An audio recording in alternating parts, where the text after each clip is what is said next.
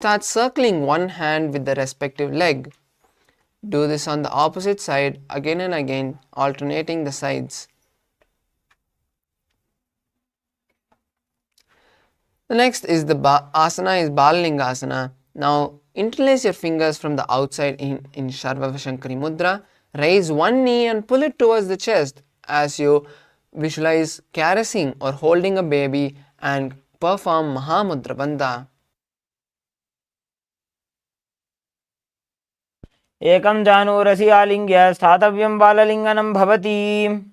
The next asana is Padapiranasana. Now place your legs flat on the mat as you raise one leg and pull it towards the buttocks with both your hands, interlacing your fingers behind the foot. Perform Mahamudra Bandha as you visualize Swamiji in your inner space. स्थित्वैकस्मिन् पादतले कराभ्यां वेष्टयेत्तनुं पृष्ठे संस्थाप्य यत्नेन पादपीडनमासनम्. The next asana is Natarajasana. Now hold one leg with the respective hand and pull it back and upwards. Lean forward, stretching the opposite hand forward and place the hands in Bindu Mudra, touching the index and thumbs. Visualize Nataraja in your inner space.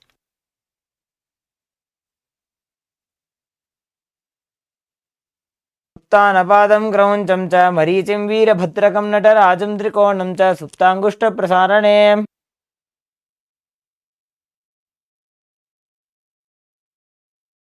The next asana is Balalingasana on the opposite side. Now again interlace your fingers from the inside out as you lift the opposite knee towards the chest. Visualize holding a baby and perform Mahamudra Bandha. एकं जानूरसि आलिङ्ग्य स्थातव्यं बाललिङ्गनं भवति. Next asana is Padapiranasana. Now pull one leg towards the buttocks with both the hands, interlacing the fingers behind the foot. Perform Mahamudra Bandha as you visualize Swamiji in your inner space. स्थित्वैकस्मिन् पादतले कराभ्यां वेष्टयेत्तनुं पृष्ठे संस्थाप्य यत्नेन पादपीडनमासनम्. Next asana is Natarajasana. Now hold the opposite leg with the respective hand and pull it back and upwards. Lean forward, stretching the opposite hand forward, placing the fingers in Bindu Mudra. Visualize Nataraja in your inner space. सुप्तानपादं क्रौञ्चं च मरीचिं वीरभद्रकं नटराजं त्रिकोणं च सुप्ताङ्गुष्ठप्रसारणे.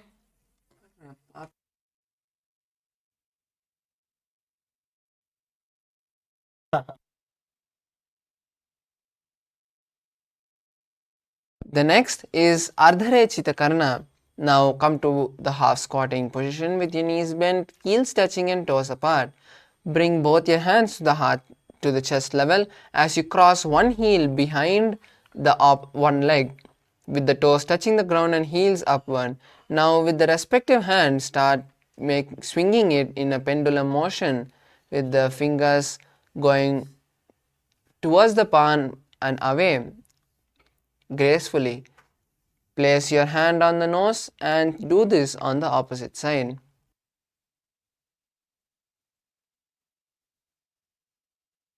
Relax. The next is skeleton dance. Now start shaking your body without any pattern. Intensely visualize yourself as a complete bone structure, a complete skeleton structure with no flesh. Intensely visualize all your laziness, tiredness and patterns leaving the body and Swamiji filling every pore of your body. Intensely shake for a few moments now.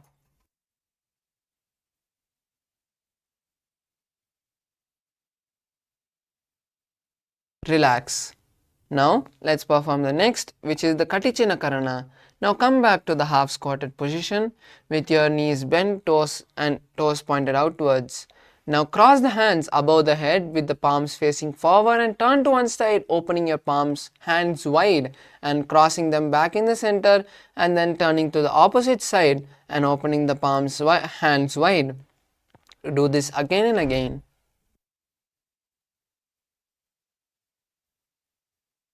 The next asana is Tadasana. Now stand tall on the tip of your toes and raise your hands above the head.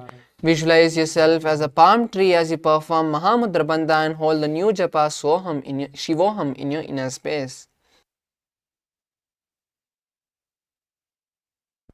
महामुद्राबद्धकोनौ ताडासनविभेदकान्विनोत्तानं सदा कुर्यादन्तर्पत्नीपतिप्रिया. Next asana is Uttanasana. Now lean forward and down as you place your hands by your legs and try touching your forehead to the knees. Visualize Swamiji in your inner space and perform Mahamudra Bandha. महामुद्राबद्धकोनौ ताडासनविभेदकान्विनोत्तानं सदा कुर्यादन्तर्पत्नीपतिप्रिया. Next asana is Tarakshvasana. Now come to a plank position and tuck your chin to the chest as you perform the throat lock Jalandhara Bandha. Turn your head from side to side as you visualize Swamiji in your inner space. गजासनवस्थित्वा मस्तकं वारं वारं दक्षिणकुक्षिं सव्यकुक्षिं नयेत् तरक्श्वासनं भवति. Next asana is Bhujangasana. Now slowly lift your body, lie on your stomach and slowly lift your body, your upper body with the strength of the lower back. Open your mouth wide as you inhale through the hollow of your mouth and visualize yourself as a snake. अंगुष्ठनाभिपर्यन्तम् अधो भूमौ विनिन्यसेत् कराभ्यां च धरां धृत्वा ऊर्ध्वशीर्षफणीवहि. Next asana is Shashasana. Now come back to the tall plank position and start alternating. Bring one knee towards the chest. Do this again and again and visualize Swamiji in your inner space. गजासनसंस्थितौ जानुद्वयमाकुञ्च्य वारं वारं कर्तव्यं शिशासनं भवति. Next asana is Rathasana. Now place one foot in between the palms and start alternating the feet between the hands. Visualize yourself as a chariot and hold the new pranayama, which is Sahaja Kumbhaka, inhaling, holding the breath comfortably and exhaling. गजासनसंस्थितौ एकैकं पादं पुरोमार्गेण भ्रामयित्वा कर्तव्यं रथासनं भवति. Relax. Now place one foot forward and the other foot back. Keep the front foot bent in a 90-degree angle as you keep the back leg stretched straight with the toes pointing outwards. Raise your hands above your head with the palms facing each other and the elbows straight as you visualize Veerabhadra, Lord Veerabhadra in your inner space and perform the stomach lock, which is the Udhyana Bandha. वासिष्ठमथकौण्डिन्यम् ऊर्ध्वकुक्कुटमेव च अष्टावक्रमथोत्थानं मयूरं सेतुबन्धनम्. Now perform Veerabhadrasana on the opposite side as you switch the feet and raise your hands above, keeping your knees bent at a 90-degree angle. Visualize Lord Veerabhadra in your inner space, gaze to your third eye and perform the Udhyana Bandha. वासिष्ठमथकौण्डिन्यम् ऊर्ध्वकुक्कुटमेव च अष्टावक्रमथोत्थानं मयूरं सेतुबन्धनम्. The next asana is Vrikshasana. Now stand tall and place one leg at the base of the opposite thigh. Place your palms together in front of your heart as you raise your hands above your head, visualizing yourself as a tree and continue to perform Udhyana Bandha, which is the stomach lock. वामोरुमूलदेशे च याम्यं पादं निधायतु तिष्ठेत् वृक्षवद्भूमौ वृक्षासनमिदं विदुः. Next asana is Garudasana. Now place one leg on the opposite thigh and visualize yourself as Lord Garuda as you place your palms together in front of the heart. गरुडासनमावक्ष्ये येन ध्यानं स्थिरं भवेत् सर्वदोषाद्विनिर्मुक्तो भवतीह महाबली.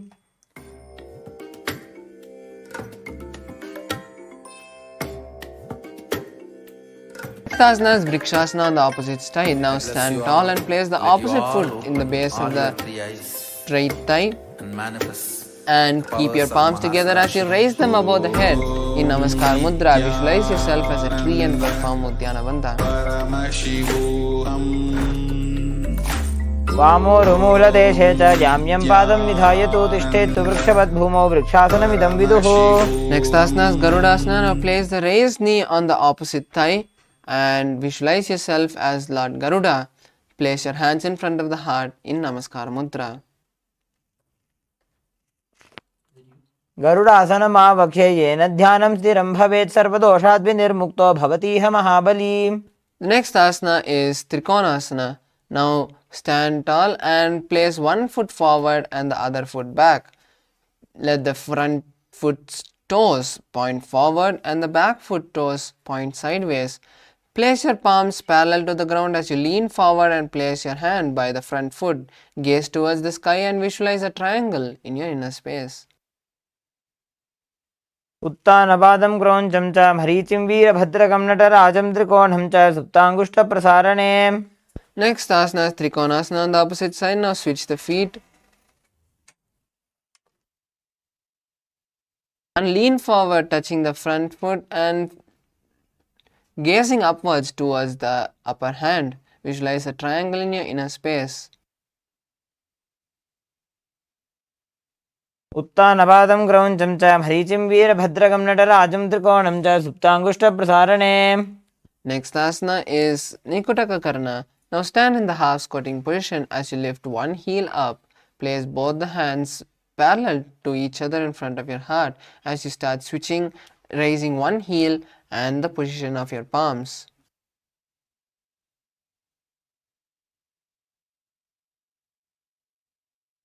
Next asana is Angushtasana. From the standing position, now sit down on the heels. Keep the knees together and hands in front of the heart as you visualize Swamiji in your inner space. Start performing the new Kumbhaka, which is Brahmari Kumbhaka, inhaling and exhaling, making a bee-like sound as you hold the new japa Sadashivoham in your inner space. कबन्धासनमित्याहुः गोरक्षासनमेव च अङ्गुष्ठमुष्टिकं ज्ञेयं ब्रह्मप्रासादितं तथा. Next asana is Saurasana. Now stretch one leg forward and place the hands by your side as you let the palms face forward. Visualize Swamiji in your inner space.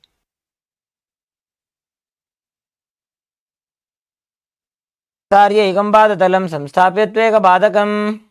Next asana is Vidunanasana. Now hold the respective front foot with the hand and the back foot's heel with the other hand. Lean forward, bringing your forehead to the knee as you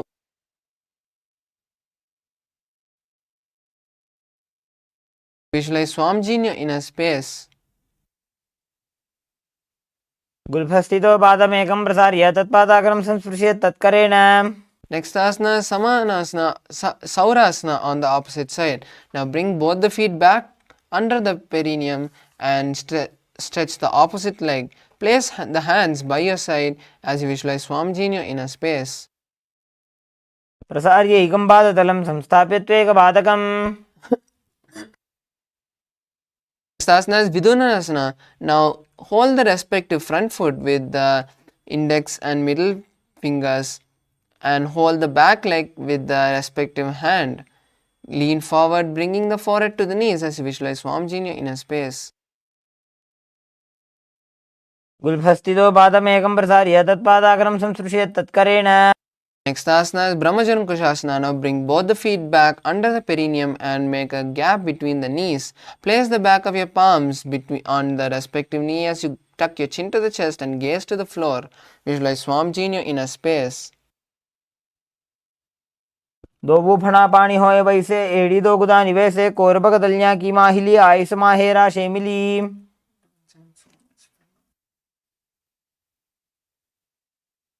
Asana is Kapilasana. Now place the knees on the ground as you place the palms on the respective knees. Gaze to the tip of your nose in Shambhavi Mudra and visualize Lord Sage Kapila in your inner space as you perform the Udyana Bandha.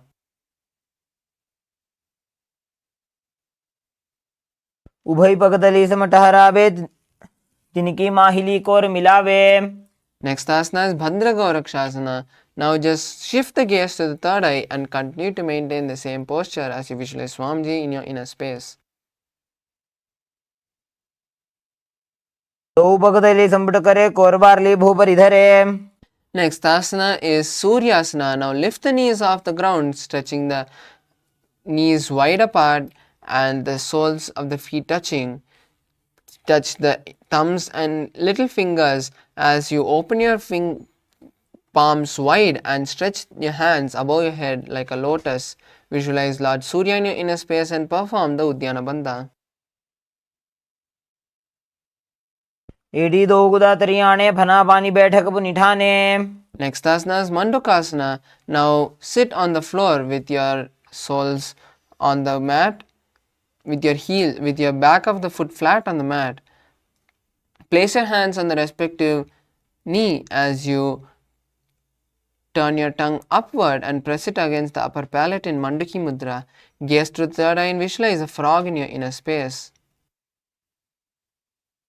पादतलौ पृष्ठदेशे अङ्गुष्ठे द्वे च संस्पृशे जानुयुग्मं पुरस्कृत्य साधयन् मण्डुकासनम्. Next asana is Uttana Mandukasana. Now continue to maintain the same posture as you cross your hands behind the head and touch the opposite shoulders.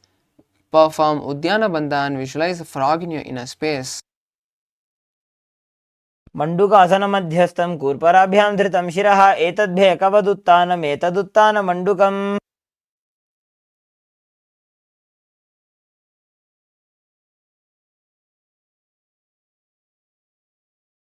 Next asana is Simhasana. Now cross your ankles and sit on the crossed ankles. Place your hands on the respective knees as you lean forward, sticking your tongue out and exhaling forcefully. Gaze to the tip of the nose and visualize a lion in your inner space.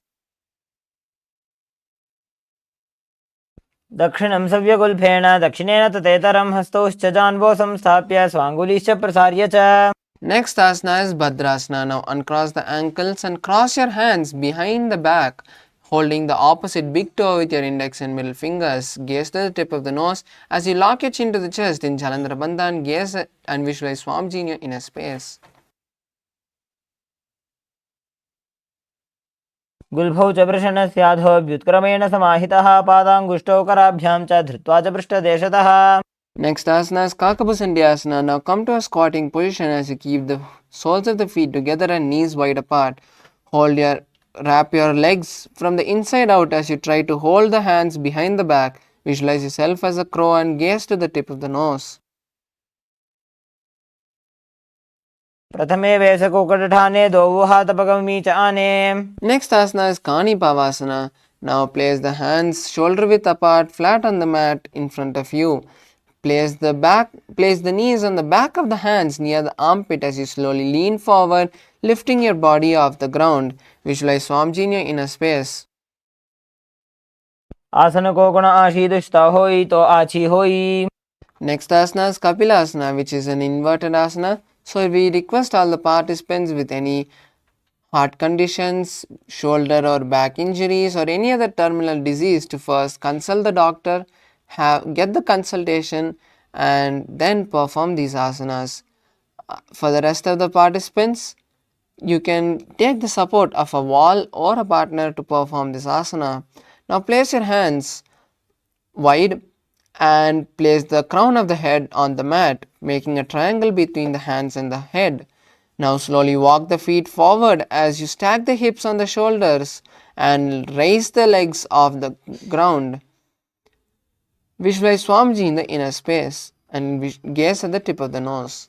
शीश शीशा धरती टेकी पकदो भूमिलिवा ऊंचा कुकरे. Relax. Next asana is Paramashivoham. Now squat on your heels as you place your hands to one side of your body. Align the knees and hips to the elbows as you lean forward, lifting the body off the ground and balancing on your hands. Turn the legs to one side as you visualize yourself as a peacock. Start performing the new Kumbhaka, which is Recha Kumbhaka, which is inhaling and exhaling, holding your lungs empty comfortably and inhaling again. Gaze at your third eye in Shambhavi Mudra. मयूरं दंडवत् कुर्यान् मायूरं दंडनामकं कुर्यान् मायूरं पार्श्वाभ्यां मायूरपार्श्वनामकम्. Next asana is Paramashivoham on the opposite side.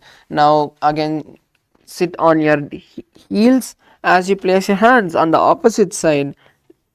Align your elbows and your hips as you lean forward on the hands and turn the legs to the side, lifting the body off the ground and balancing on the hands. Visualize Swamiji in the inner space. मयूरं दण्डवत् कुर्यान् मायूरं दण्डनामकं कुर्यान् मायूरं पार्श्वाभ्यां मायूरपार्श्वनामकम्. Next asana is Bhairagnathasana. Now come to a plank position as you place one leg by the respective shoulder and the foot in between of the palms. Lean forward and visualize Kalabhairava in your inner space. आसन को गुण पीति जाई. Next asana is Bhairagnathasana on the opposite side as you place the opposite foot by the shoulder and the foot between the palms. Gaze at your third eye and visualize Kalabhairava in your inner space. आसन को गुण पीति जाई. Next asana is Unmukha Pitasana. Now from the plank position, place the forearms on the ground and keep the hips up high. Gaze at the third eye and visualize Swamiji in the inner space. भून्यस्थो जानुनी हस्तो चतुष्पदम वाङ्मुखम्. Next asana is Vashishthasana. Now come to a tall plank position and lean onto one hand, balancing on one hand with the opposite hand straight towards the sky. Gaze at the sky as you visualize sage Vashishtha in your inner space.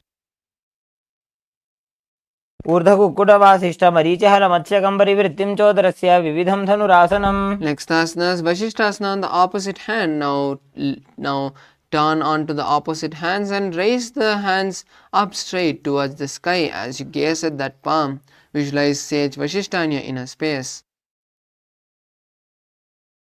ऊर्ध्वकुक्कुटवासिष्ठ मरीचिहल मत्स्यकम्बरिवृत्तिं चोदरस्य विविधं धनुरासनम्. Next asana is Sanjani asana. Now sit on the buttocks with your palms under your buttocks. Tuck your chin to the chest in Jalandhara Bandha, which is the throat lock, and gaze at the tip of the nose in Shambhavi Mudra as you visualize Hanuman in your inner space. And hold the new japa Mahasadashivoham in your inner space. दो करके उभय हथेली कोरबारली में ले भेली. Next asana is Pachimatanasana. Now lean forward holding the respective toe with the index and middle fingers as you place the forehead on the knees. Visualize Swamiji in your inner space and perform the Mahamudra Bandha. जानो परिललाटन्तो पश्चिमं ताणम् उच्यते येन केन प्रकारेण सुखं धार्यं च जायते. Next asana is Ugrasana. Come back up and interlace the fingers behind the neck as you lean forward, placing the elbows by the knees and head on the knees. Visualize Kali in your inner space and perform Mahamudra Bandha. स्वपाणिभ्यां दृढं धृत्वा जानोपरि शिरोन्यसे तासनोग्रमिदं प्रोक्तं भवेदनिलदीपनम्. Next asana is Marichi asana. Now place one leg by the perineum with the knees up. Wrap the raised knee and your body, locking your hands behind the back. Bring the forehead to the knee and visualize Marichi in your inner space. उत्तानपादं क्रौञ्चं च मरीचिं वीरभद्रकं नटराजं त्रिकोणं च सुप्ताङ्गुष्ठप्रसारणे. Next asana is Mahamudrasana. Now rest the knee on the ground and lean forward holding the stretched leg with both the hands. Bring the forehead to the knees and perform Mahamudra Bandha and visualize Swamiji in your inner space. महामुद्रां प्रवक्ष्यामि तन्त्रेऽस्मिन् मम वल्लभे. Next asana is Marichi asana on the opposite side. Now stretch both the legs forward and bend the opposite leg, bringing the forehead to the knee and locking the hands behind the body. Visualize Sage Marichi in your inner space. उत्तानपादं क्रौञ्चं च मरीचिं वीरभद्रकं नटराजं त्रिकोणं च सुप्ताङ्गुष्ठप्रसारणे. Next asana is Mahamudrasana. Now rest the knee on the ground and lean forward, bringing the forehead to the knees and holding the stretched leg with both your hands. Visualize Swamiji in the inner space and gaze at the nose. महामुद्रां प्रवक्ष्यामि तन्त्रेऽस्मिन् मम वल्लभे यां प्राप्य सिद्धासिद्धिं च कपिलाद्याः पुरागताः. Next asana is Bhadrasana. Now bring both the soles of the feet together and place it by the perineum. Hold the legs with both the hands and visualize Swamiji in your inner space. गुल्भौ तु वृषणस्यादः सीवन्त्याः पार्श्वयोः क्षिपेत्. Next asana is Gwalipavasana. Now stretch the legs forward away from the perineum and place the hands on the respective knee. Tuck your chin to the chest and Jalandhara Bandha as you visualize Swamiji in your inner space. पूर्वचर्पृचोक अख्यो sooji वाही विधिजो कीजे sooji.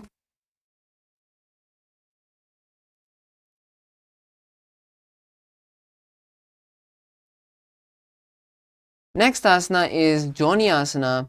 Now bring your legs back to the perineum and hold the legs with the respective hands. Hold the feet with the respective hands. Lean forward, bringing the forehead down to the ground, and visualize the Yoni Mandala in your inner space. Gaze at the tip of the nose. दो बगदली संपुट करे एड़ी made के ढिंग धरे. Next asana is Miraki Pavasana. Now stretch the hands to the side and stretch the legs forward away from the perineum. Place the forehead on the ground behind the heels and gaze at the tip of the nose as you visualize Swamiji in your inner space. पूर्व विधि परिपकदली संपुट शोल एड़ी मिली राशे. Next asana is Siddha Samadhi Asana. Now bring your legs towards the perineum and insert the hands underneath the shins, keeping the palms facing upwards. Bring the head down to the ground, placing the forehead on the mat and tucking and placing the toes behind and next to the neck. Gaze at the tip of the nose, gaze at the nose in Shambhavi Mudra and visualize Lord Surya in your inner space. दो बगदली संपुट करे 16 made आगा में धरे. Next asana is Chinaki Pavasana. Now raise back up and pull the legs towards the perineum. Open the respective foot upwards like a book and place the elbows on the knees. Gaze at the nose and visualize Swamiji in the inner space. दो बगा की एड़ी धरती मगिवा मेढ़ लगावे. Next asana is Charapata Chokasana. Now place the hands on the respective knee and gently press them towards the ground. Perform the stomach lock, which is Uddiyana Bandha, and visualize Swamiji as you gaze at the third eye. दो बगदली संपुट धारे आगा ने कर jar पसारे. Next asana is Bhairavasana. Now lift the heels and foot off the ground, placing the toes on the ground with the heels facing upwards. Place the hands on the respective knee in Bindu Mudra, touching the index and thumbs as you keep the knees on the ground and perform the stomach lock, which is Uddiyana Bandha, and visualize Kala Bhairava in your inner space.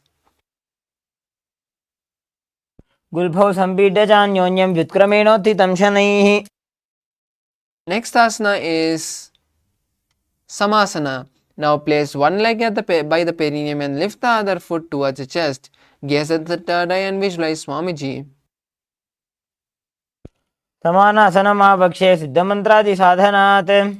Next asana is Apanasana. Now place the raised knee on the respective shoulder and stretch the other foot towards the sky. Place the hands by your side and gaze at the third eye as you visualize Swamiji.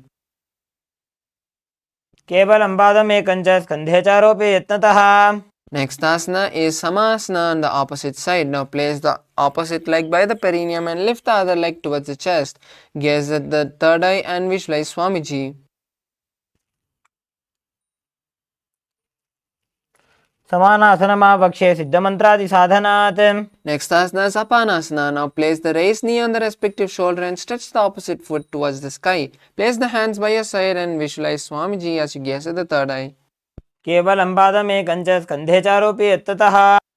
Next asana is Gomukasana. Now cross the feet, stacking the knees in the center of the body and placing the heels by the hips. Place your hands on the stacked knees, interlacing them in Parsha Mudra, and gaze to the nose as you visualize a face of a cow. सव्ये दक्षिणगुल्फं तु पृष्ठपार्श्वे नियोजयेत्. Next asana is Anusuyasana. From Gomukasana, hold the opposite big toes with the index and middle fingers.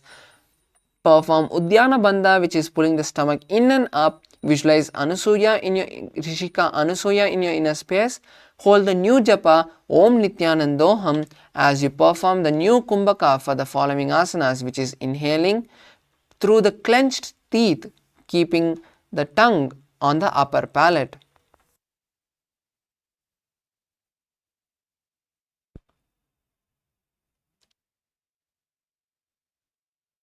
दक्षिण कोण नीचे उठाने बाहों तागे ऊपर आने.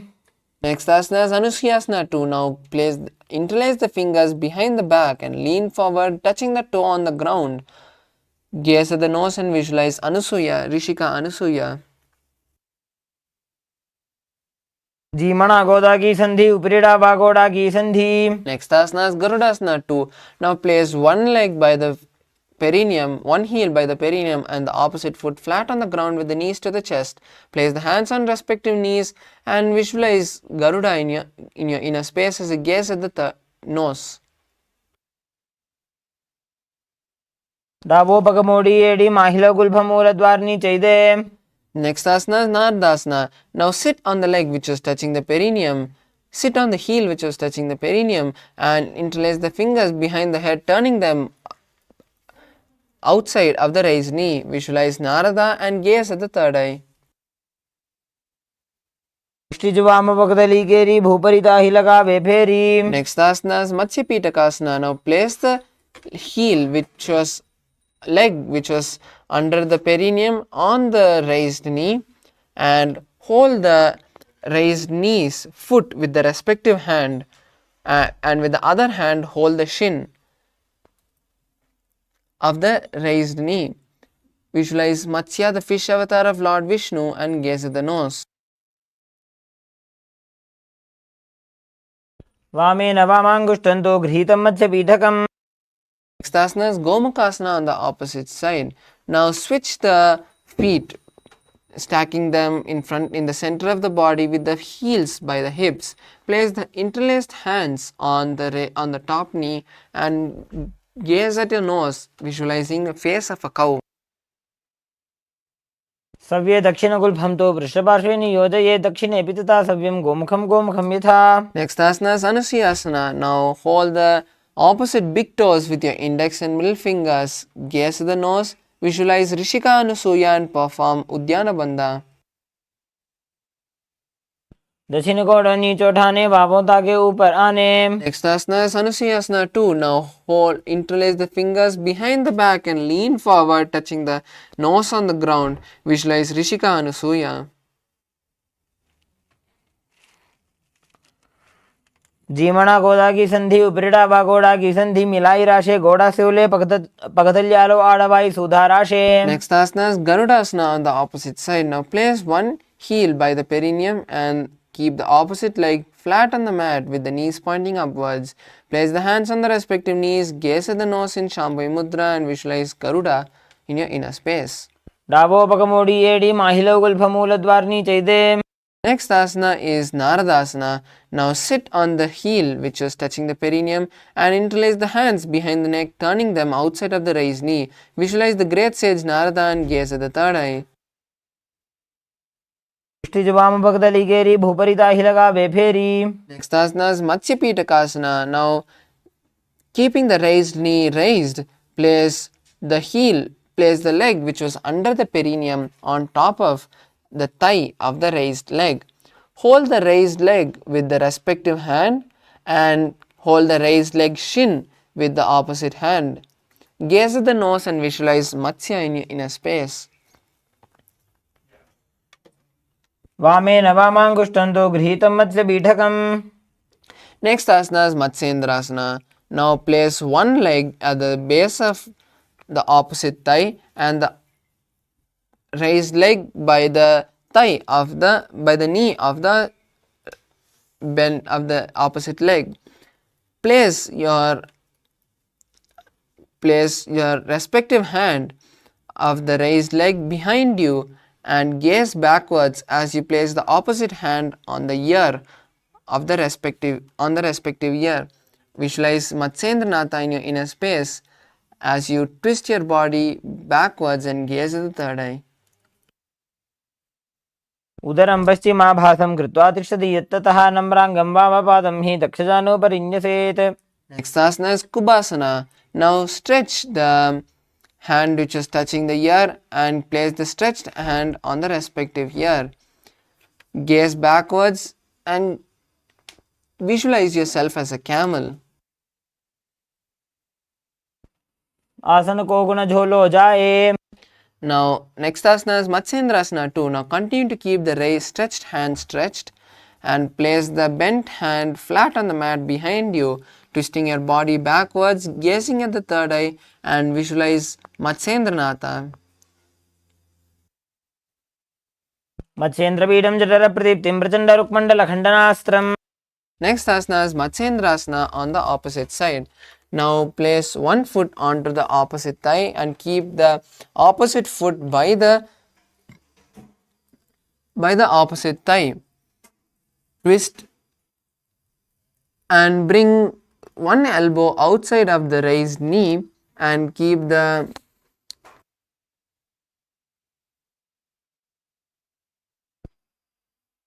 raised arm by the neck and turn the head backwards, gazing at the third eye in Shambhavi Mudra. Visualize the great sage Matsyendranatha. उदरं पश्चिमाभासं कृत्वा तिष्ठति यत्ततः.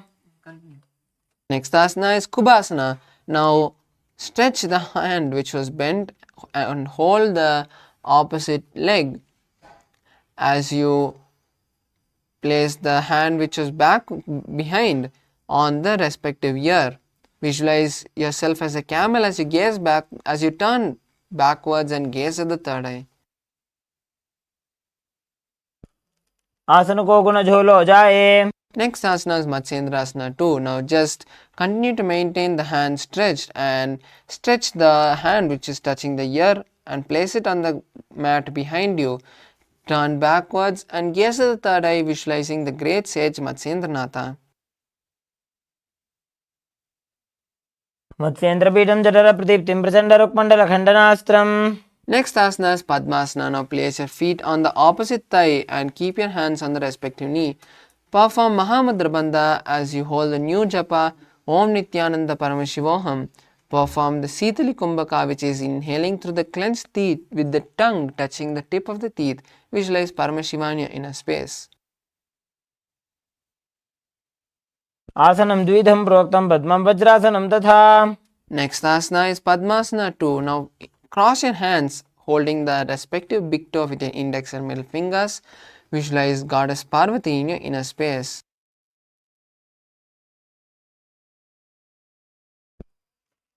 उत्तानो चरणो कृत्वा ऊरु संस्थो प्रयत्नतः.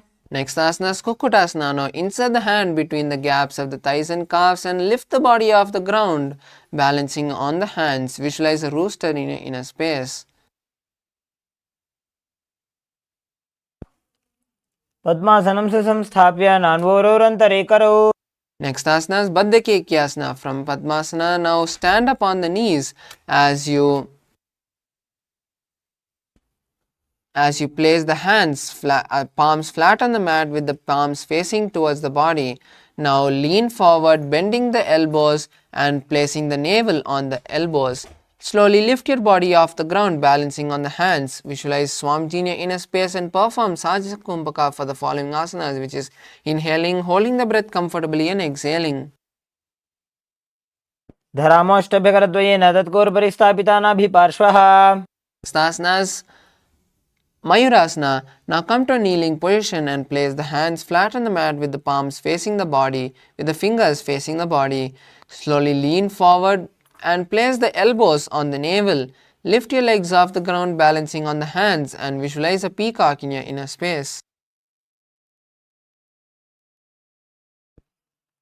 अथ पक्षे Mahadev मयूरासनमुत्तमम्. Next asana is Makarasana. Now lie on your stomach and interlace the hands behind the neck. Open the legs wide, keeping the feet facing outwards. Visualize yourself as a crocodile. अध्यासशेते हृदयं निधाय भूमौ च पादौ च प्रसार्यमानो. Next asana is Shalabhasana. Now place the hands by the chests and lift the head and legs off the ground, balancing on your stomach. Visualize yourself as a locust. अध्यासशेते करयुग्मवक्षो भूमिमष्टभ्यकरयोस्तलाभ्याम्. Next asana is Ushtrasana. Now hold the respective leg from the outside and pull it down towards the side of the hips. Visualize yourself as a camel. अध्यासशेते पदयुग्मव्यस्तं पृष्ठे निधायापि धृतं कराभ्याम्. Next asana is Dhanurasana. Now from Ushtrasana, raise the legs and chest off the ground simultaneously, bending the back like a bow. Gaze at the third eye and visualize a bow in.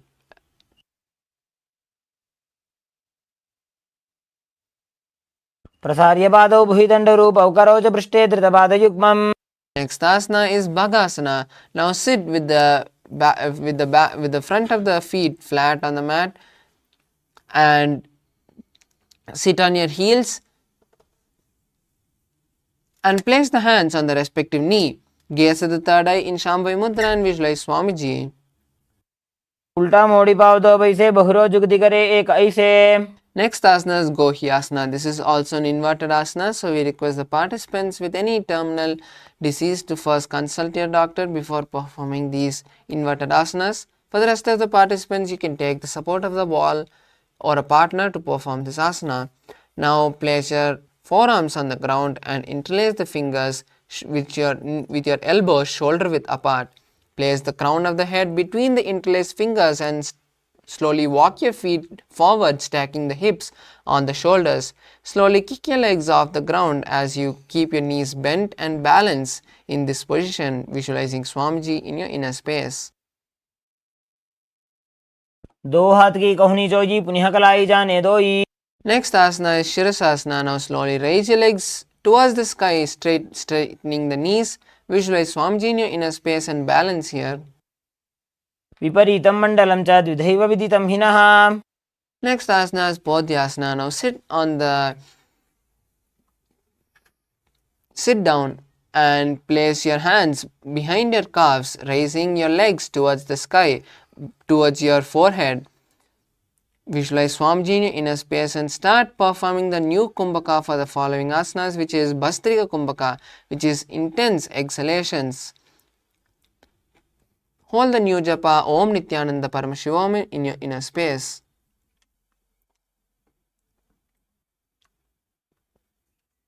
दो हाथ पग बाहर आने घोड़ा तरे काकसी ढाने. The next asana is Parigasana. Now place your legs on the mat and slowly raise your legs straight at a 45-degree angle, holding the opposite shoulder from behind your head. Gaze at the third eye and visualize a mace. दो हाथ पग बाहर आने घोड़ा तरे काकसी ढाने. Next asana is Naukasana. Now rest your legs down for a moment and raise them back up at the 45-degree angle. Place your hands on the ground. Place your forearms on the ground by the hips or keep your hands straight parallel to the legs. Visualize yourself as a boat. उत्तानसेनं कुरपराभ्यां भूमिमष्टभ्य. Next asana is Rudrasana. Now place the soles of the feet together and scoop the hands underneath the feet, lifting the legs towards the chest. Balance as you gaze at the nose and visualize Lord Rudra in your inner space. पगतली संपूट करी हाथस्य पग ऊंचाई. Next asana is Unmukha Pitasana. Now lie on your back, keeping the feet flat on the mat and knees facing upwards. Slowly lift the hips up as you tuck your chin to the chest and inhale and exhale through the Jalandhara Bandha, which is Morcha Kumbhaka. Visualize Swamiji in your inner space. ऊर्ध्वे च जानुनी कृत्वा छवित्वोर्ध्वमुखं तथा उत्थाप्य हस्तौ तिष्ठेत्तु पीठ उन्मुख नामके. The last asana for the Pratama Vinyasa Krama, which is the first 108 asanas, is Shavasana. Now lie on your back with your palms facing upwards, completely unclutched from your body, and visualize Swamiji intensely in your inner space as you perform Shakti Chala Mudra, which is seeing the Kundalini move from your root center to the crown center, completely unclutched from all movements and your body as you see Swamiji intensely in your third eye. उत्तानं शववद्भूमौ शयनं तु शवासनं. शवासनं श्रान्तिहरं चित्तविश्रान्तिकारकम्.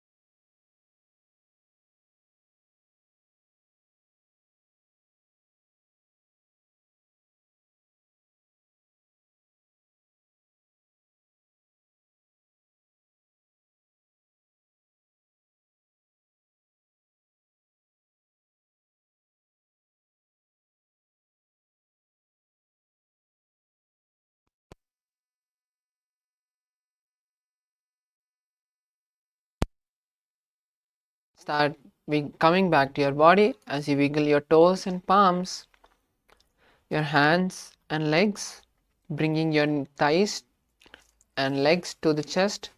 Hug your legs and body as you turn from side to side, rocking yourself. Slowly come to a seated position, comfortable seated position.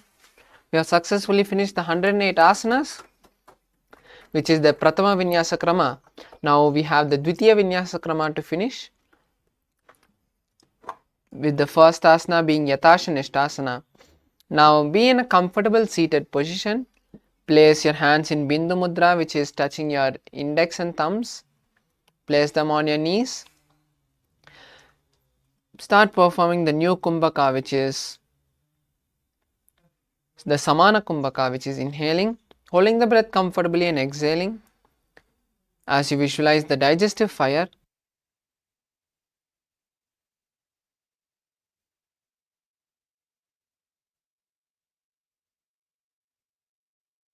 Continue to perform Mahamudra Bandha, and also remember to hold the japa Om Nithyananda Paramashivoham throughout this asana sequence as we perform Yathashanishtasana. पर्यङ्कं तत्समाख्यातं यतसंस्थं यथा स्थितिः. Next asana is Samasana. Now come to a cross-leg position and continue to keep your fingers in Bindu Mudra. Visualize Swamiji in your inner space and continue to perform Mula Bandha and Samana Kumbhaka. इदानीं गर्भिणीनां योगाभ्यासो यथा लघु.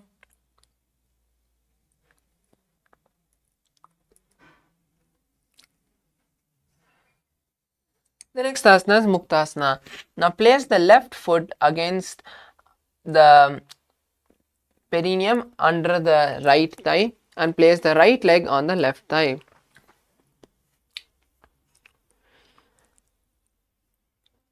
Keep the palms on the respective knee and visualize Swamiji in your inner space.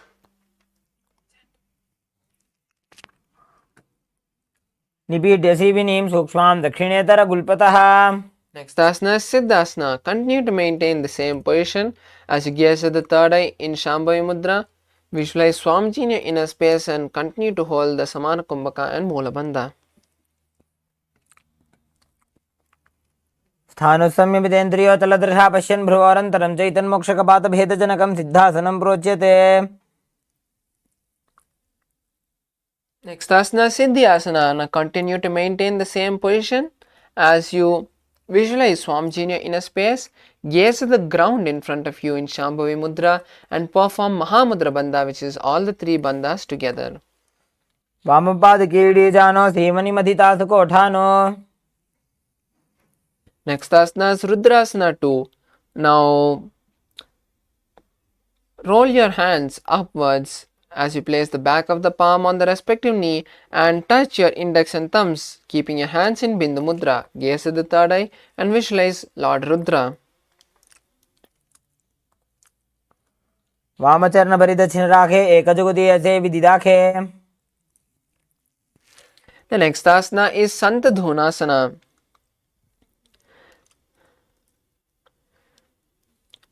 Now continue to maintain the same position as you visualize the state of unshakable nature. Gaze at the nose in Shambhavi Mudra and continue to perform Samana Kumbhaka. आसन की गुणमन की चंचलता मीटे. Next asana is Siddhasana 2. Now continue to maintain the same posture as you cup the hands into a lotus, placing the palms together in front of the navel center. Visualize Swamiji in your inner space and continue to perform Mula Bandha. ऋजुकाय समासीना सिद्धासनमुदीरितम्. The next asana is Bandhayoni Asana. Continue to maintain the same posture as you visualize Swamiji in the inner space. Now we'll be performing the Shanmukhi Mudra, which is locking the mouth with the little and ring fingers, locking the nose with the middle fingers, closing the eyes with the index and closing the ears with the thumbs. यत्र मध्ये महादेव बन्धयोन्यासने शृणु. The next asana is Virasana. Now continue to maintain the same posture as you keep your hands in Bindu Mudra, which is touching your thumbs and index. Place them on the respective knee as you visualize the space of bravery.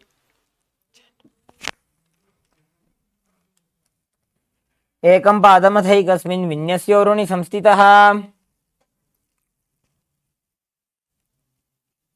The next asana is Valmikasana. Continue to maintain the same posture and keep your hands in Bindu Mudra. Gaze to the third eye and visualize the great sage Valmiki in your inner space. दावा पग की बगतली पुनिएडी है Zoya. The next asana is Joni Mudrasana. Now continue to maintain the same posture as you place the palms on the respective knee. Visualize the Yoni Mandala, which is the representation of Shakti, and gaze to the nose in Shambhavi Mudra. वामपाद की बगतली जाहिमा हिली कोरे. Next asana is Yoni Asana.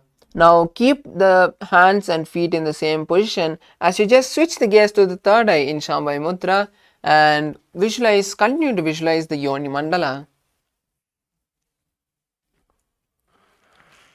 योन्यासनं पर्वतेन योगं योगफलेनिलम्.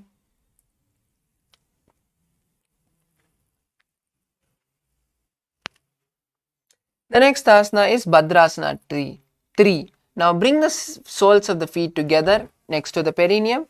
Hold the feet with both the hands and pull the stomach in and up in Jalandhara Bandha. Visualize Kalabhairava in your inner space and gaze at the nose.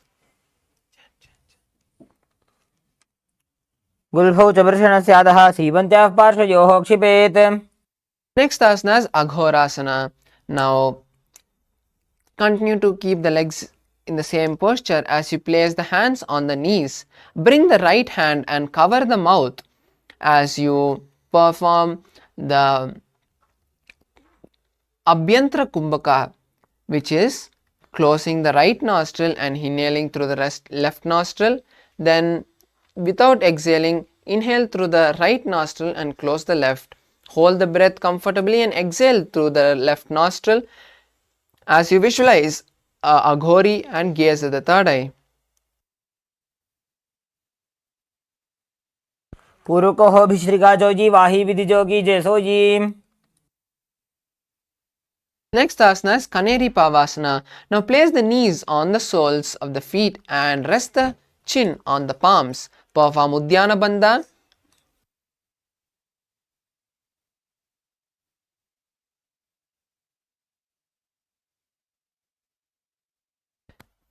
Rest the elbows on the soles of the feet and rest the chin on the palms. Perform Uddiyana Bandha, which is pulling the stomach in and up as you visualize a female elephant drinking water. Gaze at the nose. ग्वाली पावा आसन कख्यो है जैसे Yahoo में जाने विधि तैसे.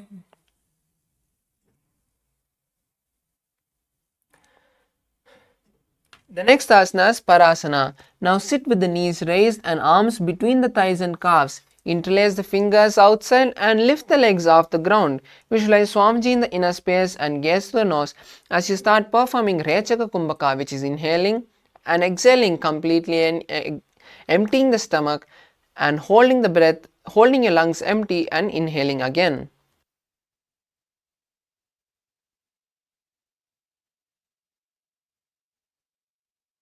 Next asana is Gopi Chandasana. Now bring the soles of the feet together and hold the feet with both the hands. Lift the legs off the ground and bring them to the chest as you rest the chin on the toes. Visualize the state of a king and gaze at the nose. विधि पका का अंगूठा कंठ को पराशे. The next asana is Udarasana. Now, keeping your soles of the feet together, scoop your hands from under the feet and lift your legs towards the chest. Rest your chin on the toes as you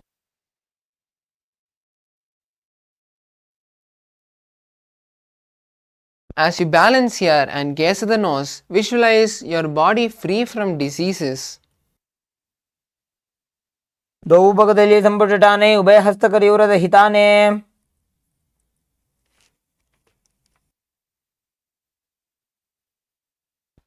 The next asana is Bishishtasana. Now from this position, slowly raise your legs in front of your face and balance as you visualize excelling in everything.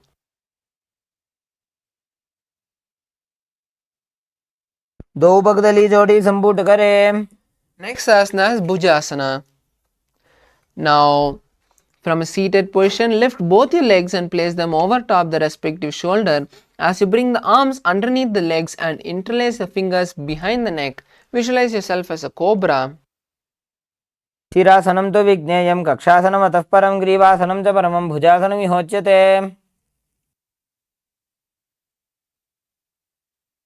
Next asana is Kalyanasana. Now maintain the seated position with the legs on the respective shoulder as you bring the arms around the back and try to hold the hands behind, interlace the fingers behind the back, gaze at the nose and visualize a beautiful goddess in your inner space. दो हाथ पगमीच आने तिनको घोड़ा नीचे ठाने. The next asana is Sankatasana. Now place one knee, one heel under the perineum and cross the leg with the other leg placing the opposite heel by the hip. Place your hands on opposite knees and visualize yourself as a swan. Start performing the Ujjayi Kumbhaka for the following asanas, which is inhaling and exhaling, making an ocean-like sound. वामपादं चितेर्मूलं सन्न्यस्य धरणीतले.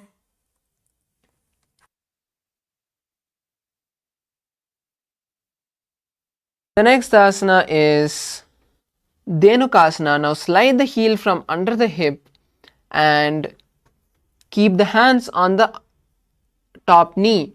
Perform Uddiyana Bandha, which is pulling the stomach in and up as you visualize the face of a cow. अनुषागीनकरपञ्जडं वृषीलिन्दकल्यम्नि.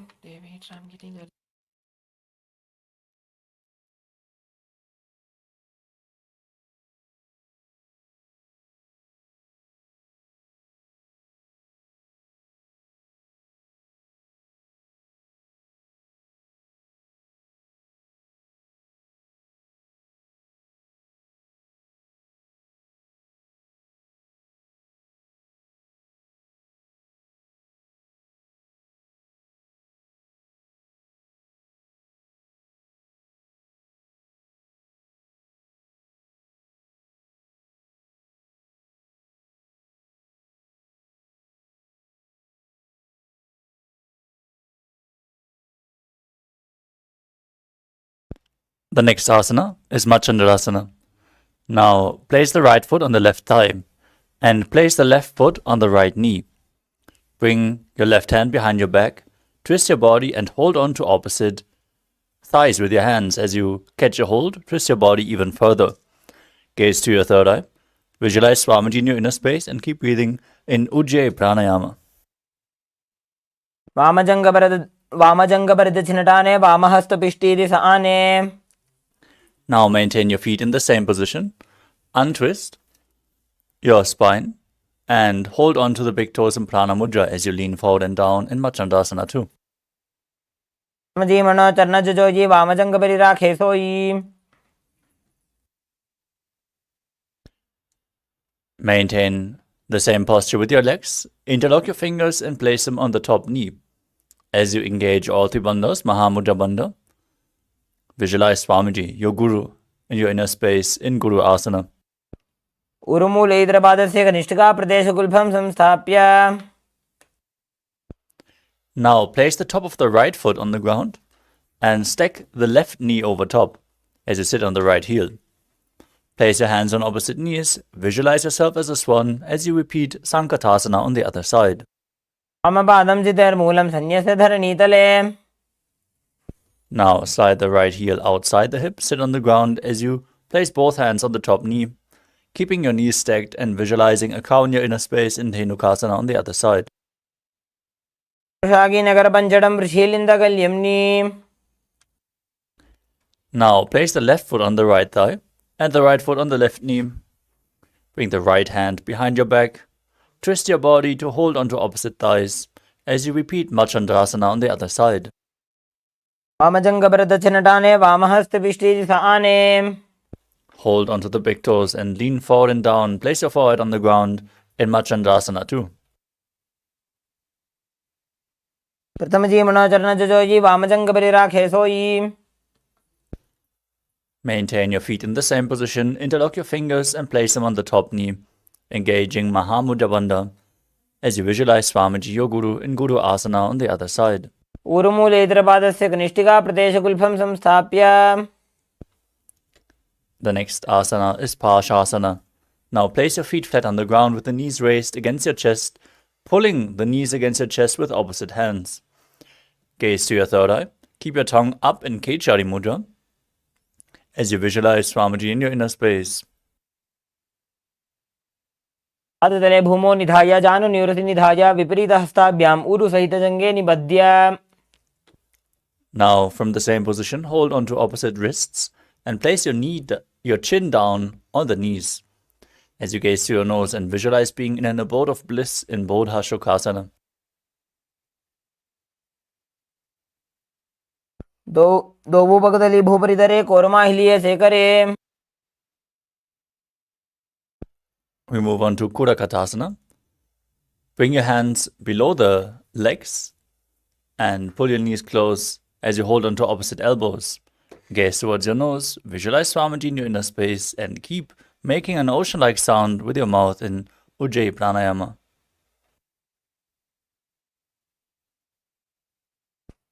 दो हाथ पग बाहर लावे घोड़ा नीचे ले टहरावे.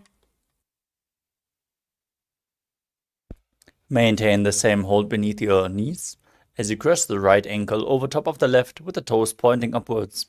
Gaze towards your nose and keep your tongue up in Kechari Mudra as you visualize the great sage and Maharishi Sumati in Sumati Asana. मूलद्वारी धरती परिठाने डाबा पग परिध जपद आने. Now straighten your legs out in front of you as you raise your hands up above your head, interlocking the fingers with the wrists pointing outwards. Now gaze towards your nose, engage all Trivandhas as you visualize Swamiji in Dandasana. इदानीं गर्भिणीनां योगाभ्यासो यथा लघु. Lean forward and down. Hold onto the big toes in Prana Mudra with index and middle fingers.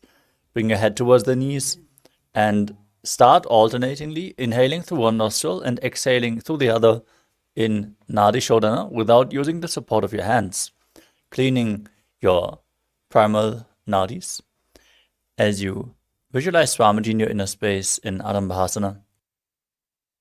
दो पग मिलिवा पसारी पगा का अंगूठा पकड़ी लीला टकोड़ा लगावे. Next up is Bidokasana.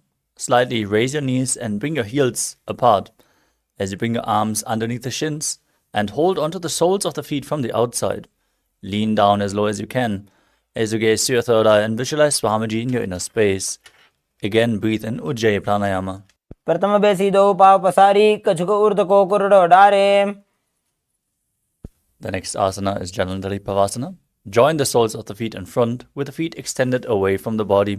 Bring your hands below the shins with the palms facing up and place your chin on the heel as you gaze to the nose and visualize Swamiji in your inner space.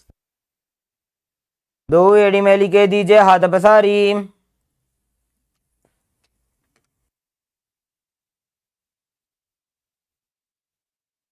The next asana is Urdhva Paschimottanasana. With your legs extended forward, bring one leg behind your neck. Lean forward and down to hold onto the front foot with both hands as in Paschimottanasana. Visualize Swamiji in your inner space and start breathing in Pratyahara Kumbhaka as you visualize your prana flowing upwards within your body through 9 points. The 9 points are the soles of the feet, the regenerative organs. From there upwards to the navel, to the heart, to the throat, to the uvula, the top of your mouth, the center of your eyebrows, and finally the crown of your head, the Brahmarandha. Visualize the prana flowing upwards in golden light as you perform this intense hip opening asana. पश्चिमतानवत्संस्थितिं कृत्वा एकं पादं ग्रीवायां धृत्वा तिष्ठेत्. With your legs still behind your neck, lean backwards. Lay down on your back and hold onto the foot with the opposite hand. Straighten your spine and your leg. As you gaze to your nose, visualize yourself as being infinite, endless, an eternal one. Still visualizing the prana flowing upwards in Anantasana. उत्तानशयने एकैकं पायिग्रीवायां विन्यस्य. Now roll onto the side of the hand, holding onto the foot. Rest on your elbow as you feel in complete control in Ankushasana. उत्तानशयते एकैकं पादं ग्रीवायां कुर्वन्. You can free your leg now. Roll onto your back and pull your knees against your chest as you encircle them with your hands. Rock your body from side to side, relaxing your spine as you visualize Swamiji in your inner space and still focus on the upward flowing prana in Pratyahara Pranayama. In Dirushasana. उत्तानशयनं जानुनि हृदये पष्टम्बा जङ्घासहितौ ऊरुनिकरध्वजे बद्ध्वा.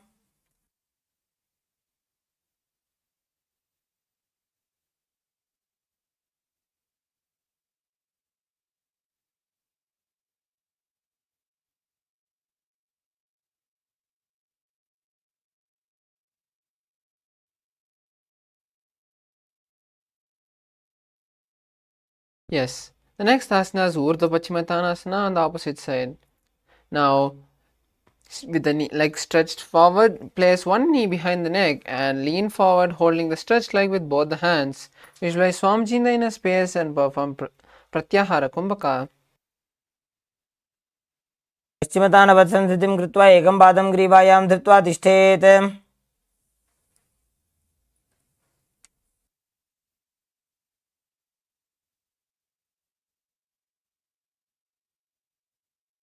Next asana is Anantasana.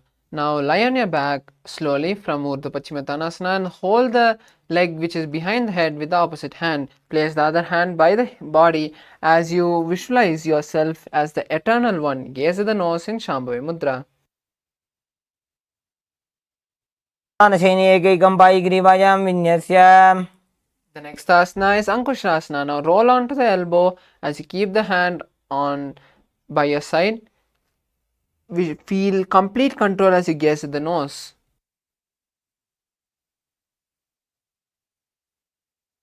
उत्तानशयते एकैकं पादं ग्रीवायां कुर्वन्. Next asana is Yoga Nidrasana. Now lie on your back and slowly place one leg at a time behind the neck. Visualize Swamiji in your inner space and gaze at the nose. पादाभ्यां वेष्टयेत् कण्ठं हस्ताभ्यां पृष्ठबन्धनम्.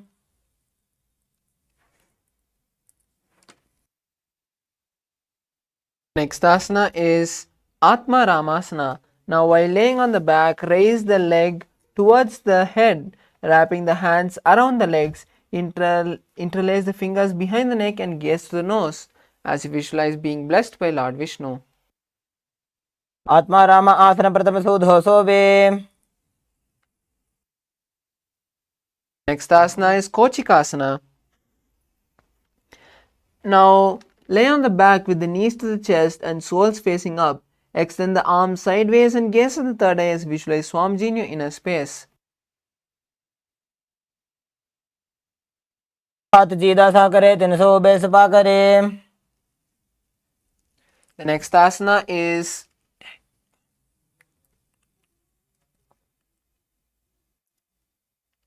Jatara Parivritti. This is a sequence of 6 asanas that will be performing one after the other. Continuously visualize Swamiji throughout this sequence. Now first lie on your back and bring the knees to the chest. Keep the arms touching the sides at the shoulder level. Keep the arms stretched to the sides at shoulder level. Now for Jatara Parivritti 1, bend one knee to the ground and keep the other leg extended straight. Jatara Parivritti 2, extend both the legs to one side and keep them bent. Jatara Parivritti 3, now straighten the legs and hold them with the hand. Gaze at the opposite side and stay here for a few moments. Now let us perform the 3 Jatara pravrittis on the opposite side. Now first lie on your back and bring the knees to the chest. Keep the arms to the side at the shoulder level. Keep one knee bent to the ground and keep the other leg extended straight.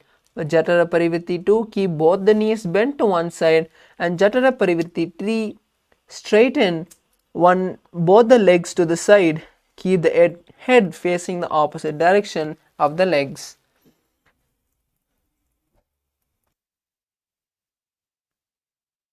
वृत्तिकुक्षि भागे त्रिधा हि परिकीर्तितः बद्धकोणं सुप्तकोणम् ऊर्ध्वकोणमथापि च.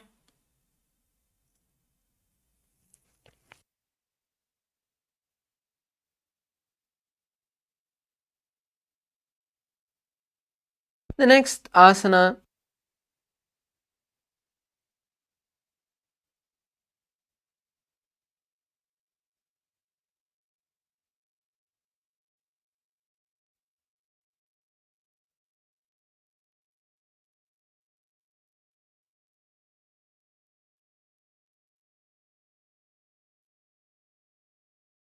is Dvipada Pitam. Now lay on the back and bend your knees, placing the feet flat on the ground. Hold the ankles and lift the hips up as you visualize yourself as a sturdy bridge. Perform Jalandhara Bandha and Murcha Kumbhaka as you gaze at the nose. प्रतिक्रियायुतं द्वन्द्वपीठ सर्वबलप्रदं गर्भिणीनां दुर्बलानाम् इति Gargi जगादनु. The next asana is Paryankasana. Now lie on the back and place the feet flat on the mat. Bring the arms over the head and face the hands towards the body with the hands flat on the mat behind. Lift the entire body and visualize yourself as a sturdy stone bridge as you perform Saja Kumbhaka. उत्तानशयनं हस्ततलाभ्यां भूमिं वष्टभ्य. Next asana is Shvotanasana.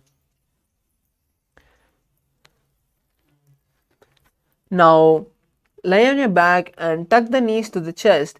Keep the hands on respective shoulders as you move the legs around and around, visualizing yourself as a playful dog rolling its legs. सवच्छरीरं संस्थाप्य जानुनी सम्मील्य नाभुवानिज. The next asana is Viparita Karani. Now your back and raise the hips and legs up. You can bring the hands to the lower back for support if needed, or else keep the hands straight behind on the mat and balance the body, slowly making a circle with the legs. Visualize Swamiji as you continue to hold the Jalandhara Bandha and Morcha Kumbhaka. भूतले सशिरो दत्त्वा खेनये चरणद्वयं विपरीतकृतिश्चैषा सर्वतन्त्रेषु गोपिता.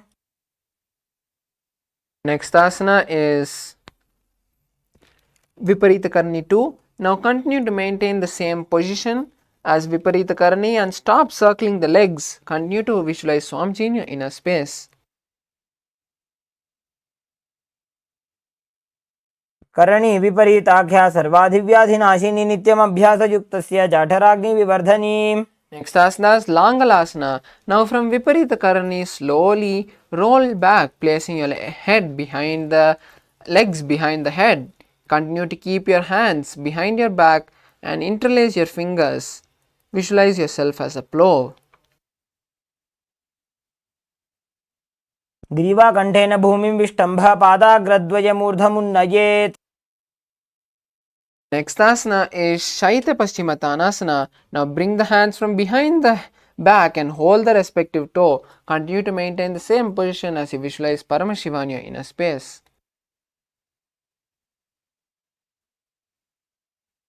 तानं शयित्वात् कुर्वीत शयितपश्चिमतानकम्. Next asana is Supta Konasana. Now slowly open your legs wide apart, continuing to keep your toes on the ground. Visualize Swamiji in your inner space.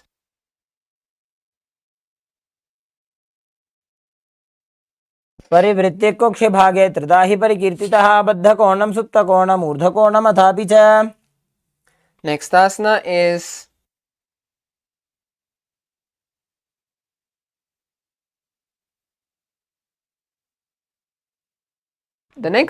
Chakrasana.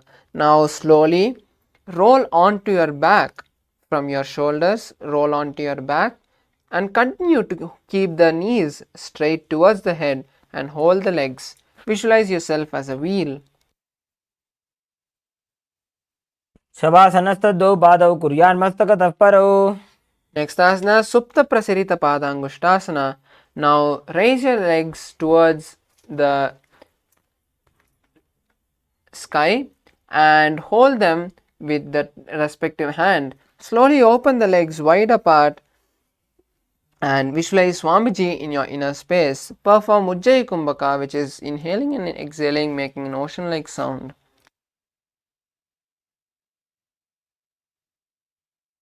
उत्तानपादं क्रौञ्चं च मरीचिं वीरभद्रकम्. The next asana is Supta Padangushtasana. Now just from Supta Prasarita Padangushtasana, just bring the legs back to the center and stay there. Visualize Swamiji in your inner space.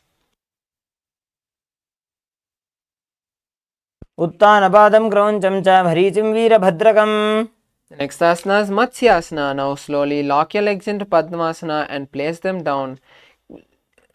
Lift your hands and place them behind the head, holding the opposite elbow.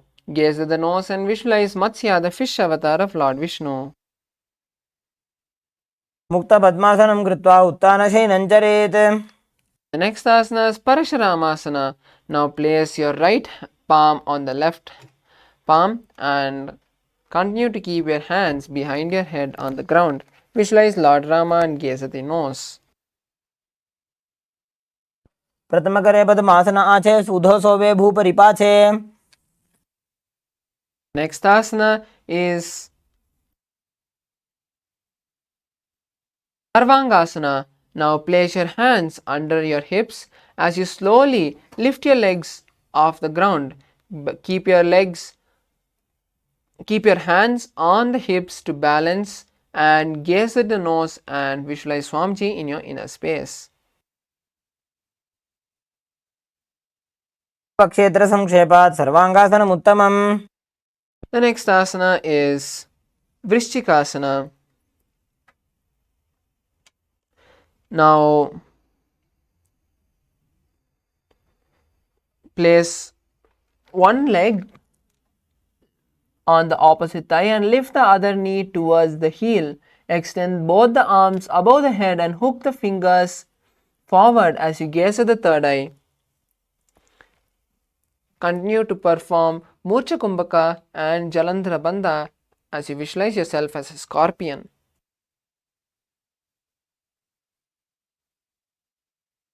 तमशेन सूधो शीशकेशकी सन्धि सुदाखे.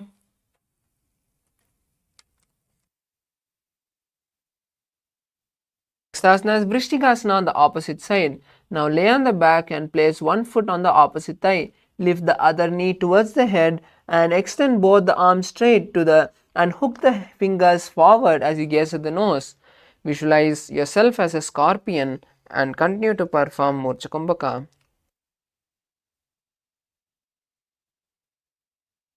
प्रथमशेन सूधो शीशकेशकी सन्धि सुदाखे. The next asana is Vrishapada Kshepasana.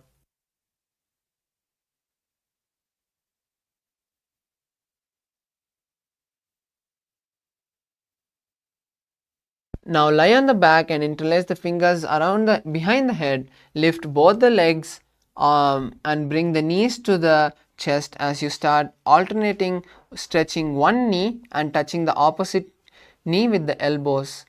Perform this again and again as you visualize Swamiji in your inner space. उत्तानशयनं कृत्वा अङ्गुलिभिकन्दरां बद्ध्वा.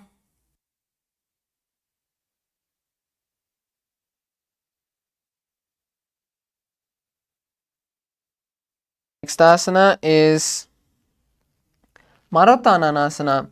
Now lie on your back and lift one leg and touch the respective ear. Repeat this on both sides as you visualize Swamiji in your inner space. श्रोतानवत्संसिति कृत्वा जानुद्वयं पर्यायेन कर्णयोः संस्पृशेत्. The next asana is Brikasana. Now while laying on the back, place the soles of the feet flat on the ground and stand up and sit back down. Visualize yourself as a wolf and do this again and again.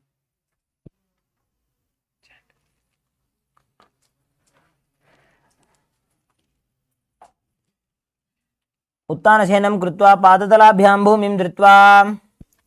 The next asana is Luthasana. Now lay on your stomach and quickly throw your legs above the head, completely rolling over. Finish in a prone position. उत्तानशयनं पादौ शिर उल्लङ्घ्य भूमौ स्थापयित्वा.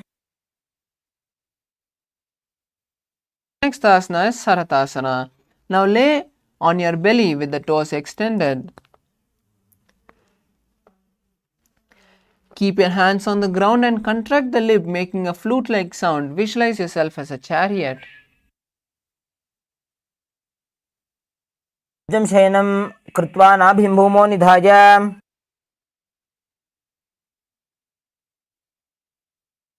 Next asana is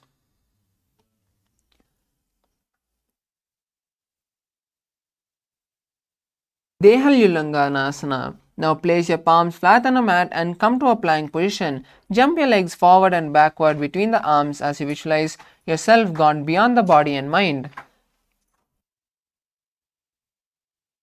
हस्तद्वयं बद्ध्वा तन्मध्यचरणद्वयम् उड्डानैव बहिरानीय.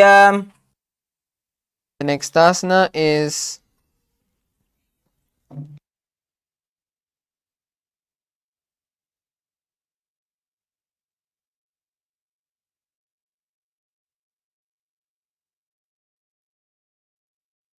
from a standing position. Bend forward and place the hands on the mat. Start walking on your hands and feet as you visualize yourself as a 60-year-old elephant. Perform Sahaja Kumbhaka, which is inhaling, holding the breath comfortably and exhaling. जात्यासनं वक्षे येन जाति स्मरो भवेत्.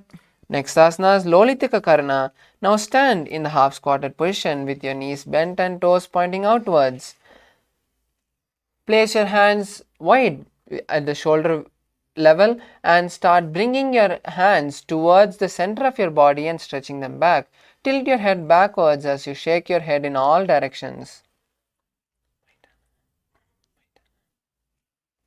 The next asana is Sarpasana. You can tie your feet with a rope if you have, or else just stand tall and visualize the Kundalini going from your root center to the crown center. अथ सर्पासनं वक्षे वायुपाणाय केवलं शरीरं दण्डवत् तिष्ठेत् रज्जुबन्धस्तु पादयोः. Next asana is Ushtrasadhanasana. Now while standing, place all the fingers on the mat with the palms facing upwards. Place your foot on the palms from the front and start walking front and back as you visualize yourself as a camel. मुष्टिकनिष्ठिका प्रदेशेन भूमौ निधाय उपरि पादतले संस्थाप्य.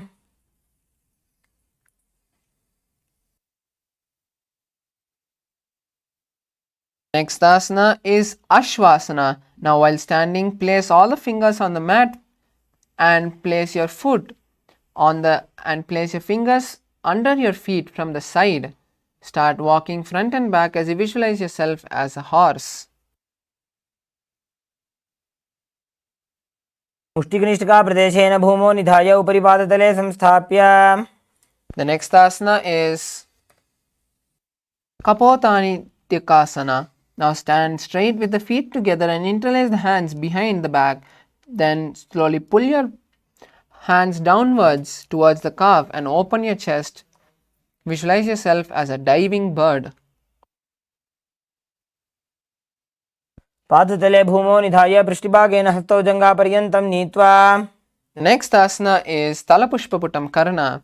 Now stand with the palms together in Namaskara Mudra. Gently bend the knees and keep the toes pointing outwards. Simultaneously open the palms and raise one heel off the ground slightly lowering the waist and shoulder of the respective heel. Visualize yourself offering flowers to Paramashiva.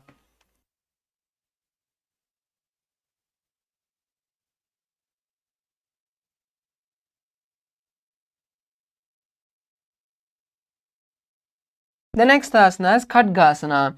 Now lie on your stomach and then jump the feet up towards the hands and stand with the palms together, forming the horn of the rhinoceros. Visualize yourself as the rhino and gaze at your nose. मुद्दसरतम् आसनं कृत्वा पादतलाभ्यां भूमिं धृत्वा. Next asana is Uttanottanam. Now sit all the way down and stand up. Repeat this again and again as you visualize Swamiji and gaze at your nose. पुनः पुनः उत्थातव्यम् असितव्यम् इति उत्थानोत्थानं भवति.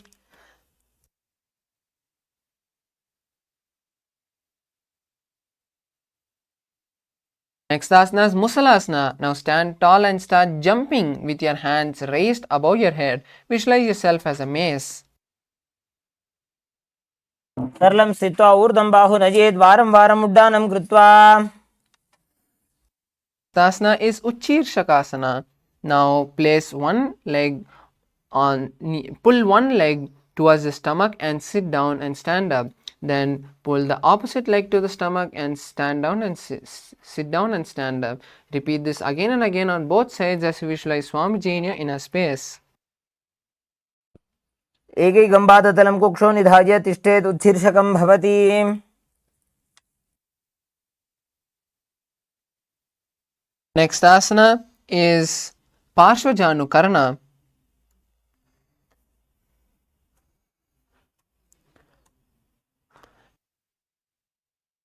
Now stand and keep the knees bent, slightly bent with the toes pointing outwards. Slowly lift one knee towards the chest and hold the raised leg with the respective hand, clenching the fist of that hand, clenching the fingers of that hand into a fist. Place the opposite hand on the hip and stand here.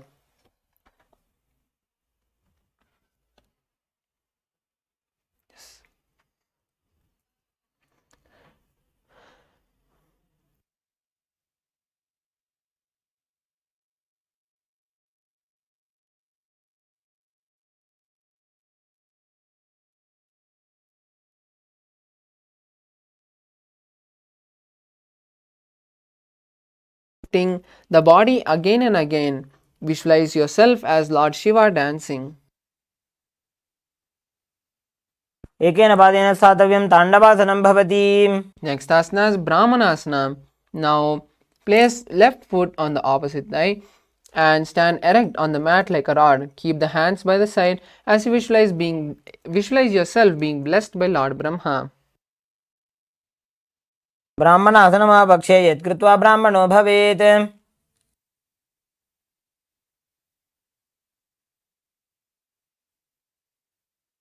The next asana is Garudasana 3. Now stand tall and wrap the left leg over and around the right knee. Tuck the left toe on the other side of the right calf as you simultaneously cross the left arm below the right arm. Bring the palms together and visualize being blessed by Lord Garuda. उत्थानकूर्मपीठं च सिंहस्गारुडमेव च. The next asana is Ekapadasana. Now stand straight on the right leg and lift the left foot and place it on the opposite thigh. Keep the hands relaxed by the knees as you visualize Swamiji in your inner space.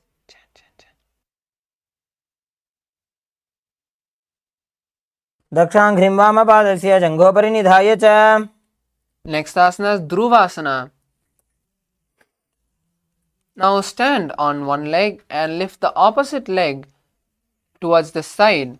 Now quickly rotate your body on the standing leg as you visualize yourself as the pole star. एकेन हस्तेन दण्डरूपस्य एकस्य पादस्य अग्रं धृत्वा.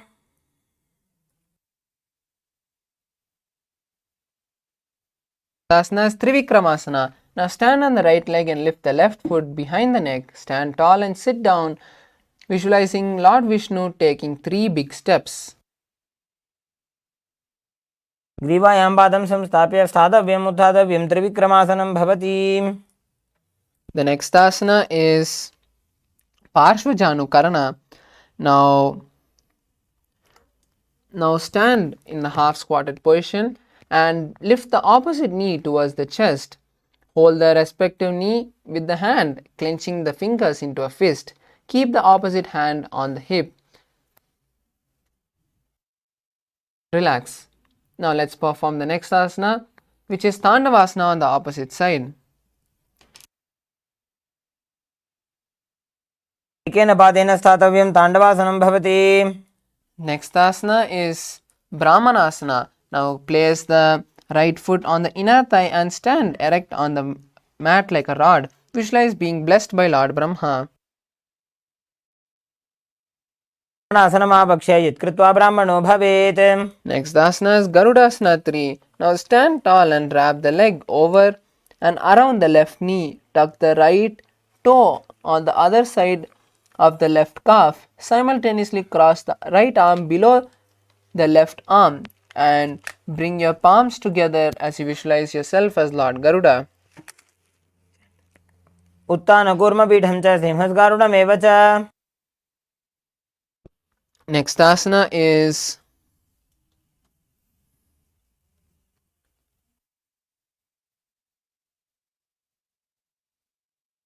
Ekapadasana. Now stand straight on the left leg and place the right foot on the opposite thigh. Keep the hands by the knee as you visualize Swamiji in your inner space.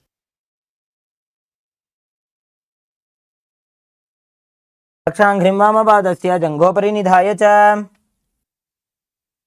Asana is Dhruvasana. Now stand on the left leg and hold the big toe of the right foot and straighten the foot towards the side.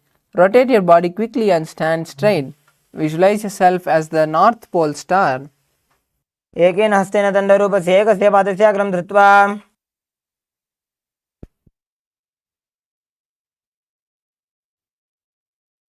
Asana is Trivikramasana. Now stand on the right leg and place the left foot behind the neck. Stand tall and sit down, visualizing Lord Vishnu taking 3 steps.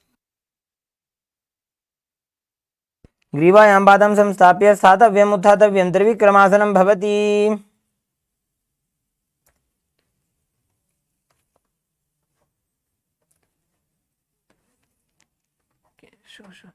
Next is the Samanaka Karana. Now stand with the feet close together and toes pointed slightly out. Keep both the hands on the side of the body and remain stable.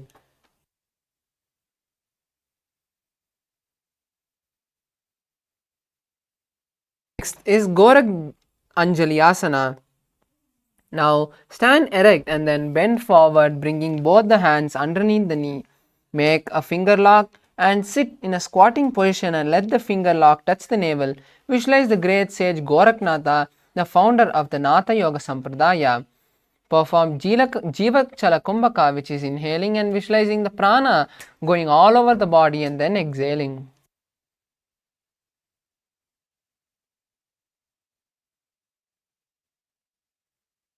प्रथम हि बोहो ए बाहुरी नीचो पुनिहोवे.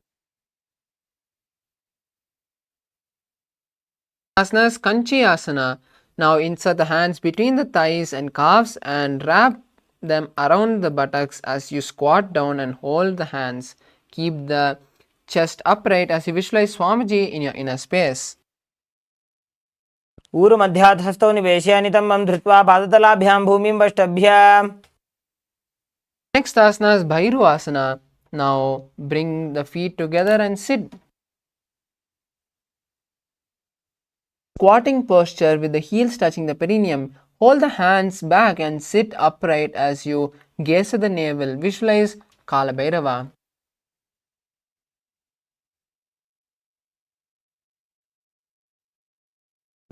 दो उपगा की थलिया की माहिली core मिला ये फना पानी उकड़ मोड़ वैसे. Next asana is Varahasana. Now squat all the way down to the ground and keep your feet together with the toes apart.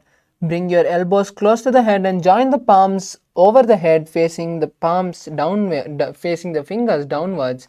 Gaze at the nose and visualize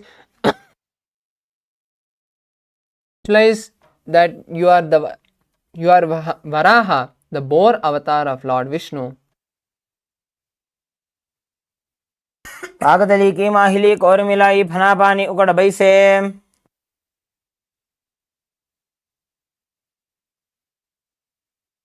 Next is Pripitasana.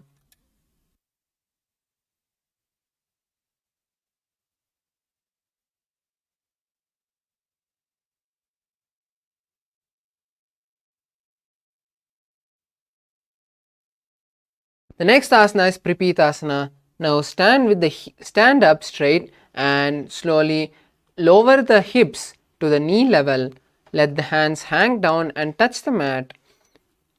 Visualize Swamiji and perform Jivachala Kumbhaka, which is inhaling and visualizing the prana go all over your body and then exhaling. महर्षिद्वयं मील्य स्थित्वा नितमं जानुप्रदेश आनीय तिष्ठेत् प्रपीठासनं भवति. Next asana is Bakasana. Now place the hands on the mat with the fingers shoulder width apart.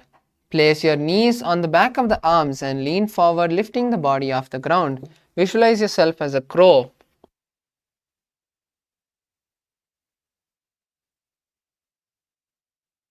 हस्ताभ्याम् अवनिमवष्टभ्यः जानुद्वयं नाभौ सम्मील्य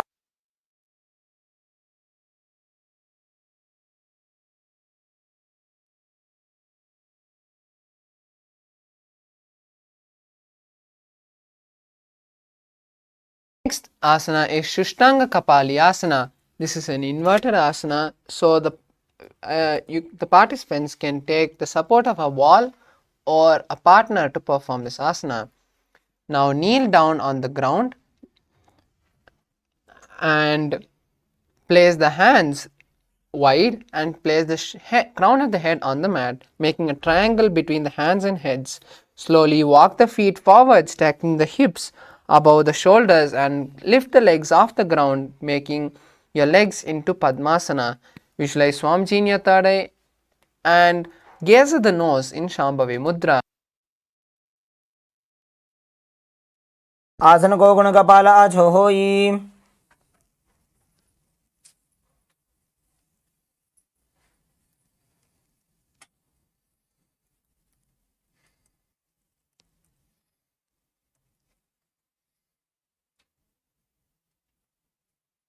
The next asana is Guptasana. Now keep your toes flat and sit on the heels. Place your palms on respective knees and gaze at the nose in Shambhavi Mudra. Visualize you are sitting in the secret seat with the Guru and Paramashiva.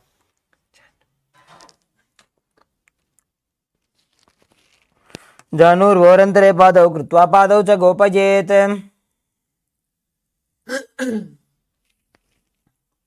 The next asana is Vrikshasana 2. This is an inverted asana, so everyone can take the support of a wall or a partner to perform this. Now place your hands shoulder width apart and walk your feet forward, stacking the hips on the shoulders. Kick your legs off the ground and balance there as you visualize a tree in your inner space.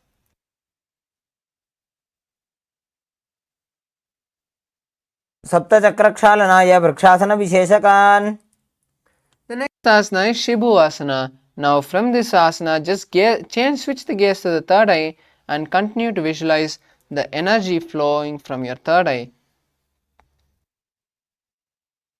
ऊपक जोड़ी माही Gulf मिलाए.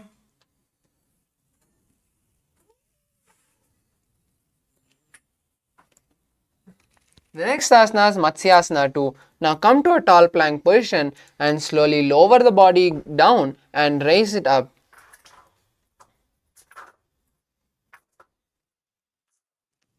नृत्यं शयनं कूर्परो पार्श्वभागाय मूर्धकृत्य.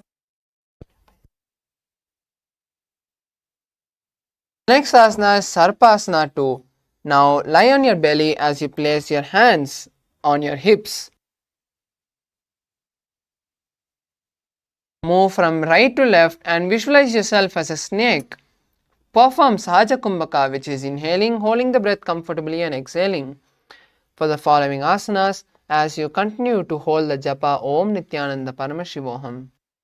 नित्यं शयनं कृत्वा हस्तौ नितम्बं संस्थाप्य पादौ दीघीकृत्य. The next asana is Niralambhasana. Now lie on the belly and place the elbows near the chest as you rest the chin on the palms. Visualize yourself feeling self-supported and continue to perform Sahaja Kumbhaka and Mulabandha.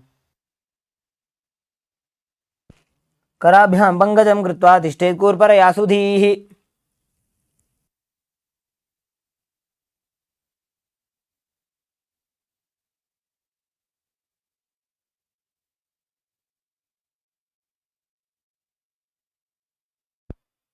कराभ्यां पङ्कजं कृत्वा तिष्ठेत् कूर्परया सुधीः.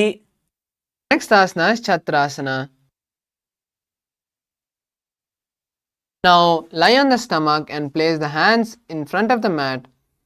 Stretch the arms and bend the knees, bringing the feet towards the upper back.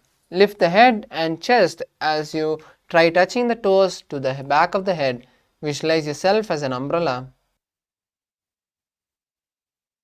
अध्यासनं स्थित्वा हस्ततलाभ्यां भूमिं वष्टाभ्यां उन्नजात छत्रासनं भवति.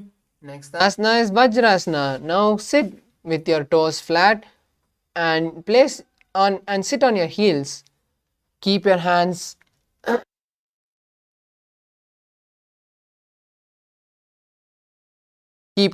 flat and bring your forehead to the ground. Visualize yourself as the weapon of Lord Indra. इदानीं गर्भिणीनां योगाभ्यासो यथा लघु. Next asana is Meshasana. Now come to a tall plank position and walk your feet forward, bringing the hips up. Lift one hand at a time and place it back on the mat forcefully. Visualize yourself as a ram. गजासन संस्थितो एकैकं बाहुं भूमौ ताडयेत् मेषासनं भवति. The next asana is Ajasana.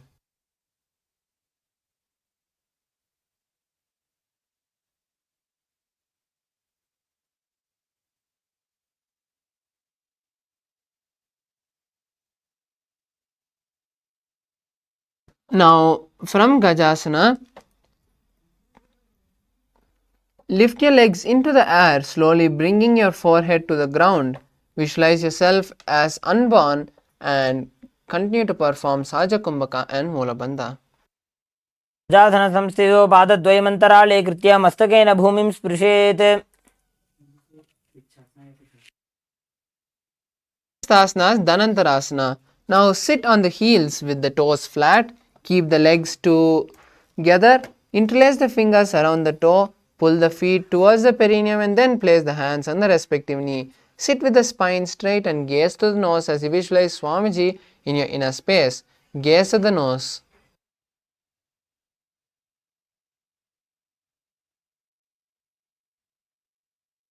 पूर्व विधि परिहाता की काकसी से फणा शरा मोड़ी.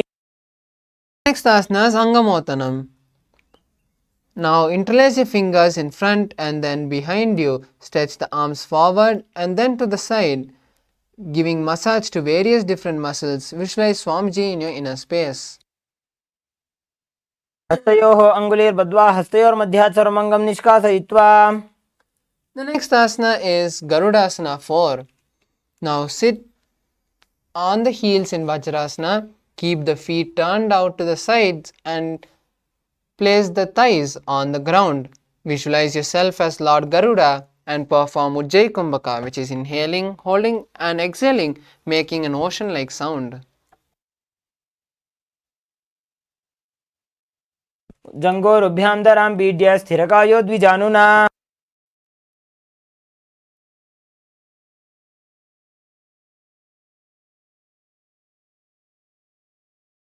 Next asana is Ananda Mandirasana.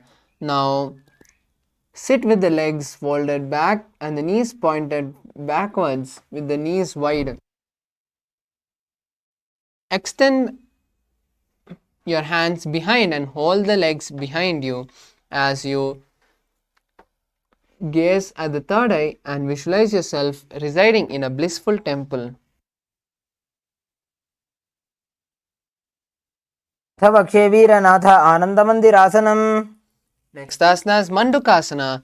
Now sit with the knees wide and the feet overlapping on the ankles. Keep the hands under the knees and visualize yourself as a frog as you perform the Manduki Mudra, which is folding your tongue and pressing it against the upper palate. Perform Udyana Bandha. पृष्ठं संपीड्य गुल्फाभ्यां जान्वङ्गे सबलयाकृतिः.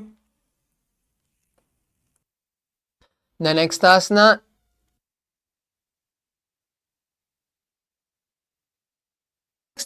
is Narasimhasana.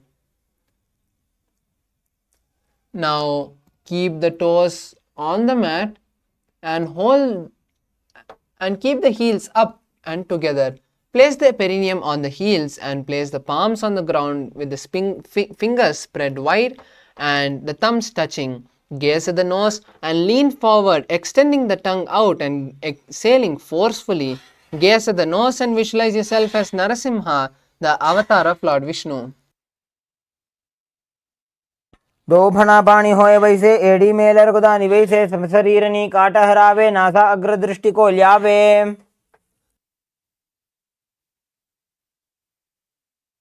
Asana is Vishrukasana.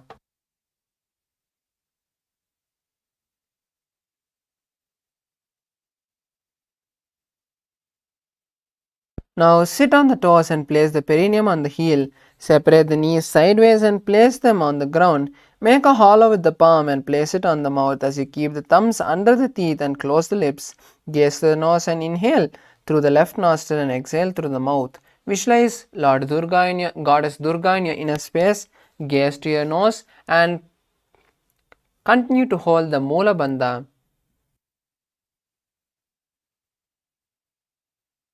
दो बगा की एड़ी जो ये घोड़ा फनोबान अपनी होई. Next asana is Makadasana. Now sit on the soles with the feet together on the ground. Keep the heels behind and bend the elbows, bringing the fingers to the chest. Imitate yourself as scratching like a monkey and gaze to your third eye as you visualize yourself as a playful monkey. दो बगदले संपुट आने तिनकी पृष्ठी भूमि पर इटाने. Asana is Vajrashankarasana. Now stand on the toes with the soles of the feet together. Sit on the heel and keep the knees wide off the floor. Hold the elbows from behind the back and gaze to the nose. Visualize yourself as a diamond and continue to perform Ujjayi Kumbhaka.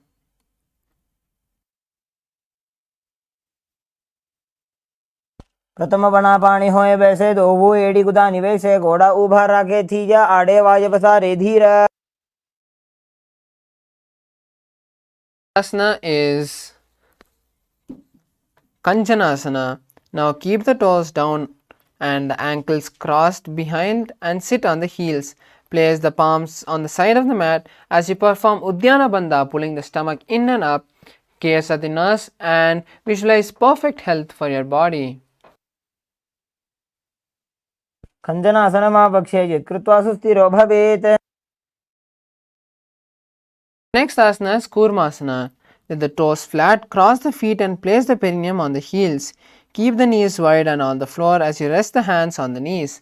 Visualize yourself as a turtle and gaze to the nose. गुल्भौ च वृषणस्याधो वित्कर्मेण समाहितो. Next asana is Yogasana. With the toes flat, cross the feet and place the perineum on the back of the heels. Gaze at the nose and visualize Swamiji as you continue to perform Ujjayi Kumbhaka and Moola Bandha. गुदं नियम्य गुल्फाभ्यां व्युत्क्रमेण समाहितः योगासनं भवेदेतदिति योगविदो विदुः. Next asana is Vijogasana.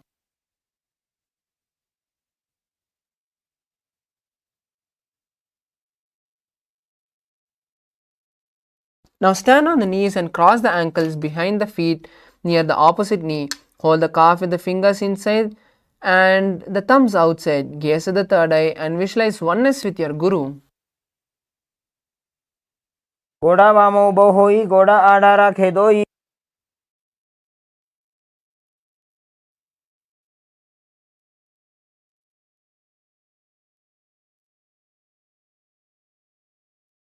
Next asana is Ushtrasana 2. In a kneeling position, bend backwards.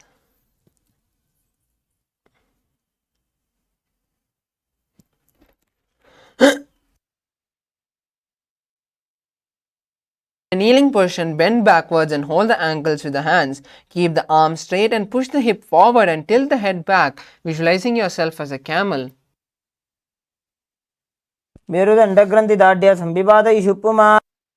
Next asana is Jatyasana. Now with the heels together and hands on the sole.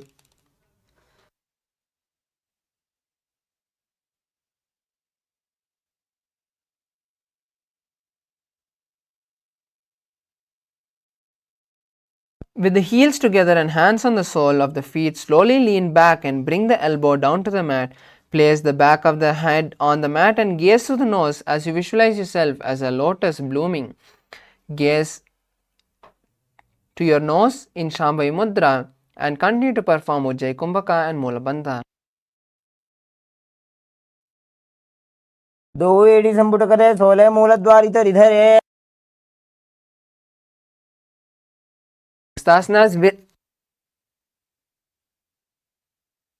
Next asana is Viratasana. Now sit on the knees with the thighs and calf together. Lean back and touch your back on the ground. Then raise up. Use the support of hands if you need it.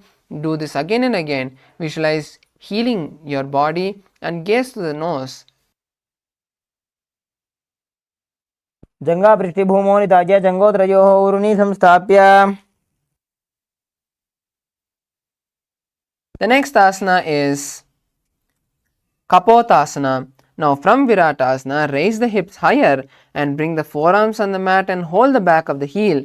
Bring the head between the feet as you visualize yourself as a beautiful dove flying. मेरुदंड ग्रंथि दाढ्य संविवाद इषुपुमान् कपोतो अष्टासनाभ्यास कुर्यान्वित हिताशनः. Next asana is Varasana. Stand up on the knees with the toes tucked. Hold the arms with opposite hands and gaze at the nose as you visualize receiving a boon from Paramashiva. जानुनि भूमौ संस्थाप्य हस्ताभ्यां बाहु परस्परं धृत्वा.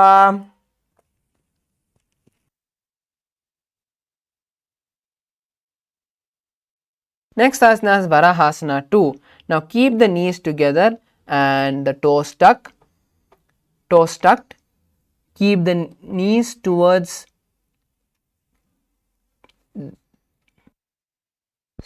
keep the knees together and the toes tucked. Lean forward and bring the elbow to the mat. With the hands holding the head, rest the hands on the sides of the knees and visualize yourself as the boar avatar of Lord Vishnu. सूर्यं चन्द्रं भेदनानि आसनानि निकथ्यते.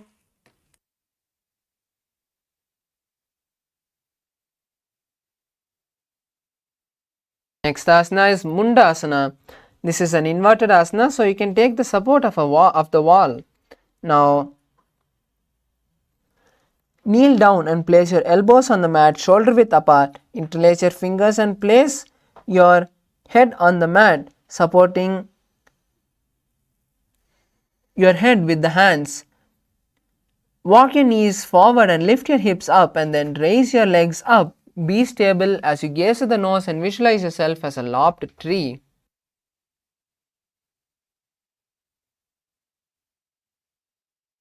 मुंडासनं वक्षे सर्वेषां प्राणिनां सुखम्. Next asana is Andhasana. Now kneel down with the hands between the knees. Keep the elbows adjacent to the knee and bring the hands to hold the head. Exhale through the mouth and visualize Swamiji in your inner space. प्रथम भगदली समटहरावे कोरमा हिली उभे मिलावे. The next asana is Viparita Shalabhasana. Now lie on the belly and extend the arms out. Lift the thighs, arms and chest off the ground. Visualize yourself as a locust as you continue to perform Sahaja Kumbhaka and Molabandha. शलभासन भेदाश्च नटभेरुण्ड नामके गण्डभेरुण्ड सहिते शीर्षदण्डासनं तथा. The next asana is Kapalasana. Now lie on the belly with the arms at the side of the palms. At the side of the body, keep the palms down and keep the forehead on the ground.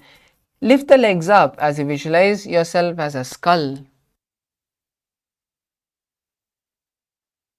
कपालं भूमौ निधाय ऊर्ध्वं पादौ नजेत् कपालासनं भवति. Next asana is Akasha Kapotasana. Now lie on your stomach with the hands by the side. Lift the legs up over the head and slowly place the feet on the mat in front of the head. Keep the palms flat on the mat. Visualize yourself as an open dove flying.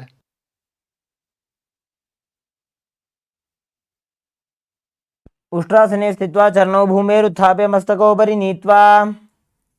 Next asana is Chatakasana. Now sit on the knees and bring the chest down to the navel. Keep the hands flat on the mat with the forearms on the ground. Visualize yourself as a sparrow as you continue to perform Sahaja Kumbhaka and Molabandha.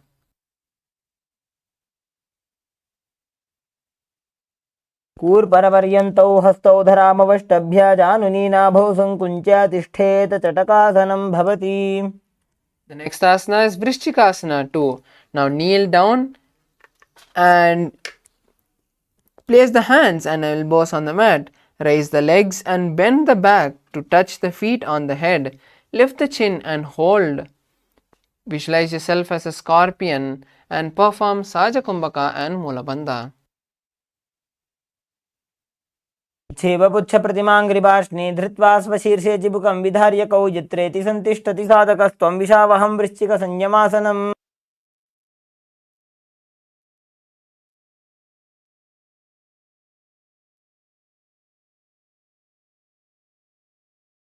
Next asana is Vrishasana. Place the perineum down on the right heel. Keep the left foot outside of the hip and the ankle to the side. Place the hands on the mat and visualize yourself as a bull as you start performing Antaranga Kumbhaka, which is inhaling forcefully, holding the breath and then exhaling. यामे गुल्फे पादमूले वामभागे पदेतरं विपरीतं स्पृशेत् भूमिं वृषासनमिदं भवेत्. Next asana is Lolasana. Now from a kneeling position, place the hands flat on the mat, lift the knees off the ground and cross the toes of the left foot over top the right. Balance above the mat and visualize Swamiji in your inner space. लोलासनं सदा कुर्यात् वायुलोलापघातनात्. Next asana is Vrishasana on the opposite side. Now place the perineum down on the left heel. Keep the left foot outside of the hip and place the ankle to the side. Place the hands on the mat and visualize yourself as a bull. यामे गुल्फे पादमूले वामभागे पदेतरं विपरीतं स्पृशेत् भूमिं वृषासनमिदं भवेत्. Next asana is Balagunasana. Place the left toe on the ground and sit on the heel of the left foot. Place the right foot flat on the ground with the knee raised towards the chest. Place the palm on respective knees and maintain an upright position. Visualize Balaguna, one of the 84 Siddhas, in your inner space. आसन को गुण जल विकार जाई. Next asana is Grahasana. Now stand up and squat with the feet flat on the mat. Bring the elbows under the thigh and wrap the hands around the shin. Hold on to ankles from outside. Visualize yourself as a planet. पादतले भूमौ संस्थाप्य जानुमध्ये गुरुपरौ स्थाप्य. Next asana is Balagunasana on the opposite side.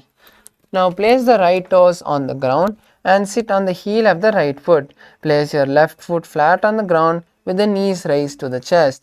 Place the palms on respective knees as you maintain an upright position. visualize Balagunahai, one of the 84 Siddhas in your inner space, and continue to perform Antaranga Kumbhaka and Mulabandha. आसन को गुण जल विकार जाई. Next asana is Utkatasana. Now squat on the toes with the heels up and the knees off the mat. Place the perineum on the heels and the hands on the respective knee. Keep the spine straight and balance here as you visualize Swamiji in your inner space. युजास्पिजोस्तीयत ऊर्वजानु यत्रासने पादतलद्वयोपरि. Next asana is Vajrasangarasana 2. Now sit on the toes with the perineum on the heels. Keep the soles together and the knees wide apart. Lift the knees off the ground and hold the opposite elbows from behind the back. Visualize Swamiji in your inner space and gaze internally in Shambhavi Mudra. प्रथम पना पानी होए जैसे दो वो एड़ी गुदा निवैसे. The next asana is Anilasana. Now squat on the mat with the feet apart. Place the hands under the sole from the inside.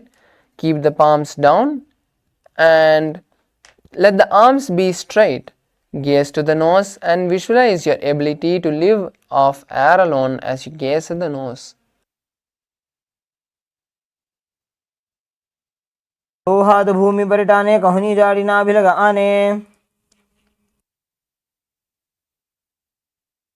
Next asana is Padukasana. Place your hands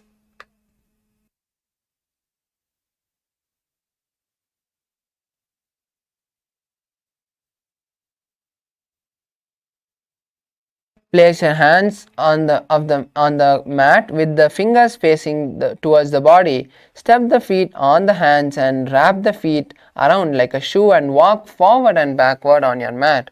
Visualize yourself wearing padukas.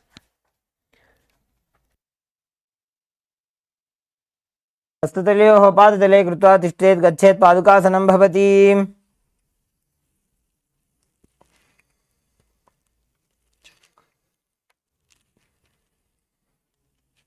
Next asana is Kukkutodana. Now place the palms on the mat and raise both the feet upward into the air.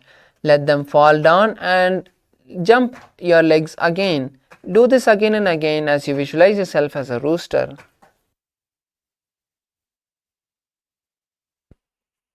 हस्ततले भूमौ कृत्वा पादतले च ऊर्ध्वमुड्डानं कृत्वा.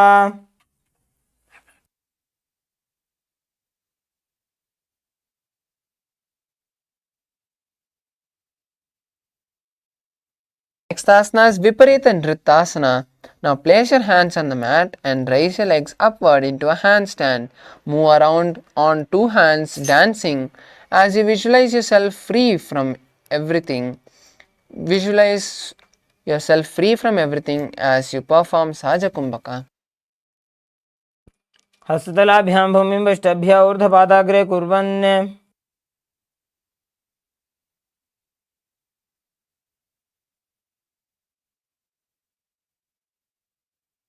Next asana is Kunjarasana. Now separate the feet and place one palm down.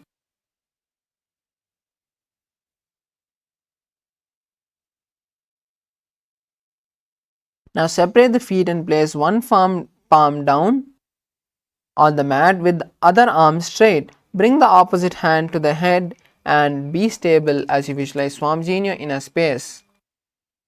वक्षे Mahadev कुञ्जरासनम् उत्तमं करेण इकेन पादाभ्यां भूमौ तिष्ठे शिरःकरः.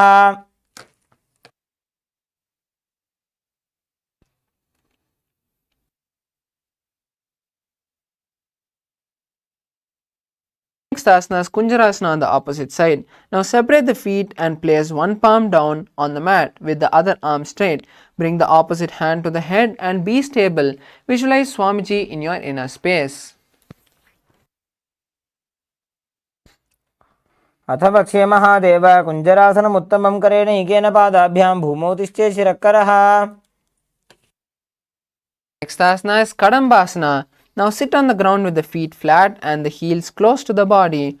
hold the respective ankle and lift the feet off the ground. Visualize yourself as the Kadamba tree, a pious tree that promotes long life. पार्श्वभ्यां भूमिं वष्टभ्य हस्तद्वयेन गुल्फौ धृत्वा तिष्ठेत् कदम्ब भवति.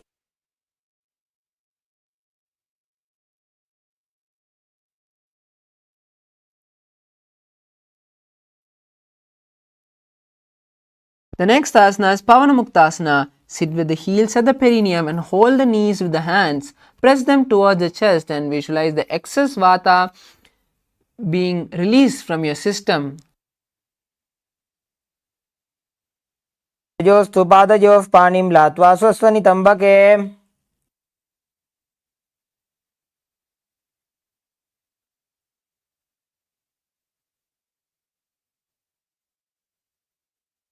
The next asana is Chakorasana. Now sit with both the legs stretched and lift one leg and place it behind your neck. Place both the hands on the body as you lift the whole body off the ground, keeping the stretched leg straight. Visualize yourself as a powerful source of energy and gaze at your third eye. पूर्वतानं चतुष्पादपीठं वज्रासनं तथा. The next asana is Dhanurasana 2. Now sitting on the ground, hold the left toe with the left hand index and middle fingers. Pull the foot towards the left ear. Extend the right leg out and keep it straight. Hold the big toe with the index and middle finger and visualize yourself as a bow as you continue to perform Saja Kumbhaka and Molabandha. पादाङ्गुष्ठौ तु पाणिभ्यां गृहीत्वा श्रवणावधि धनुराकर्षकाकृष्टं धनुरासनमीरितम्.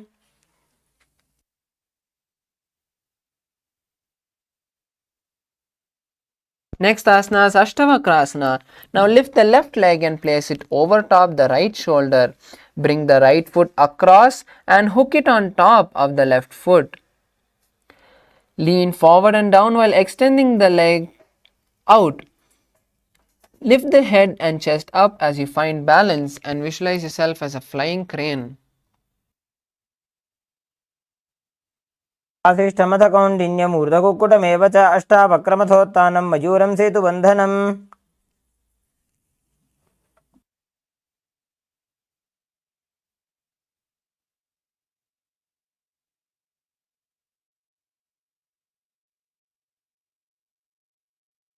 The next asana is Pranasana.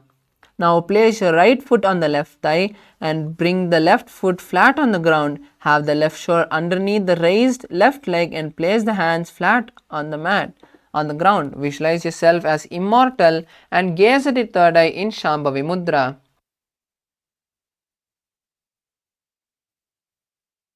एतत् प्रभेदं वक्ष्यामि करोति यः स चामरः.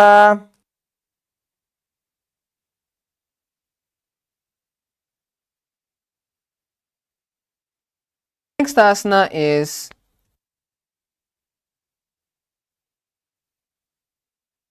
Parsvamatsendrasana. Now place the right foot at the root of the left thigh and then place the left leg by the side of the right knee. Hold the left hand by the right hand and twist the body, remaining steady. Visualize yourself as the great sage Matsendranath as you gaze at the third eye. पार्श्वाभ्यां धृत्यते यास्तु पार्श्वमत्स्येन्द्रमुत्तमम्.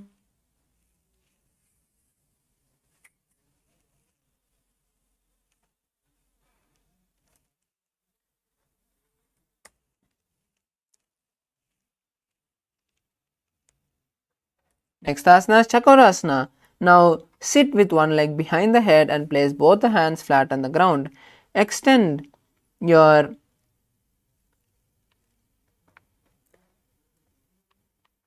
opposite leg with the knee straight. Lift the entire body off the ground and keep the chin up. Gaze at the third eye as you visualize yourself as a powerful source of energy.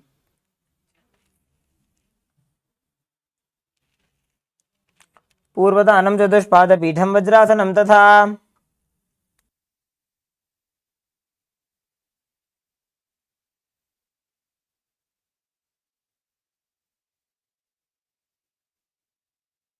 Next asana is Dhanurasana. Sit on the ground and hold the right toe with the index and middle fingers. Pull the foot towards the right ear. As you extend the left leg, holding the right foot with the left hand, visualize yourself as a bow and continue to perform Sajakumbhaka and Mulabandha. पादाङ्गुष्ठौ तु पाणिभ्यां गृहीत्वा श्रवणावधि धनुराकर्षकाकृष्टं धनुरासनमीरितम्.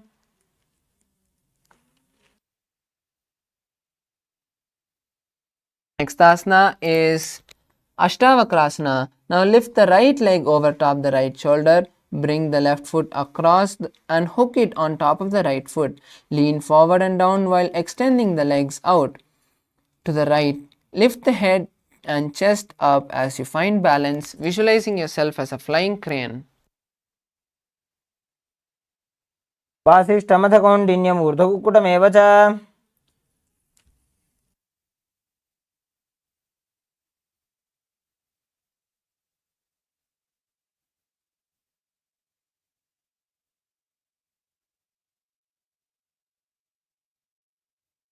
The next asana is Pranasana.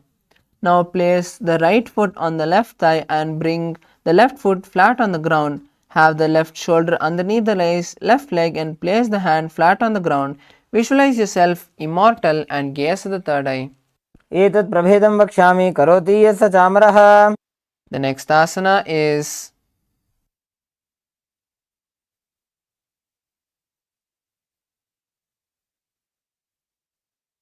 Parshvamatsendrasana on the opposite side. Now place the right foot at the root of the left thigh and then the left leg by the side of the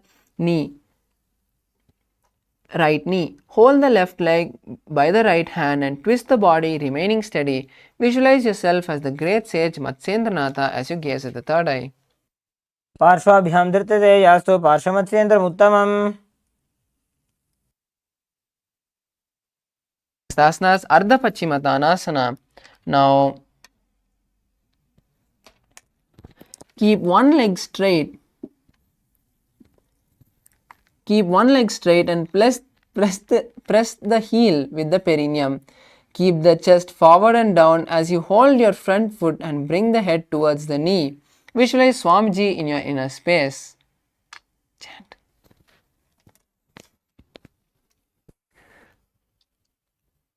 एकं पादं प्रसार्य एकं पादस्य पार्श्वनासीवनी सम्पीड्य. The next asana is Kraunchasana.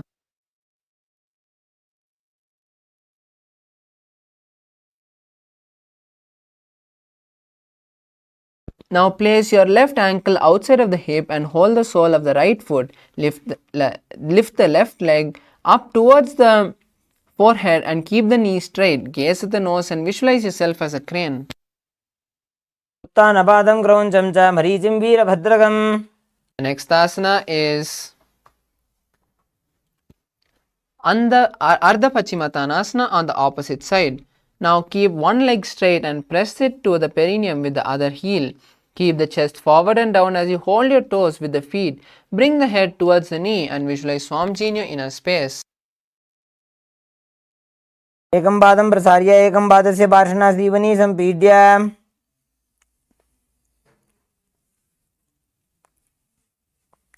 Next asana is Kraunchasana on the opposite side. Now place your right ankle outside of the hip and hold the sole of the left foot with the left leg up towards the forehead. Keep the knee straight and gaze to the nose as you visualize yourself as a crane. उत्थानपादं क्रौञ्चं च मरीचिं वीरभद्रकम्.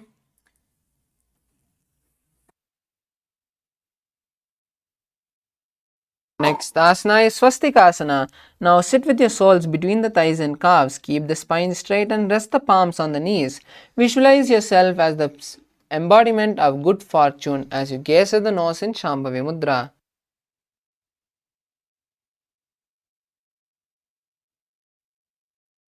जानुर्वोरन्तरे सम्यक् कृत्वा पादतले उभे. Next asana is Gorakshasana. Now keep the feet in the same position and cover the respective hands with the Cover the respective calves with the hands, tuck the chin to the chest and gaze to the top of the nose. As you lock your chin to the chest in Jalandhara Bandha, visualize the great sage Goraknatha and gaze to the nose in Shambhavi Mudra. जानोर्भोरन्तरे पादौ उत्थानो व्यक्तसंस्थितौ. Next asana is Bhagasana 2. Maintain the same position of your legs and visualize Swamiji as you gaze at the third eye. Now we will be performing Shanmukhi Mudra, which is locking your mouth with the little finger and the ring finger, closing the nose with the middle finger, closing the eyes with the index finger and the ears with the thumbs. वामपार्श्वगुदं संस्थाप्य दक्षाङ्घ्रिवामजगने. Next asana is Yogasana 2. Now place the feet on top of opposite knees. Place your hands on the ground beside you with the palms facing up. Visualize Swamiji in your inner space as you gaze at the nose in Shambhavi Mudra. Start performing Kakachanchu Kumbhaka, which is inhaling through the tongue, which is rolled like a straw, and then exhaling through the nose. Perform this Kumbhaka for the following asanas.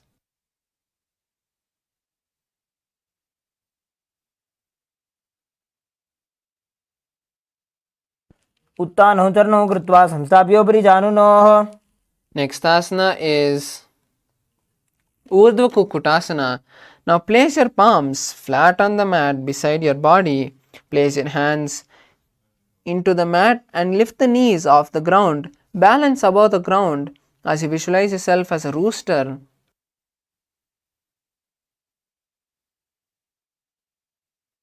वासिष्ठमथ कौण्डिन्यम् ऊर्ध्वकुक्कुटमेव च. Next asana is Siddha Haratali. Now place your palms through the gaps of the thighs and calves and maintain that position. Do not lift up your body and visualize yourself as Swamiji as you gaze at the nose in Shambhavi Mudra.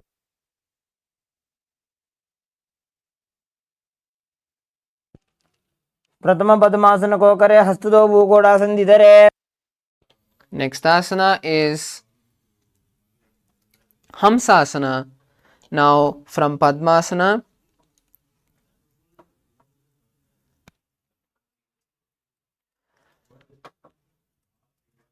place your hands on the mat through the gaps of the thighs and calves. Lift the body up to the shoulder and legs off the mat. Stay above the mat and gaze at the nose as you visualize yourself as an elegant swan. Kukkutasana स्थित्वा स्कन्धपर्यन्तं ऊरोनि नीत्वा. Next asana is Karmukasana. Now from Padmasana, place your hands between the thighs and calves. While sitting, reach the hands behind the body and interlace the fingers. Visualize yourself as the bow of Paramashiva and continue to perform Kakachanchu Kumbhaka. प्रथम पद्मासन को करे घोड़ासन दिमाहि करि धरे. Next asana is Kurmasana 2. From Padmasana, insert both your hands through the thighs and calves. Bend the elbows and hold the respective shoulders as you visualize yourself as a tortoise. By जंग पर दक्षिण पावा दाई जंग पर by ल्यावा. Next asana is Granthi Bedasana. Now from this position, lock your chin to the chest in Jalandhara Bandha as you continue to maintain the same posture. Visualize you are in Shiva's secret knot posture. अथ पक्षे नीलकण्ठ ग्रन्थिभेदासनं शुभम्. The next asana is Uttana Kurmasana. Now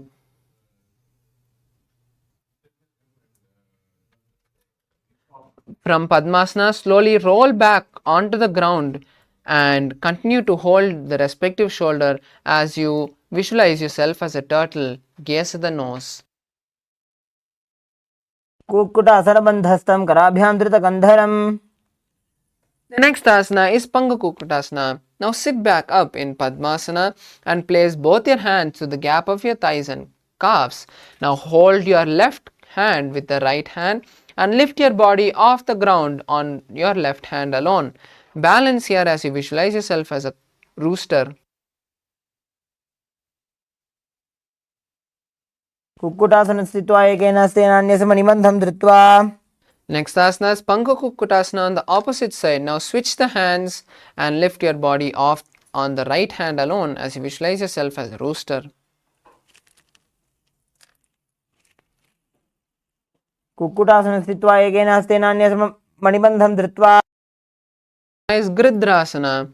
Now place your elbows on the respective soles and interlace your fingers and rest your chin on the interlaced fingers. Visualize you have gone beyond all greed and continue to perform Kakachanchu Kumbhaka. जानुर्भोरन्तरे पादौ उत्तानौ व्यक्तसंस्थितौ. Next asana is Padmasana 3. Now from Padmasana, stack your palms and place them in front of your navel. Gaze at your nose in Shambhavi Mudra and visualize Swamiji as you perform Mahamudra Bandha. उत्तानौ चरणौ विधाय विधिवत् शक्तिस्थितौ योगिरात्. Next asana is Padmasana 4. Release the Mahamudra Bandha and place your hands on the respective knees. Gaze at the nose and visualize Paramashiva. एतत् पद्मासनं कुर्यात् प्राणवायुप्रसिद्धये. Next asana is Karmukasana 2. Now hold the opposite big toe with one hand and place the respective hand on the knee. Switch the position and do it on the opposite toe as you visualize yourself as Paramashiva's bow. अथान्यासनमावक्ष्ये योगपूरकरक्षणात्. Next asana is Karmakasana 3. Now tighten your Padmasana, placing your legs even deeper into your thighs. Twist your hands behind the back and hold on to the respective legs. Visualize yourself as a bow and perform Mahamudra Bandha. कार्मुकासनमाक्षित्य उदरे पूरयेत् सुखम्. Next asana is Dridasana. Now release the Mahamudra Bandha and lift your chest forward as you visualize yourself as Paramashiva's third eye. ऊरुभ्यामुपरि स्थाप्य पादयुग्मं प्रयत्नतः. Next asana is Nagrasana. Try to lean back and holding on to your legs from Karmakasana 3. If you can't, release the legs and cross the hands behind the back and lie down. Visualize yourself as a snake and gaze at the nose. प्रथमपद्मासनकोठाने दोवूहतपाछाने आने. Next asana is Kandukasana. Now lie on your back and bend the knees off the ground. Embrace your legs and touch the head to the knees, squeezing your body into a ball. Visualize yourself as a ball.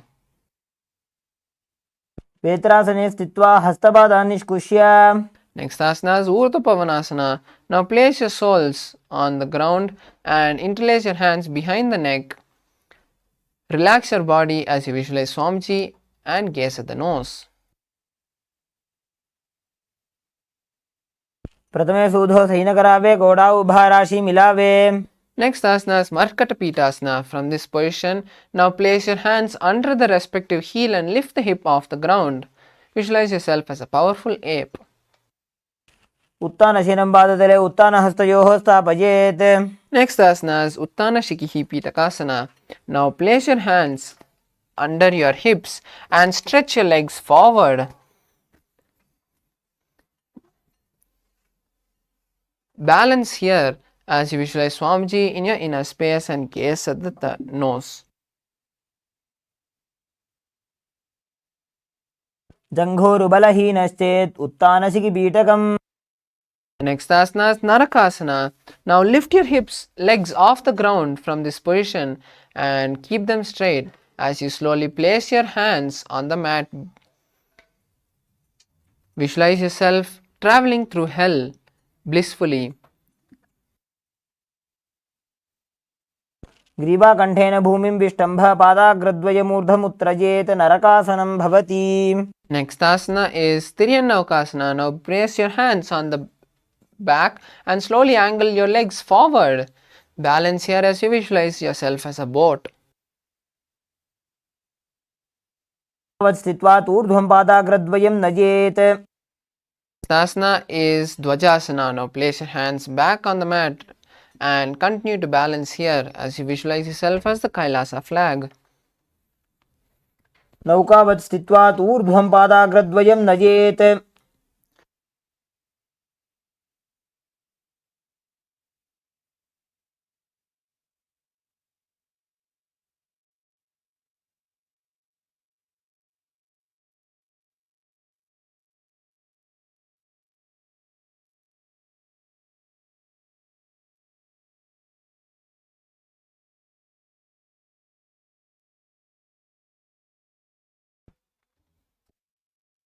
Relax completely in Vrittasana.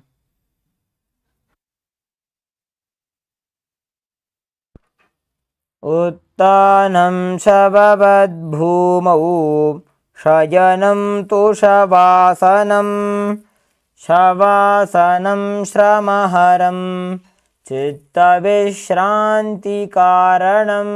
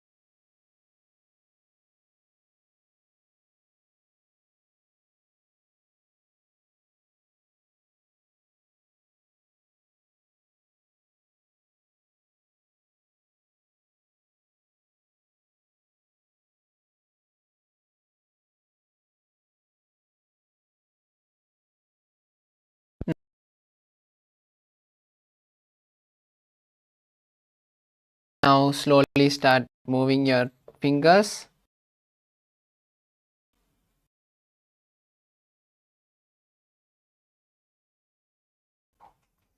and toes.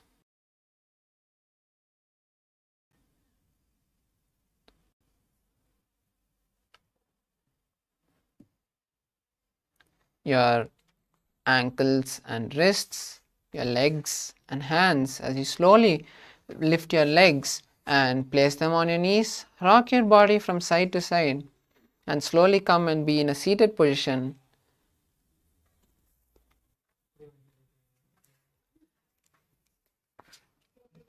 Now let's congratulate ourselves for successfully finishing the Dvitiya Vinyasa Krama.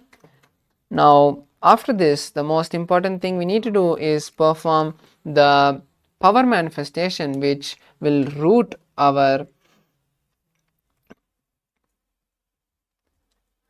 powers, which will root the Kundalini into our nervous system.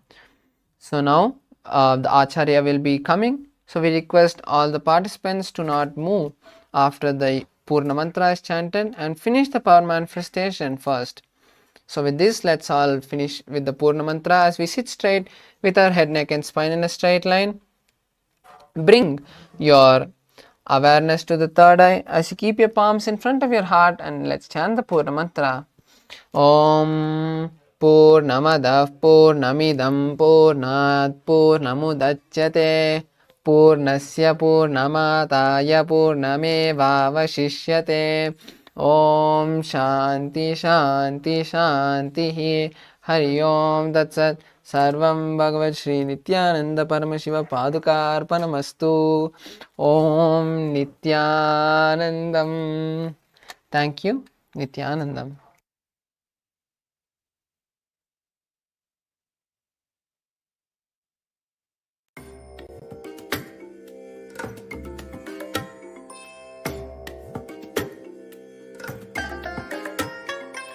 I bless you all. Let you all open all your three eyes and manifest the powers of Mahasadashiva. Om Nityananda Paramashivoham. Om Nityananda Paramashivoham. Om Nityananda Paramashivoham. Om Nityananda Paramashivoham. Om Nityananda Paramashivoham. Om Nityananda Paramashivoham. Om Nityananda Paramashivoham. Om Nityananda Paramashivoham. Om Nityananda Paramashivoham. Om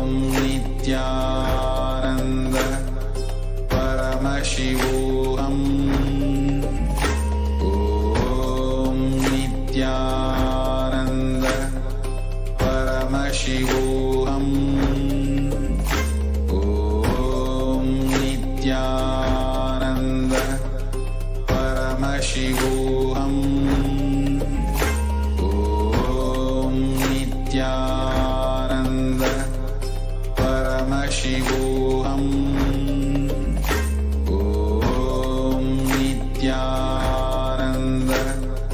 Paramashivoham.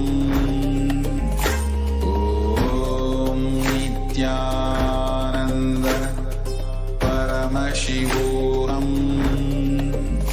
Om Nityananda Paramashivoham. Om Nityananda Paramashivoham. Om Nityananda Paramashivoham. Om Nityananda Paramashivoham. Om Nityananda Paramashivoham. Om Nityananda.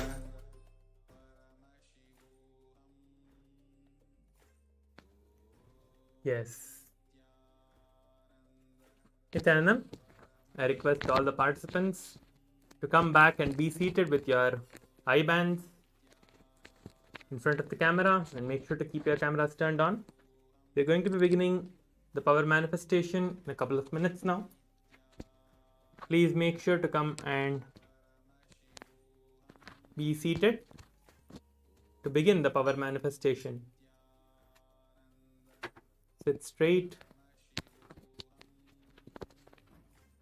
We have all just completed the 308 asana sequence, the Dvitiya Vinyasa Krama. Congratulations to all the participants who participated in the yoga.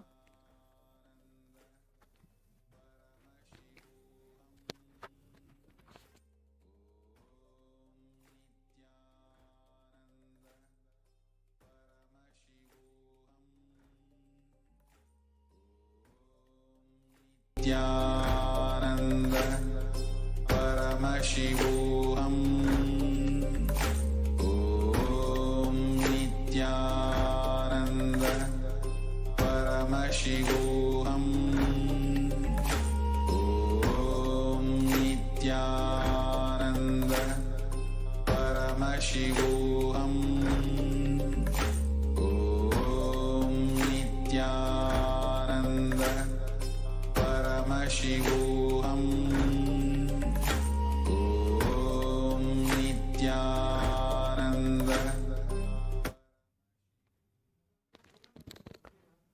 नित्यानन्दं परमसुखदं केवलं ज्ञानमूर्तिं द्वन्द्वातीतं गगनसदृशं तत्त्वमस्याधिलक्ष्यम् एकं नित्यं विमलमचलं सर्वधी साक्षिभूतं भावातीतं त्रिगुणरहितं सद्गुरुं तं Namami.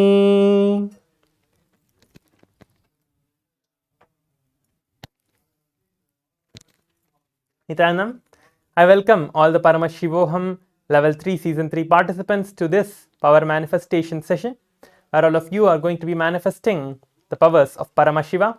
Today we are going to be doing the power of the blindfold reading, the third eye reading, where you are going to be keeping your eyes closed and reading through the third eye.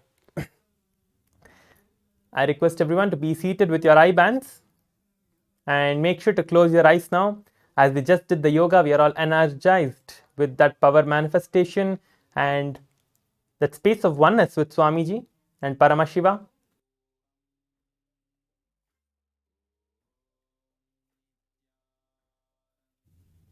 So let us now start the power manifestation.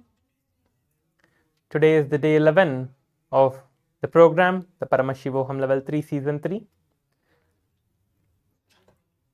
Make sure to turn on your cameras before you close your eyes. Make sure to turn on the camera so that we can see you and guide you through the whole process. Make sure to be in the camera and you're keeping your camera turned on throughout the day in all the sessions.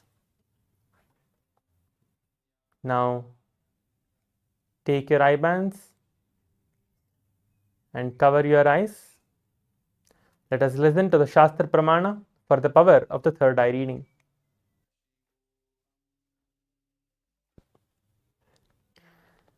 Kapalantarmanonasya tishtanmilitalochanaha kramena manasodardhyat lakshaye lakshamuttamam. Yes, this is the revelation, the beautiful revelation by Paramashiva himself in the Vijnana Bhairava Tantra for the power of the third eye blindfold reading. So let us now enter into the power manifestation. Please make sure to keep your eyes closed. Today we are going to be seeing pictures through the third eye. So close your eyes before we project the image for you. Please make sure to keep your eyes closed now.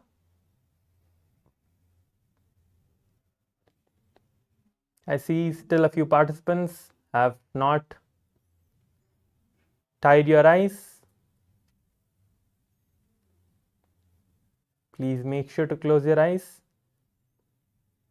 Make sure to keep your cameras turned on.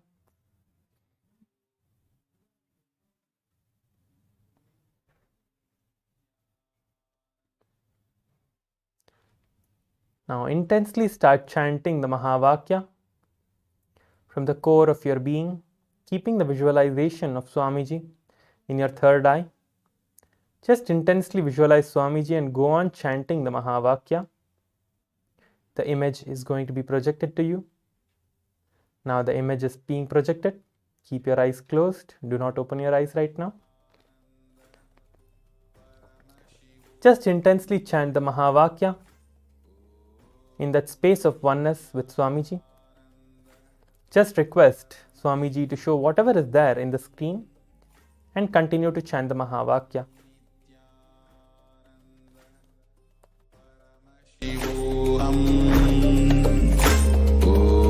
Om Nityananda Paramashivoham. Om Nityananda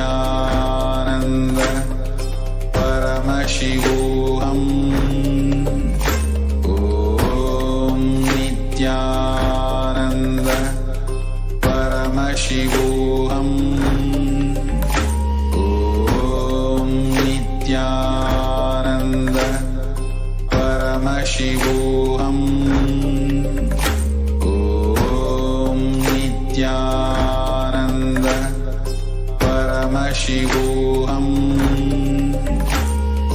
Om Nityananda Paramashivoham.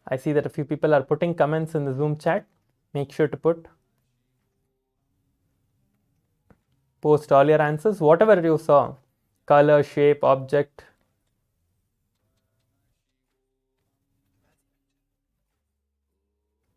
Yes, now we are projecting the image. The image is being projected now. You can see this was the parrot sitting on a stone rock. This is the parrot which is sitting on a stone.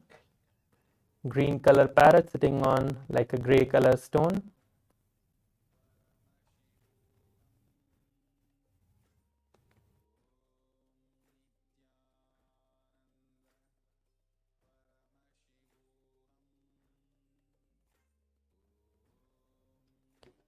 Jiang Chang is saying long waist, white, black, red, silver. Okay, good. So you are seeing the colors, right? The colors, whatever you have mentioned, all of those colors are there. That is perfect. Very good. So you are able to see colors. So keep that going. Keep manifesting the powers. You are doing good. Yes. Now, so now we'll be entering into the second round of the power manifestation. Please close your eyes and again start chanting the Mahavakya, establishing yourself in that space of oneness. Whether you got the last round or not, do not worry about that. You are going to manifest the powers again and again. Just close your eyes, visualize Swamiji, and let us enter into the power manifestation now. Intensely start chanting the Mahavakya, keeping your eyes closed.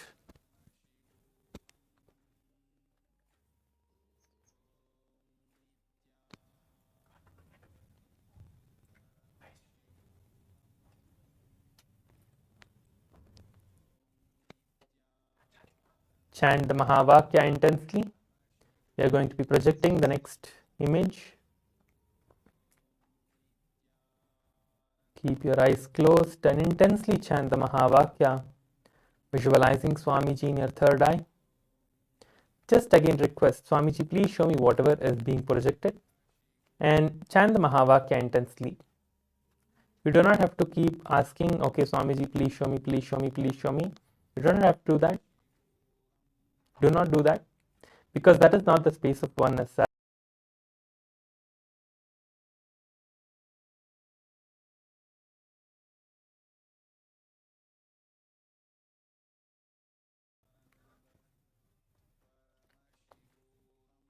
And we are all established and initiated by Swamiji, the Supreme Pontiff of Hinduism, for the power manifesting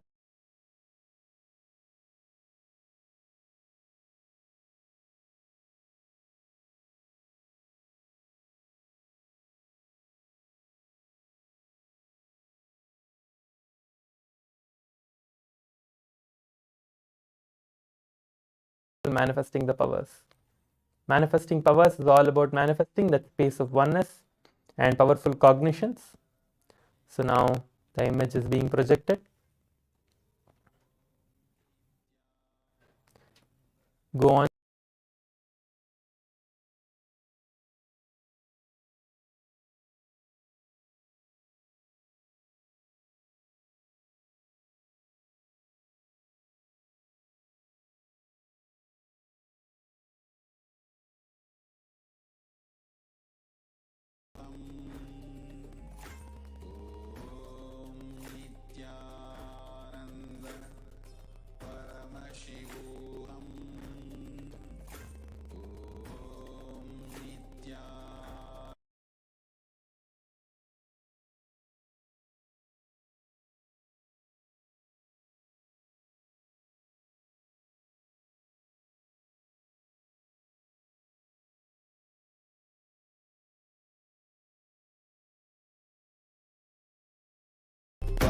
Paramashivoham Nityananda Paramashivoham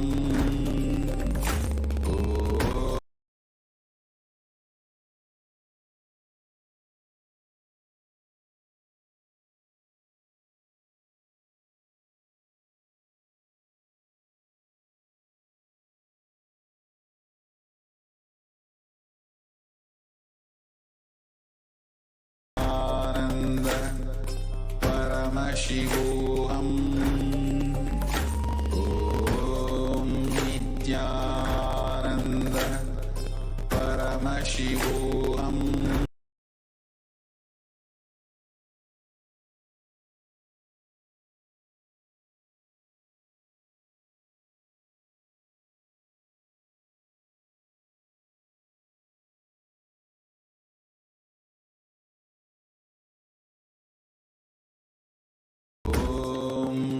Nityananda Paramashivoham Om Nityananda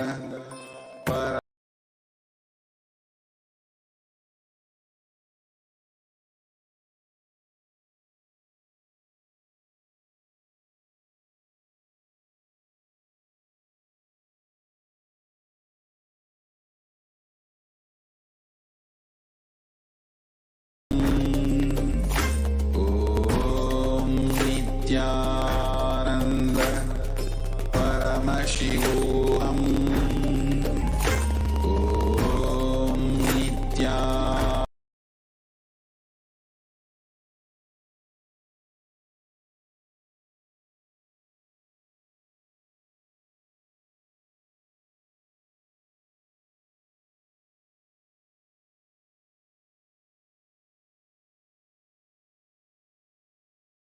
Paramashivoham Om Nityananda Paramashivoham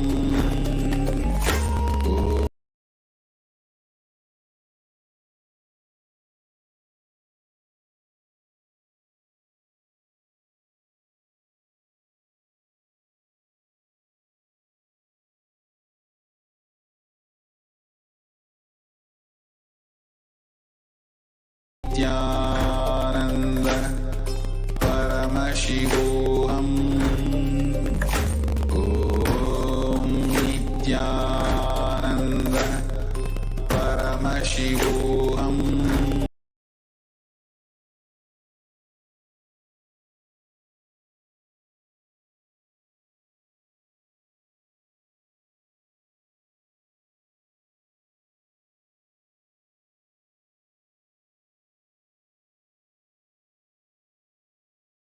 Om Nityananda Paramashivoham.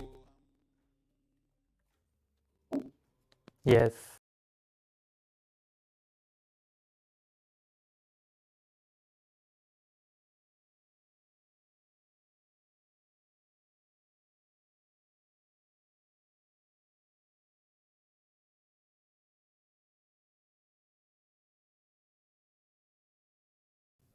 You can take a few seconds to share your answers. We will be projecting the image as well for you to verify with what was revealed to you. Now go ahead and share your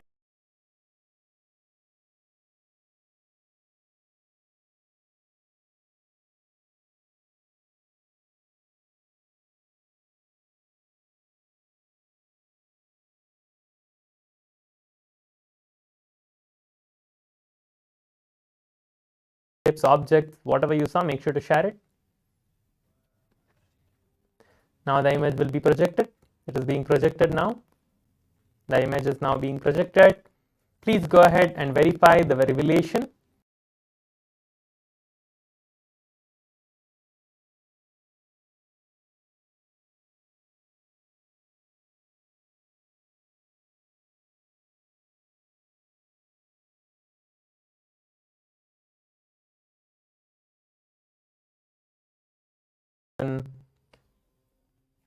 Ground, wooden flooring, and 3 dice on top of that, which are being rolled. So this is the image. Go ahead and share.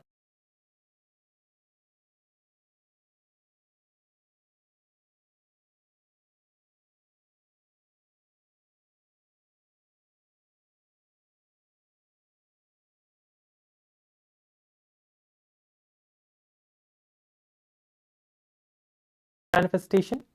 Let us finish with the Purna Mantra. Om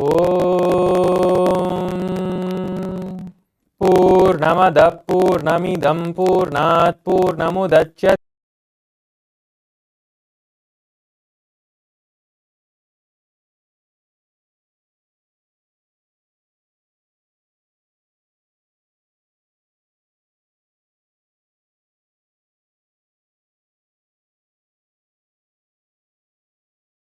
Om Nityanandam.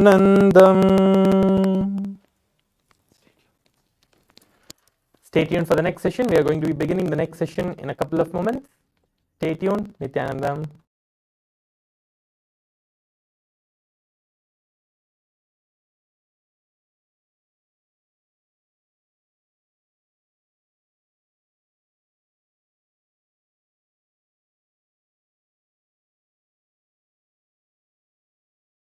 Om Nityananda Paramashivoham. Om Nityananda Paramashivoham.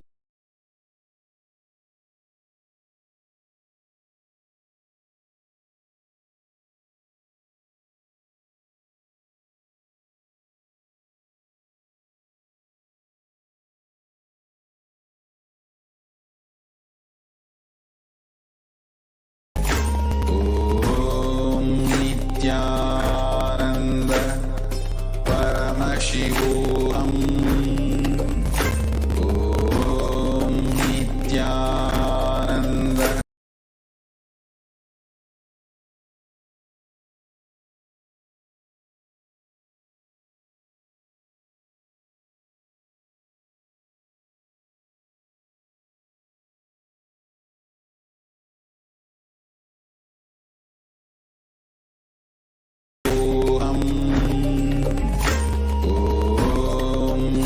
Nityananda Paramashivoham.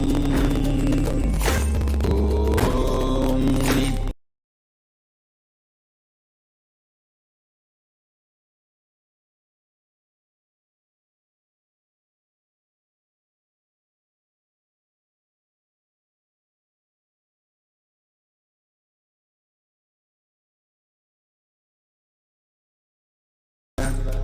Paramashivoham. Om Nityananda Paramashivoham.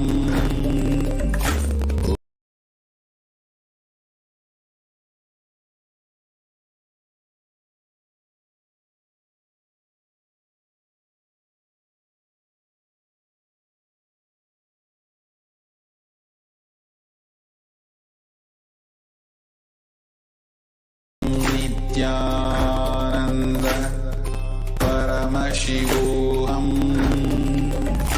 Om Nityananda Paramashivoham.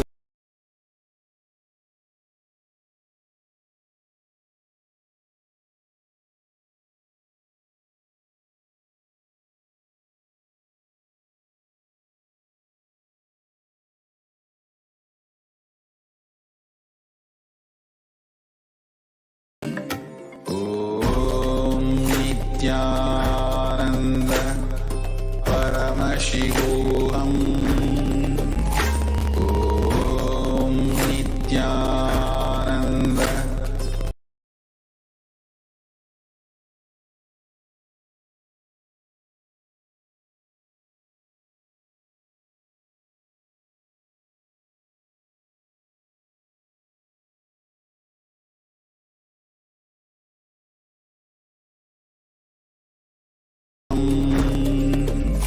Om Nityananda Paramashivoham. Om Nityananda.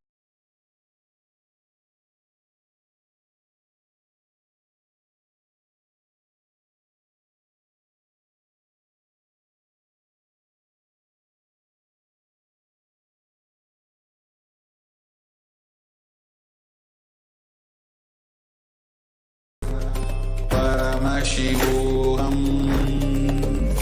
Om Nityananda Paramashivoham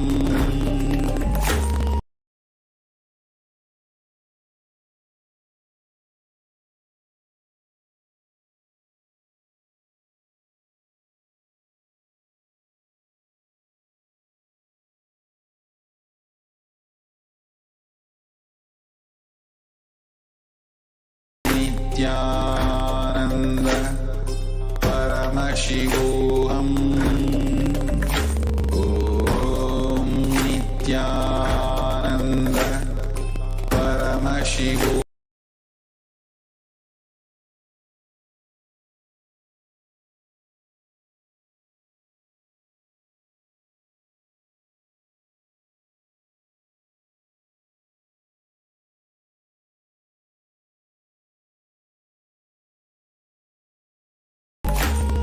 Om Nityananda Paramashivoham Om Nityananda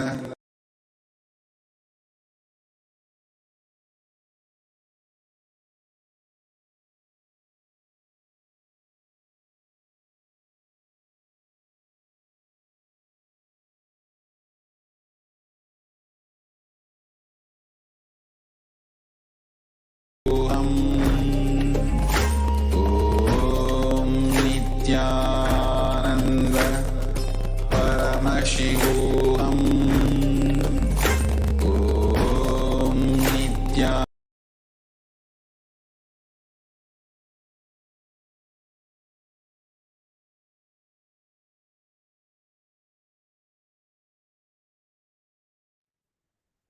नित्यानन्दं परमसुखदं केवलं ज्ञानमूर्तिं द्वन्द्वातीतं गगनसदृशं तत्त्वमस्याधिलक्ष्यम् एकं नित्यं विमलमचलं सर्वदी साक्षिभूतं भावातीतं त्रिगुणरहितं सद्गुरुं तं Namami.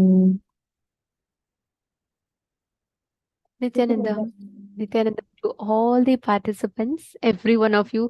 Welcome to all of you for the day 11 of the program. How has the last 10 days been for all of you? How has the experience been the last 10 days for all of you? All of us have learned about awakening DNA, we learned about going beyond death, we learned about all of this. And today we are learning about one of the most important aspects of life.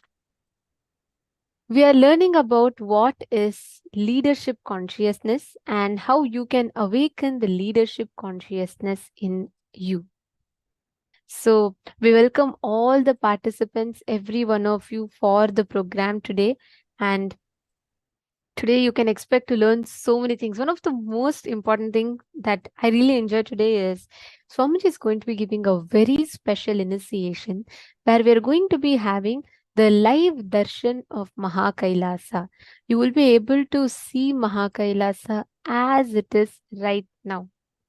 And you're also going to be able to start manifesting the extraordinary dimensions of you, where you can start exploring into the deeper depths of you. One, learning about third eye, awakening of your third eye, or the science of our manifestation, as well as learning the leadership consciousness. So let's all get ready and get started with our day. The first session that we are entering now into is going to be about KAILΑSA Loka, because this is the Loka that all of us are going to be entering into. So let's get started.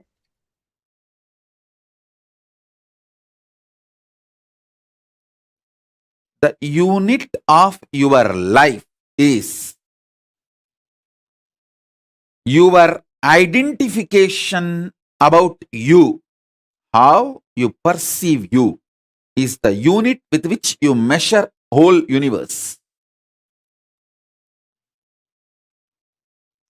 If you identify yourself as a joyful person, you measure the whole universe with that unit. If you identify yourself as a rich person, you measure the whole universe with that unit. If you identify yourself as a poor person, You measure the whole universe with that unit. How you assert yourself is the unit with which you measure universe. That's the way you live. That is your responsibility. That is your existence. Introducing your higher existence in parallel universe, asserting your higher existence in parallel universe, reassuring about your higher existence in parallel universe, initiating you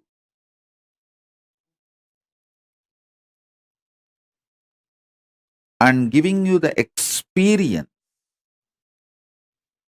about your higher existence, making you face yourself in the parallel universe is my responsibility.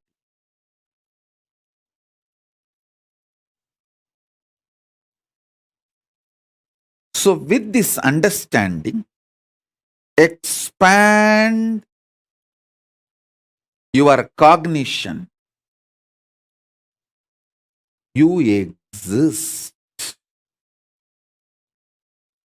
in parallel multiverses like Swarga Loka, Mahar Loka, Jana Loka, Tapa Loka, and Kailasa itself. More than next to Tapoloka is Satyaloka, and beyond the Satyaloka is Vaikunta, the Parandama space. Satyaloka is the space of Parabrahma. Then the Vaikunta, Parandama space. Then Shripuram, Parameshwari's space. Then above all, Kailasa. Above the Kailasa, Maha Kailasa, Paramashiva space. Kailasa is where all the Anga Devatas and Avarana Devatas, everyone lives. People who achieved the Salogya, Samibhya, Sarubhya, Sayujya, Mukti with Paramashiva, all of them exist in Kailasa. In Maha Kailasa, he alone exists. In Paramadvaita Swarupa, Paramadvaita Satya.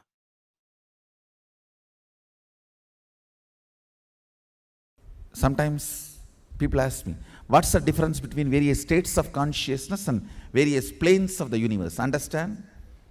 If you go to dream state and come back, what you see in the dream state, what others see in their dream state will not be same. Both of you may be sleeping in the same room. But when you go to dream, the world will be different. When he goes to dream, the world will be different. But conscious planes, the multi-dimension planes of the universe means like a Tapoloka, Satyaloka, Kailasa. If he gets into Kailasa and you get into Kailasa and come back, description will be same. The scene will be same. Listen carefully. The various states of consciousness is more like the subjective truths.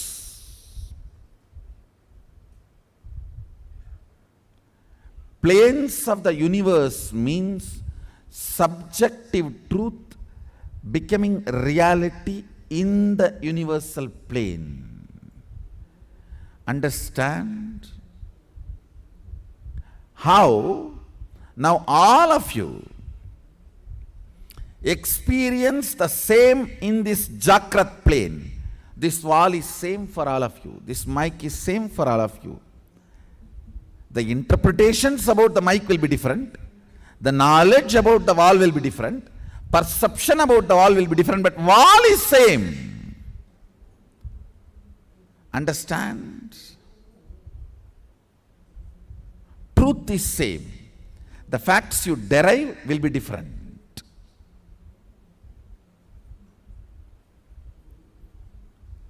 So this is the plane of Bhu.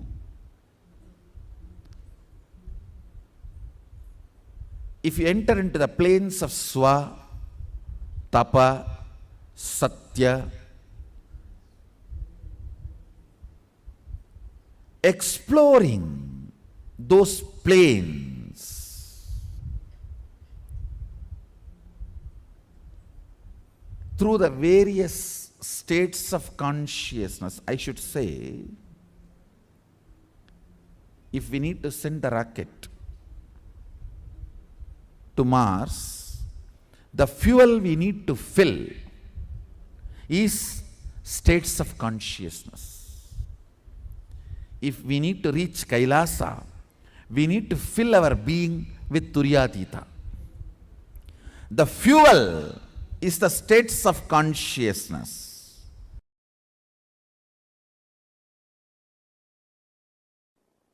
If you think in your life, grabbing, stealing from others is the best strategy for success, your identity in Patala gets strengthened. If you think the win-win is the best strategy in any deal, whether relationship or business, in every deal of your life, you also should win, other person also should win. The win-win is the most successful, long-term, peaceful, right strategy. Then, your identity in Swargaloka gets strengthened. If you feel no, giving up, Sarva Parityaga, Tyaga is the best strategy for all the auspiciousness in the life. Tyaga is the best strategy. The greatest powerfulness in the life. Then your identity in Tapoloka gets strengthened. If you feel integrity is the best strategy. Your identity in Satyaloka gets strengthened. If you feel integrity to Guru and the God is the best strategy. As I say,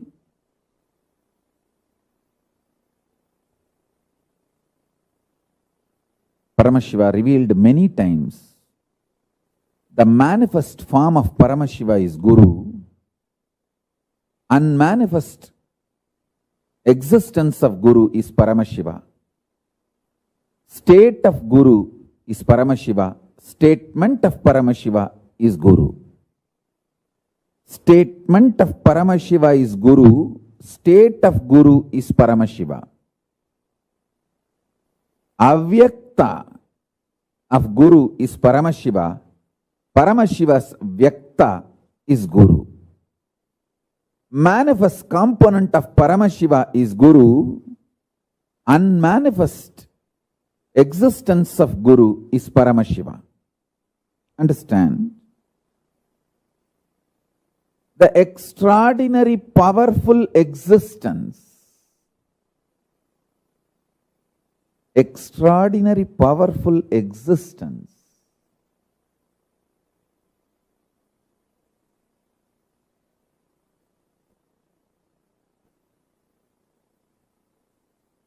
of Paramashiva in his avyakta, unmanifest, remains as Paramashiva. In his manifest, he becomes Guru. Some of the powerful cognitions I repeat, so it enters into your very core cognitions. your very being, your very core. That's the reason I repeat some of the right conclusions, the conscious conclusions you need to arrive. So let me give you the deeper truths now.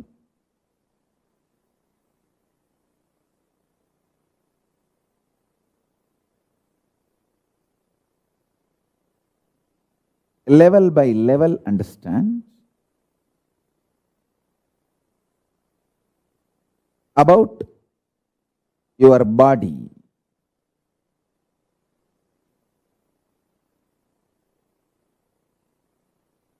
Be very clear. You have 14 bodies you carry. In all these 14 lokas, each loka you have one body through which you enjoy that loka, you experience that loka.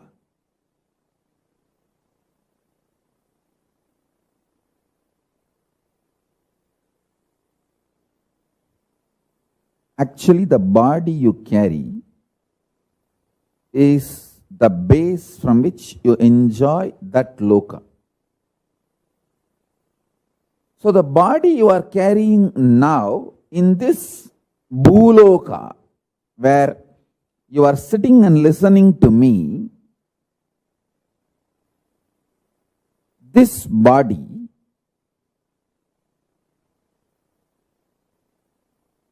has only one relevance to the body you are carrying in Kailasa or the body you are carrying in Batala, the lowest and highest. The breathing which goes into you and comes out, the prana is same.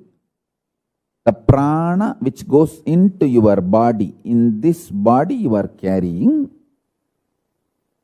goes up to the body you are carrying in Kailasa and goes up to the body you are carrying in Patala. All these 14 bodies are stitched with one sutra, one thread called the prana functioning in you. Understand? These are the most subtle truths. If you start cognizing them, sitting with these powerful conclusions, you will start manifesting powers. Because they are so powerful, they manifest as powers in you. If you understand the breathing you are doing now adds prana, life energy into you, that prana from Batala goes to Kailasa through your body. Understand? Now I am wearing 1 lakh Rudraksha. Little more than 1 lakh, because this 3 Gauri Shankar Mala which I am wearing is each one of them 108. This 1 lakh Rudraksha, this whole 1 lakh Rudraksha is tied through a thread. Same way, the body you are carrying in all 14 lokas are tied through a thread.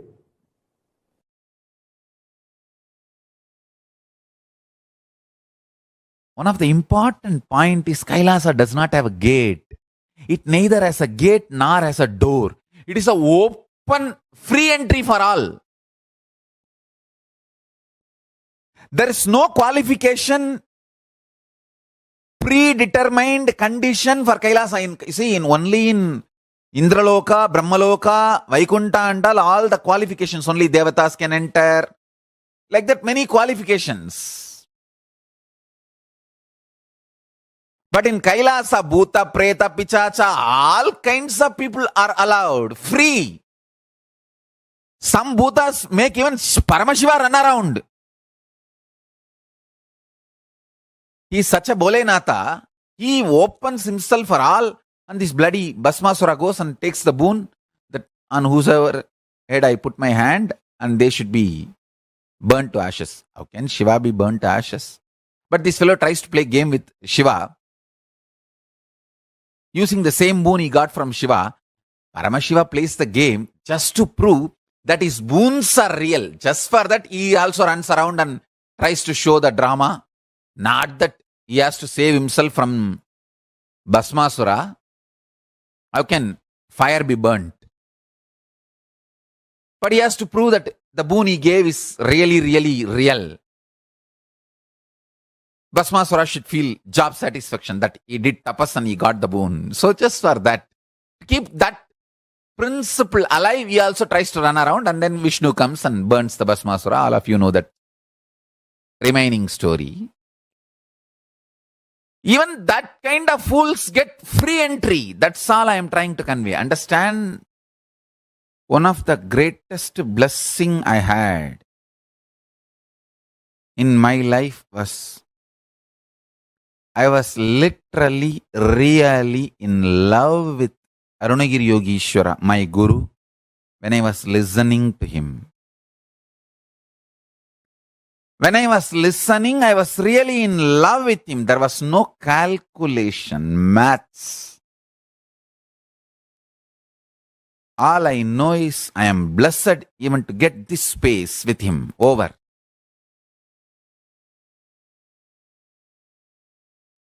And if my guru has said, after the end of this satsang, your life is going to end, everything is over, even then I would have decided to be with him. I would have said, that is absolutely okay for me. Take the life, let me be here with you.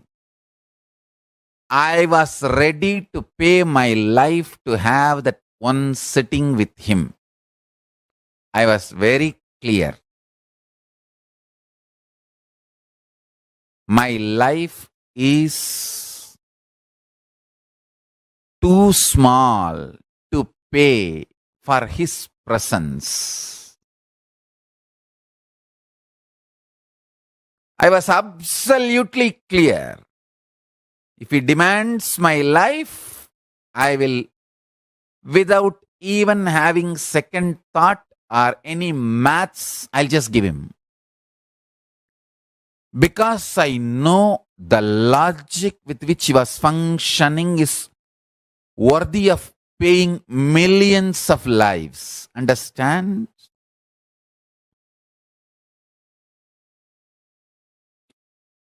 Every penny you acquire, you can enjoy till your this life.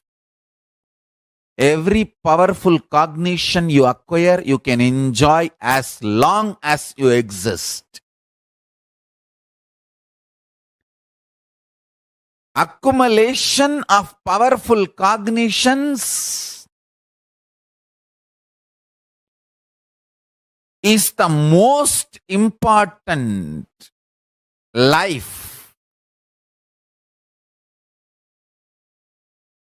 purpose. That is the most important life goal. That is the greatest life wealth. Understand? Whenever we are beaten, agitated, flare up, how our energy responds to ourself, world, and cosmos and God. If that is based on powerful cognitions, you are living enlightenment. The logic with which my guru was functioning was absolutely delicious. It was absolutely ecstatic. I was ready to pay not one, multiple lives to him to receive that. Understand? My simple declaration of my integrity to my guru, even though he neither demanded anything before the satsang or after the satsang, he just mapped Kailasa into my inner space, lifted me to Kailasa, brought Kailasa to me.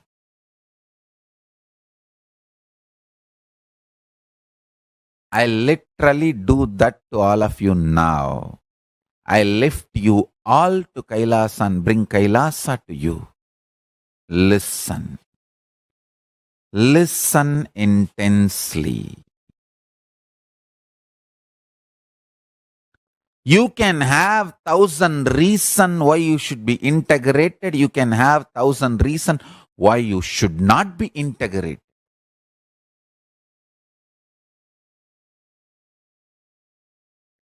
If you decide for integrity, you can lift yourself to Kailasa and bring Kailasa to you.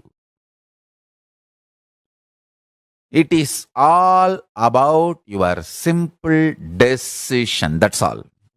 Nothing else. Decision. Simple decision. When you make simple declaration of integrity, the spiritual umbilical cord connection between you and Paramashiva is immediately connected.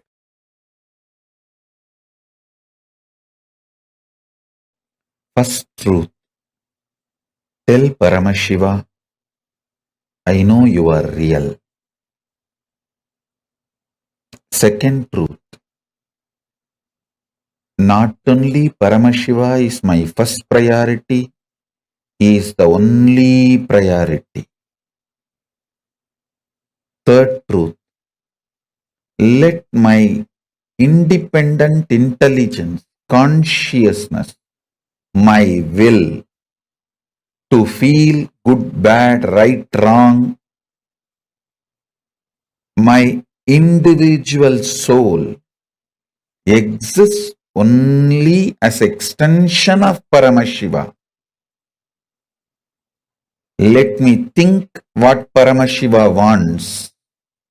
Let me will what he likes. Let me live as his extension. Whatever is good as per Paramashiva, let that be good in me. Whatever is right as per Paramashiva, let that be right in me. Whatever is powers as per Paramashiva, let that be with me. Whatever is right as per Paramashiva, let that manifest in me. Om, Om, Om. Paramashiva is not just my first priority, he is my only priority. The Lord of all these multiverses, the ultimate of this universe, cosmos.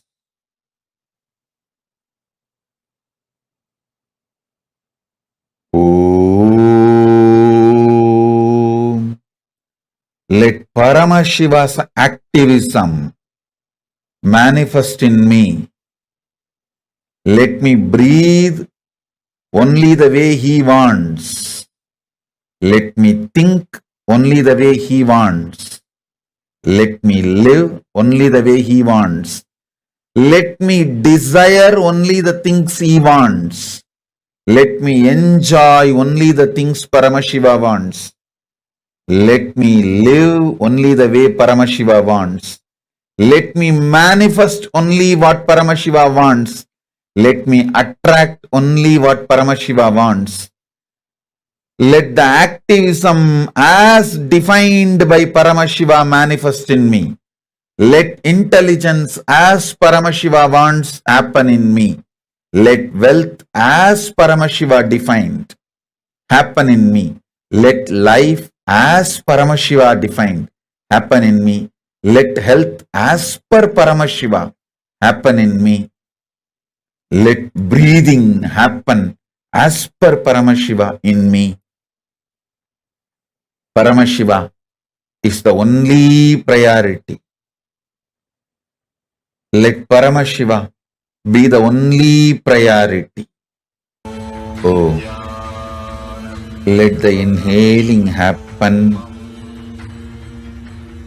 as Paramashiva inhales. Let exhaling happens as Paramashiva exhales. Let my heart beat as Paramashiva's heart beats. Let my stomach digest as Paramashiva digests. Let my brain flow, visualize as Paramashiva visualizes. Let my will cognize as Paramashiva cognizes. Let my existence manifest as Paramashiva manifests. Let Paramashiva's existence be my existence.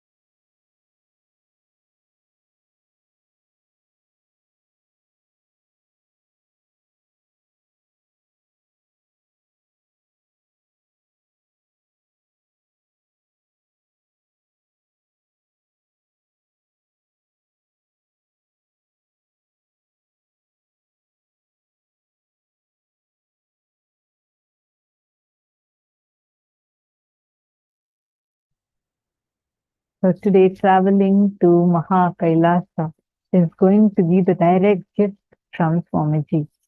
Decide Paramashiva not just as my first priority, but my only priority. That directly lifts you up to KAILASA. And like Swamiji mentioned, KAILASA has no doors. And all beings are given three paths, free entry to it. So anyone, you don't need to have a qualification. You don't need to have anything. All you need is just decide Paramashiva is not just my first priority. He is my only priority. And immediately you get lifted to KAILASA. Take a few minutes now and all of you take a moment to post what did you understand from this session so far. What did you cognize? What did you understand? And Swamiji revealed about KAILASA, KAILASA. How do these planes exist? What did you understand by that? Understand? Just cognizing all of these are going to empower you, not just now, but even after you leave your body.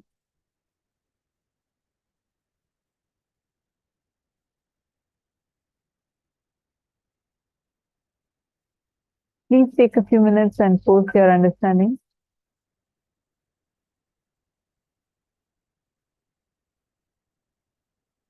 And like how Swamiji mentioned, all of us have our identities in all the 14 lokas. We all exist in all the 14 planes of existence. Is all of us understanding so far?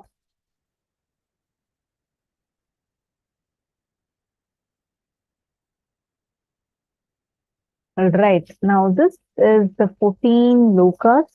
In Hinduism, we have a detailed description. So this is the illustration of the 14 lokas. Your presence exists in all these 14 lokas. You already have your identity established in all 14 lokas. For example, in Nagaloka, there is a being with your face and a snake body. In Tapoloka, there is a rishi with your face and body of the rishi, Tapasvi. If you need to reach Kailasa, you need to fill your being Turya Atita The fuel is the state of consciousness. The less demonic activities you do, your demonic personality in Patala Loka is slowly dissolved. He loses his power over you, and you are liberated.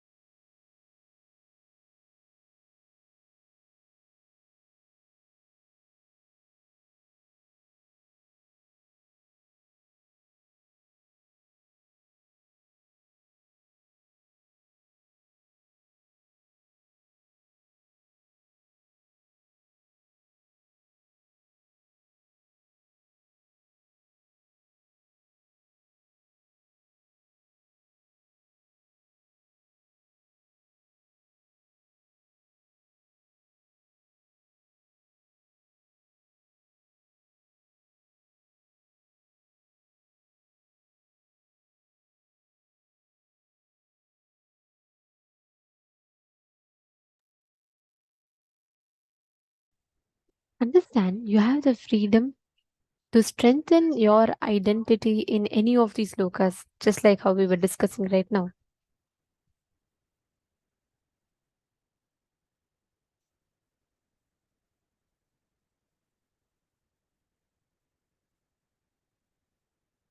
But whichever aspect, thought current that you strengthen, that decides the loka that you're going to be empowering.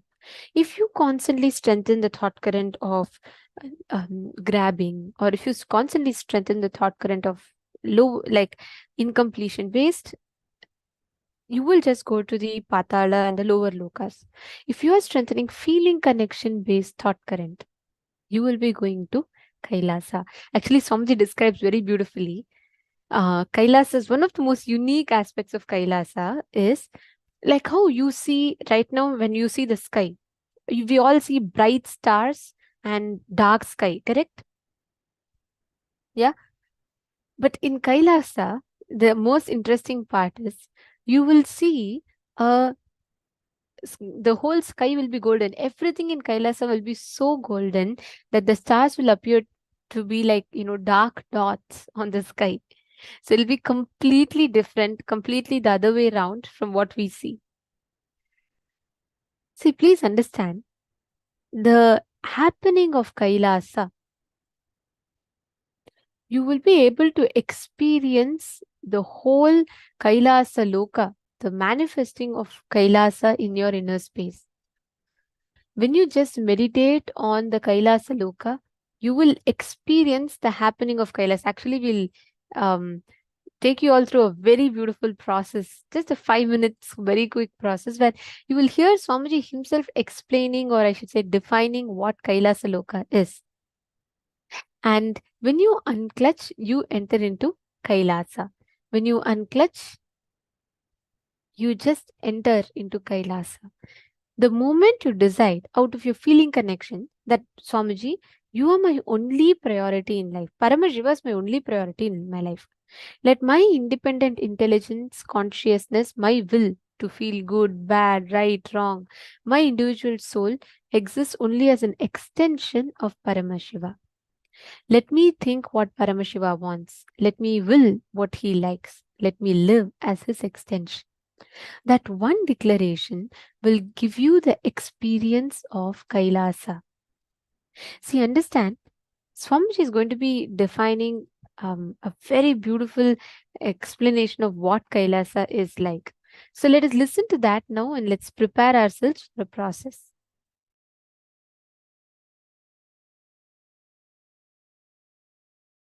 I am giving you the most important secrets of life. There is nothing in conflict or contradiction or confusion in you.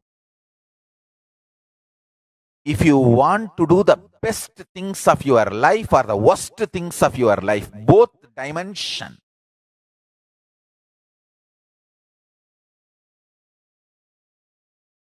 if you know how to integrate, you will see all of them strengthen, empower your life. Or they just you create a conflict and make yourself powerless.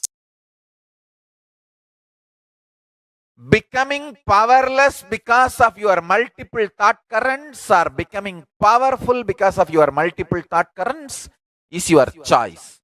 If you become powerful because of your multiple thought currents, you are Sura. Surangi Sena. You are the Vamsa of gods. Sura Sena. Vamsa of gods. If you are becoming powerless by your multiple thought currents, you are Asura Sena. That's all life is all about. That's all life is all about.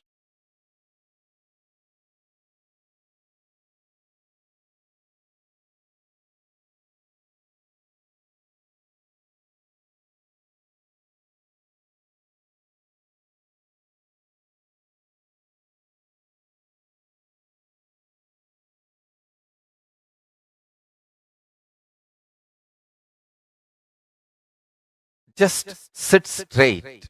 Close your eyes. I'm not going to put you in any meditation or process. I'm going to speak. Sit straight and close your eyes and listen. I'm going to put these truths into your innermost being. I'll talk to your core so that the core starts listening and internalizing. O beings and the core consciousness of all the listeners, disciples, devotees, listen. Your inner multiple thought currents does not need to lead you into conflict or powerlessness. Your multiple inner thought currents can be integrated and you can become powerful. Decide from today, your multiple extreme, seemingly perceived, looking like contradicting or conflicting or confusing thought currents does not need to make you powerless. All of them are multi-dimensions, are multiple layers of your own existence. They can all be part of you, integrated very well into your consciousness and can become powerfulness in you. Let Paramashiva in all of us wake up and integrate multi-dimensions of us as multiple faces of Paramashiva, multiple hands of Paramashiva. Each thought current you have is one face of Paramashiva. Faces of Paramashiva does not conflict with each other, make Paramashiva powerless. No. Faces of Paramashiva does not conflict with each other. faces of Paramashiva does not make Paramashiva powerless.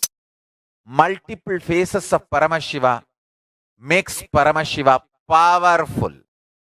Same way, multiple thought currents of you makes you powerful.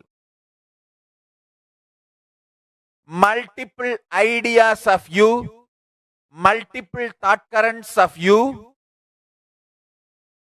even though they seem to be contradicting, confusing, conflicting superficially, they all can be integrated and can become powerfulness in you. Be Paramashiva, powerful with your multiple thought currents, multiple dimensions, multiple energies, multiple available possibilities and powers. Let Paramashiva be awakened in all of us. Let integrity, extreme power of integrity be awakened in all of us, and all our multiple thought currents and dimensions be integrated. Let inner conflicts disappear and make ourselves powerful. Let us all be powerful like Paramashiva. So we radiate powerfulness internally, externally. We are powerful and we make everyone powerful. We are fundamentally Hindus. We are powerful, we make everyone powerful. We are powerful, we make everyone powerful. Neither we are powerless nor we make anyone powerless. We are powerful, we make everyone powerful.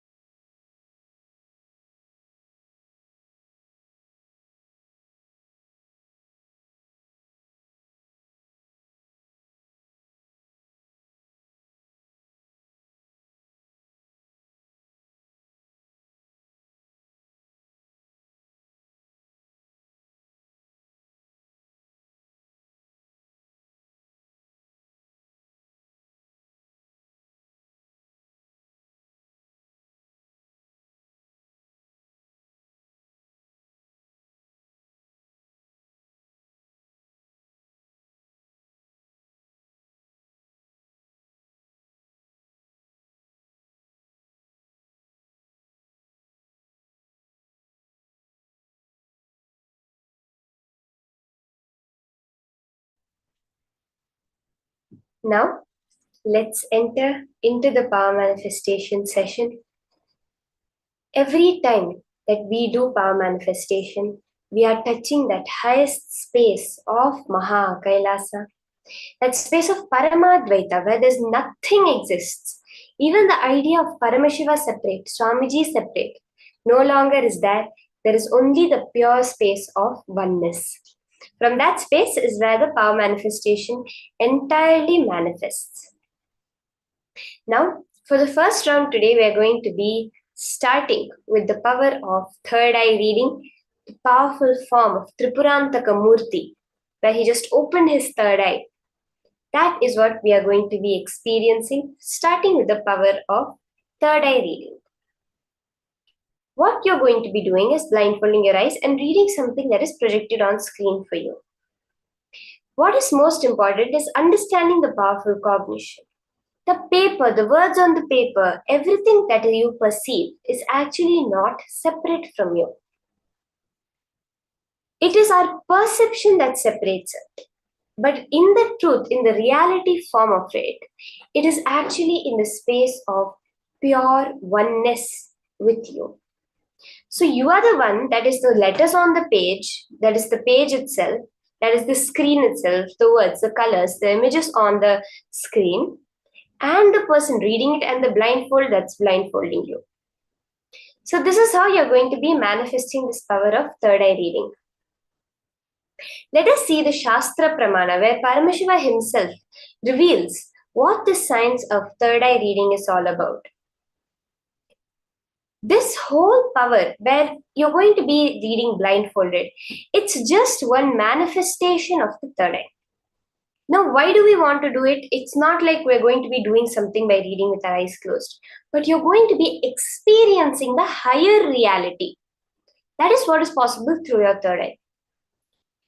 Where even modern science says they are catching up to the ancient Hindu tradition of how you can see through your third eye, you can have a full on sensory experience without your senses, is what they say, through the power of the third eye, which is mapped to the physical organ of the pineal gland. They say the pineal gland is a receptor to all the things that are happening in the outer world. Actually, your pineal gland, your third eye, is what is even projecting what is there in the outer world. When you are established in that space of Paramashiva, you become a witness to the process of your intention becoming reality. The only difference is right now, we are not able to catch how our intention is becoming reality. But when we established in the space of unclutching, in the space of oneness with Paramashiva, that Paramadvaita state, we are able to witness the whole process of how we are creating the reality, which directly results in us being able to change the reality.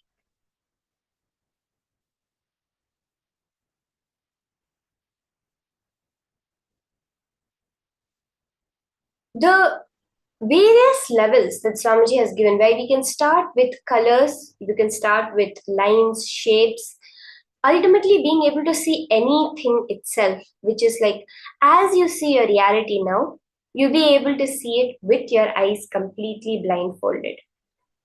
Your eyes will no longer be dependent on external light, what you perceive as external light for the whole manifestation to happen. So let's now enter into the Shastra Pramana for this power. The great revelations from Paramashiva on the third eye. Swamiji says that your third eye, your Agnya Chakra, is the cosmic browsing center. It is the part of you can say, that is connected with the entire cosmos. When your will is established, the Agnya literally means will. So when your will is established, anything that you hold immediately just becomes your reality. Swamiji says, what you cherish, every time you breathe in and breathe out on it, you are projecting it into your reality. That means that now when we are closing our eyes, when we're doing anything, everything that is there is actually already known by us. But now we are just taking a few minutes, few seconds to realize that I'm not bound by anything to know the reality. I can know the reality as it is.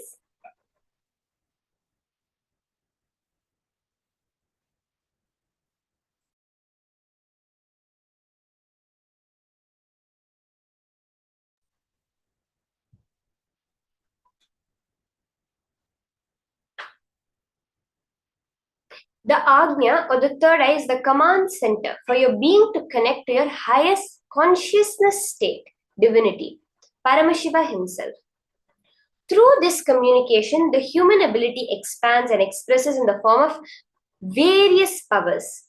The body scanning power, through which you'll be able to have X-ray vision, third eye reading, which is all what we're going to be manifesting today, being able to blindfold and see anything, remote viewing of places, remote viewing of persons, almost like a CCTV camera, consciousness over matter, being able to move matter just by your consciousness, being able to read another person's mind, clairvoyance, the powers of length, breadth, and depth, length being the power over anything that follows a logical flow, power of breadth that follows anything that follows a rhythmic flow, and the power of depth, powers of Sarvajñatva, being able to literally know anything you want in the entire cosmos, and various other powers.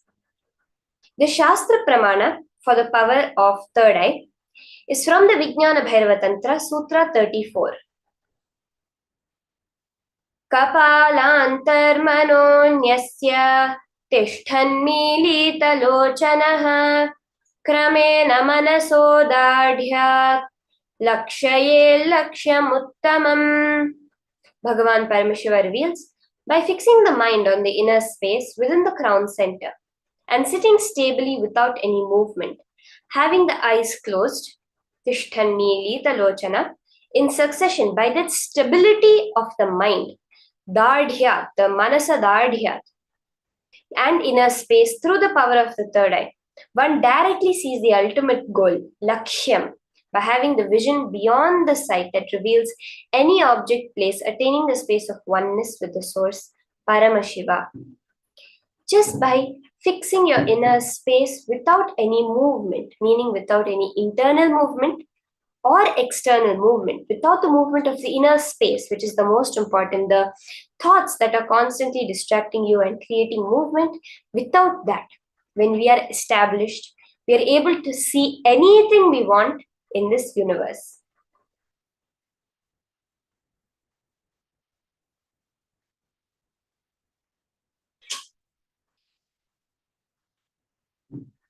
The Apta Pramana for this power is where Krishna initiates Arjuna into the power of the third eye, where Krishna says, Natumam shakyase drashtum anenaiva swachakshusha divyam dadamite chakshuh pashyame yogamaishwaram. He's saying that you cannot see my cosmic form, my Vishwarupa, with these physical eyes, swachakshusha of yours. Therefore, I grant you the divine, divya drishti, the third eye vision. Behold my cosmic opulence, Yoga Maishwarya. This happens in the Mahabharata during the 11th chapter of the Bhagavad Gita and the 8th verse, where Krishna gives the Vishwarupa darshan to Arjuna and gives him the third eye initiation, where in the 11th chapter, Arjuna completely describes that form of Krishna as a Vishwarupa, as the cosmic form.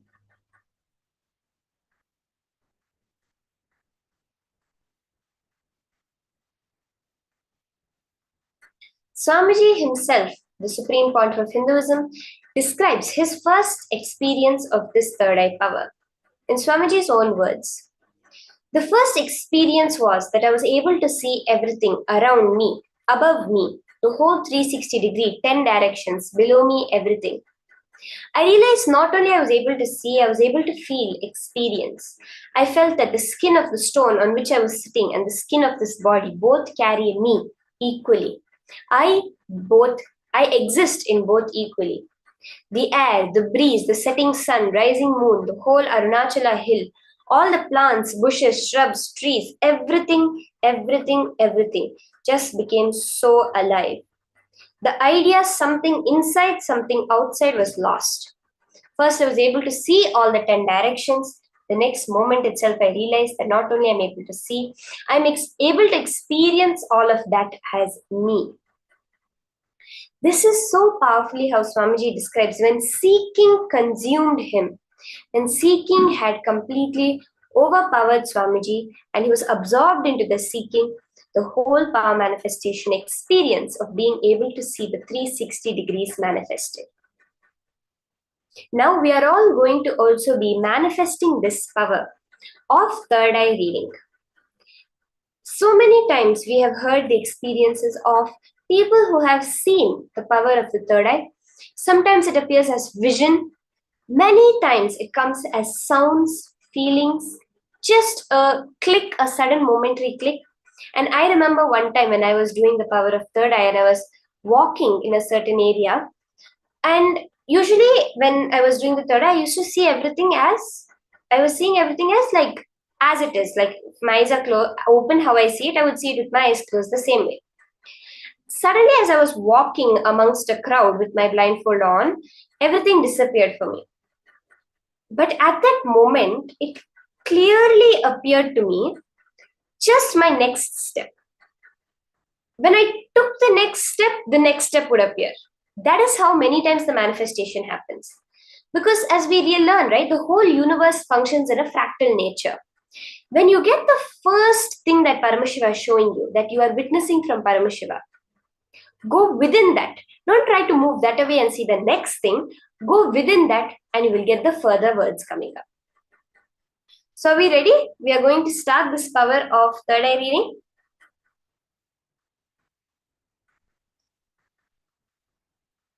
We'll now be having something on the screen projected for each and every one of you to scan.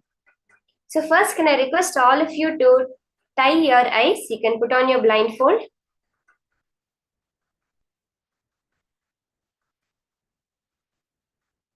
We will be having an image projected which you are going to be scanning.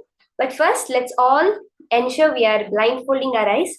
Why it's important not just to close our eyes but to actually put a physical blindfold is even the subtle light that comes in activates the optic nerve, the eyes, and then your whole attention is there. Because by our nature, by the existence of us as human beings, we tend to have 80% of our senses focused only on our eyesight. So because of that, I request everyone that as you're doing the manifestation, ensure you're tying your eyes and closing your eyes within the eye band very clearly so that the external light coming in does not distract you and your third eye is able to clearly perceive.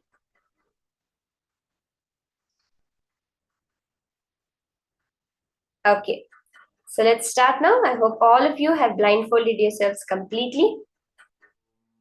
We'll be having an image projected. Connect to Swamiji. Be in the space of pure unclutching. No thoughts you are encouraging.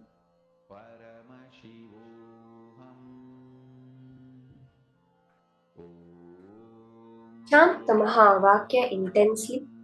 Just connect intensely to Swamiji.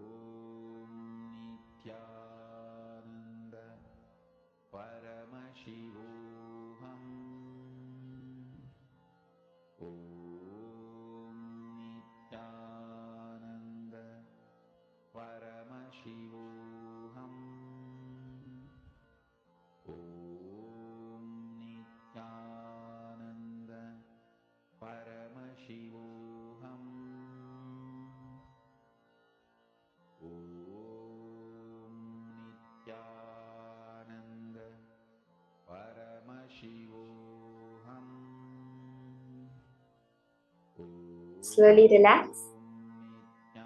I request all of you to take out your eye bands. You can open your eyes and quickly type down in the chat what are all the various colors, shapes, images, numbers, anything Paramashiva revealed to you, you can immediately post in the chat.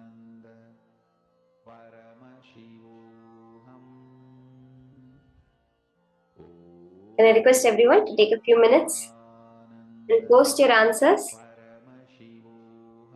Whatever Paramashiva is revealing to you, exactly like that, just type it down and post.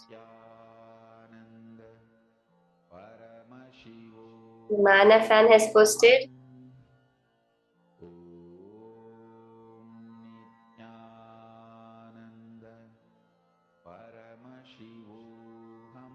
Mam Sakala, okay, Ma Sonali, Ma Indira.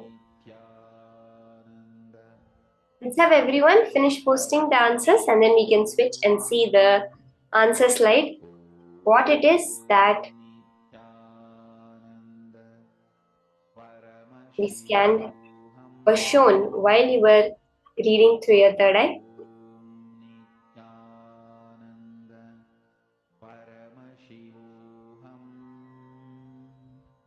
Okay, let's have the answer now and let's verify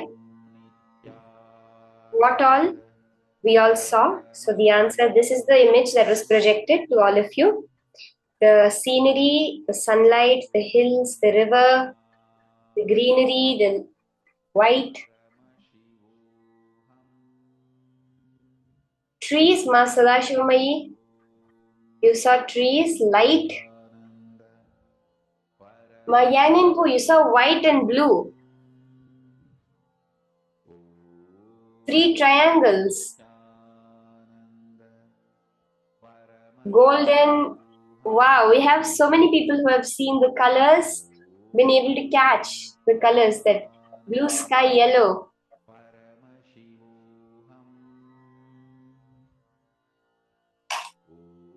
Anandeshwari, colorful colors, okay? Green and blue color on a page, Ma Virupaksha. So beautiful, so many people have got it. Hill with trees and water like a trail. Ma Indira, Ma, you have gotten it exactly. Ma Parameshwari, blue color. So beautiful, all of you have scanned. This time, we are going to be doing another round quickly and you're going to be posting more details, okay? So now we can all blindfold our eyes. Ask Paramashiva for details. Understand, when the manifestation happens, you're witnessing Paramashiva's manifestation. Our body is anyways dead. It's the matter, our hand as matter or a notebook as matter or the computer as matter is one and the same. It is only that reflection of the high frequency of Paramashiva within us that we are even perceiving anything. So anything that manifests is only his manifestation that we are witnessing. So from that context, let's enter into the next round. I request all of you to blindfold yourselves, tie your eyes back again. We're going to be having another round of power manifestation of third eye.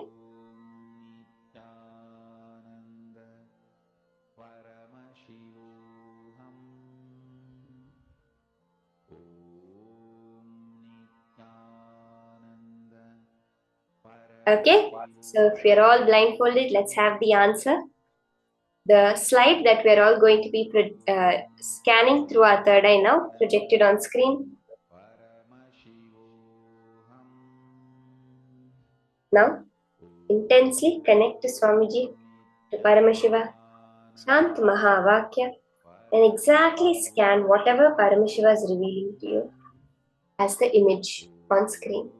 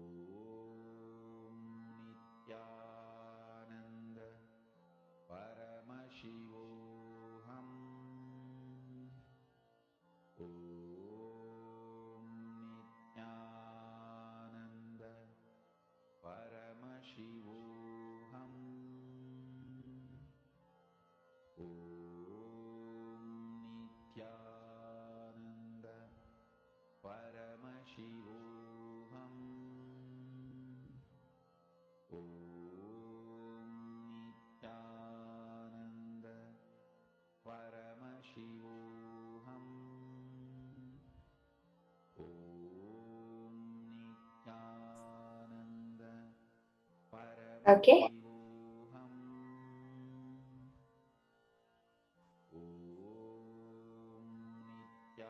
Now, I request everyone to open your blindfold.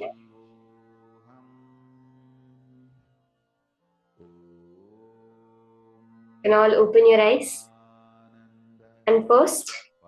Start quickly posting in the chat whatever Paramashiva has revealed to you as the image that was projected, whatever manifestations that you witnessed. Liangshu has posted.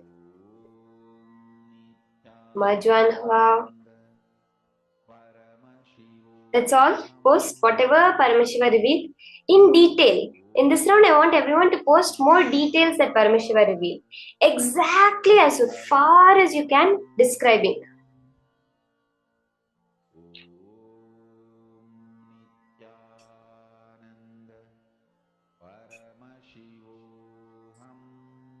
Kimasadashimayi, glowing towers.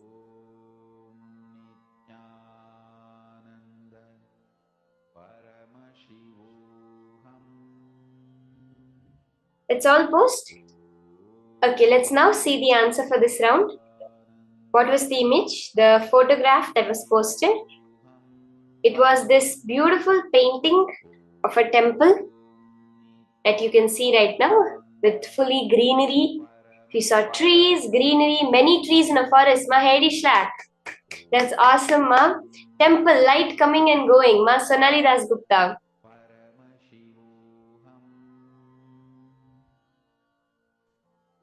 So many people are able to see this, the color of green colored trees, then the temple, all these details revealed to you, so beautiful. See, when you go into the details, you see more and more how the manifestation happens. Let's have one last round of manifesting powers of this power of third eye. So I request all of you, again, blindfold yourselves. Let's all close our eyes. Get ready for this final round.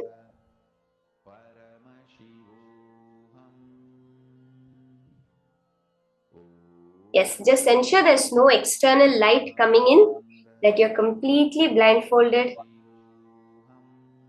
And now scan the photograph that is projected on screen for you. What is the image that is on screen?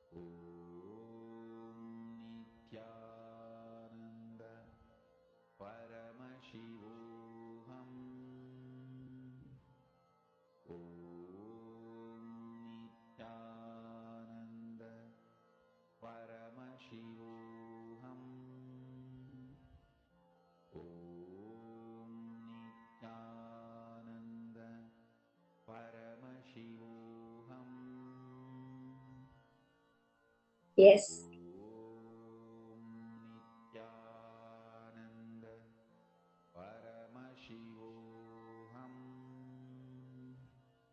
Let's now all open our eyes. You can unblindfold yourself and start posting immediately. What are all the details that Paramashiva has revealed to you? Colors, shapes, sizes, numbers, any words, sounds that Paramashiva revealed, you can immediately put down and send. You have a few seconds for that.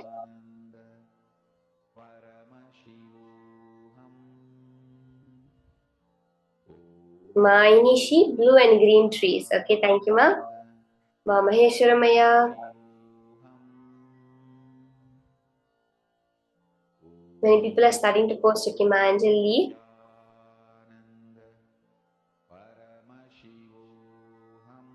Ma Donna. You have posted white paper, bright colors, colorful bird. Okay. Ma Jwan Ho, Ma. Okay.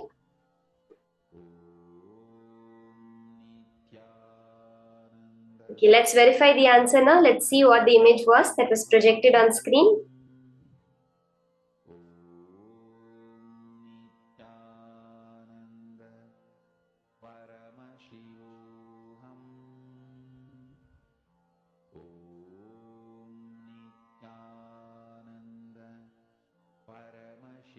There's anyone left to post? You can finish posting.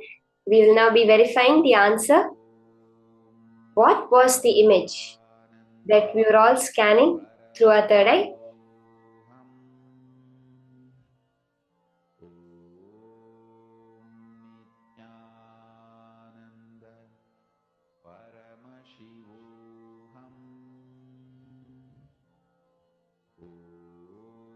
So, Ma Donna, I wanted to tell you, Ma, the image was actually the image of a peacock that was projected on screen. It was a beautiful green, blue, purple peacock, exactly colorful bird you saw, Ma. This is the image that was projected. So beautiful. All of you saw green and blue. I saw someone posting. Literally, the colors are green and blue in this, right?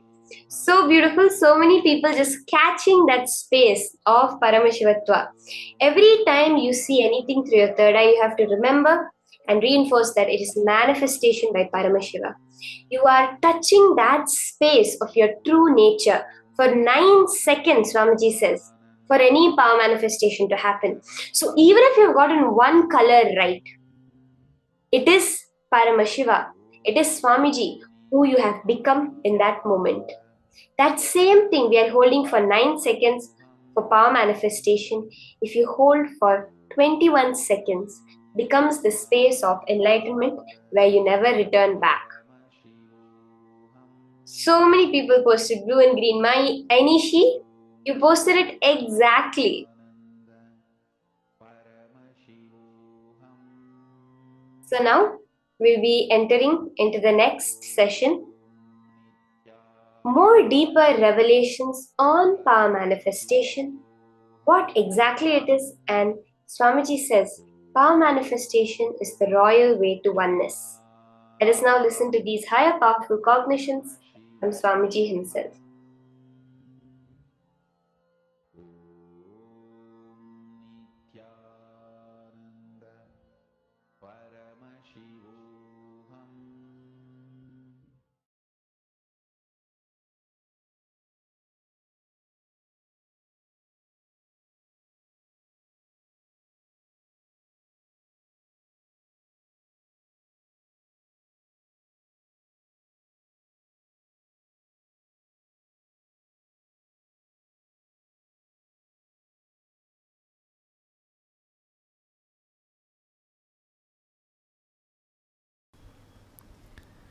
Every day religiously play with powers.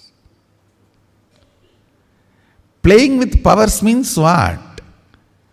Playing with your oneness. Playing with your ability to be grounded in oneness with Mahadeva, Sadashiva. Understand, powers sometime may not manifest, but you playing with Mahadeva always does right thing for you.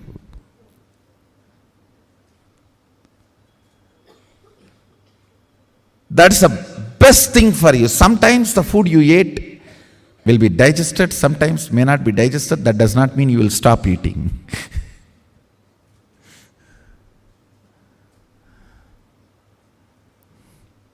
Even if the food what you took is not digested, you have to take some other food which will make that digested and clean the stomach.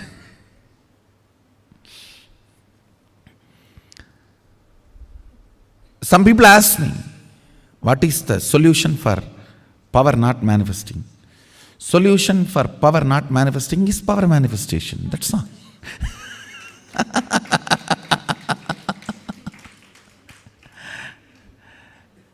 Just little more oneness and little more will persistence. That's it.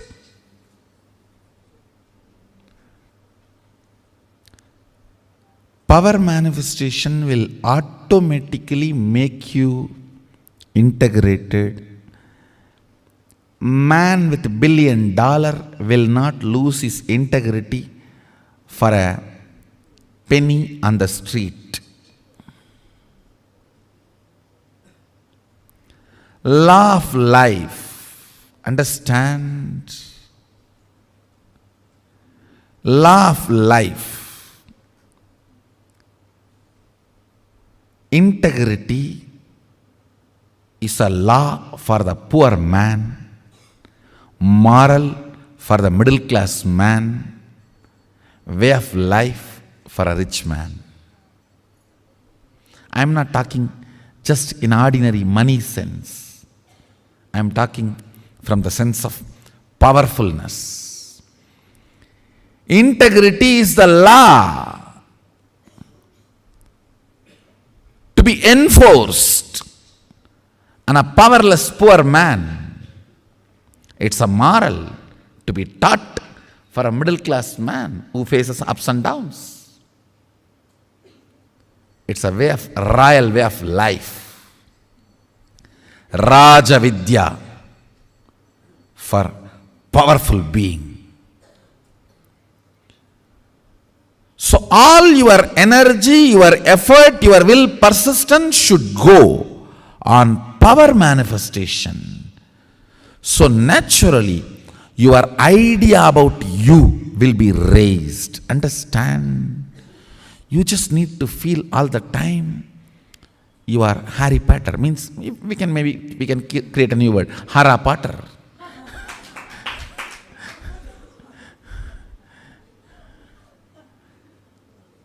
You just should know. You have that oneness. Spider. You can just stretch your hands and that spider will spread all around and you can do what you want. Oneness is the material. Oneness is the existence. Oneness makes you feel royal. That's the right word. I'll utter. At least attend through online. Don't miss. I'm actually literally going to put this fire and make that aushadha.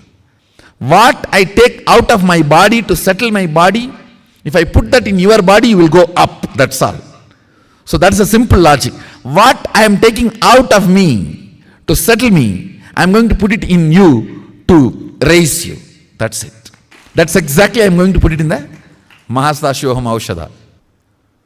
Go on manifesting powers that will actually make you healthy, wealthy. For example, if you are moving a matter, don't think just you are only moving a matter. You will be cleaning your liver and kidney and heart during those moments. If you even medically test, your internal organs will be at their best performance. When you move a matter, time stops working on you and the anti-aging happens to you. A reversal of all the physical damage done to your body by time happens. If you just move a matter through power manifestation, your yoga will become amazing. Your digestion will become amazing. And your wealth manifestation will become amazing. Because you need to understand all power manifests from the space of Mahadeva, Sadashiva. It's not that for each power you have a separate mantra and you use that mantra, only that power manifests. No. You use tantra, not mantra, which is same for all power manifestation. Go on be power manifesting. Go on be reaching out to others. Go on be causing. I tell you, that just makes you a pure channel of Mahadeva, Sadashiva.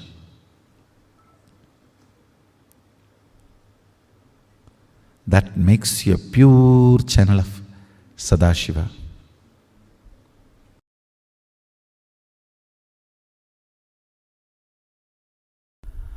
All power manifestation should align to manifest what you want as reality. Understand? Whatever you want in your life, you should be able to manifest. That is what is the purpose of power manifestation. Otherwise, just having some vibhuti appearing, kumkum appearing, and some pearls appearing, gems appearing, materialization. I don't think that is the goal. What will you do even having that? That is only an encouraging step. That is not the ultimate goal. and I do feel there are some non-integrity issues, please be completely integrated, because I know the number sent and the number appeared. The numbers are not completely matching, so I know. So no more non-integrity games. Please maintain highest integrity. And actual goal is manifesting life. Understand, when you move the coconut, crack the coconut, that is not the actual goal. Just cracking the coconut and break, it will crack, that's all. When you move the coconut, crack the coconut, use that power to balance your blood pressure, balance your sugar level, to heal your intra-organs, internal organs, and reverse aging. These are all the real powers which you can manifest through this coconut moving. Understand, when you know your consciousness over the matter, then your internal organs are also matter. Have power over them and start healing them, reversing them. Reversing the diseases and reversing the aging. Reversing the tiredness and boredom they all feel due to aging. That's the real achievement. Understand? All powers are to manifest what you want in your life as reality. If you are able to materialize something, then start using that power every day in your profession, in your career, in your everyday life. Start moving things in your life. Otherwise, what is the use? What is the use of the so-called materialization or other manifestation of powers? So understand, manifestation of powers is to manifest Ishwaratva. Means, Ishwaratva means being Lord of your life. At least your life. Be Lord of your life. Manifest whatever you want. Go on, be. I tell you, when you start manifesting whatever you want very casually, with a lot of fun, without much effort, without feeling difficulty or anxiety, even once you feel, will it happen or not? Over. You are no more Ishvara. Without even remembering like that once, moving things, moving life as flow is Ishwaratva. Understand? Ishwaratva is the smell of Sadashivatva. State, space, powers, manifestation. In this three level, Ishwaratva is smell of Sadashivatva. Ishwaratva is flavor of Sadashivatva.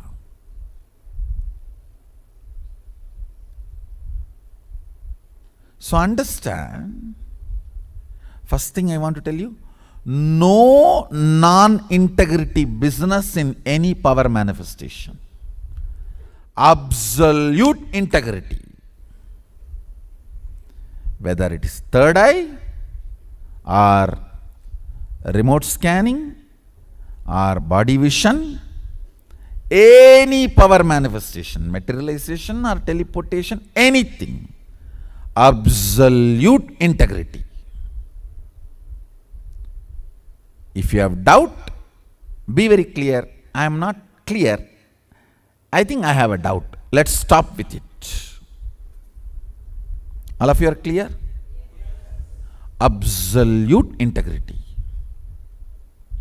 Do not try to bring any name or fame by non-integrity.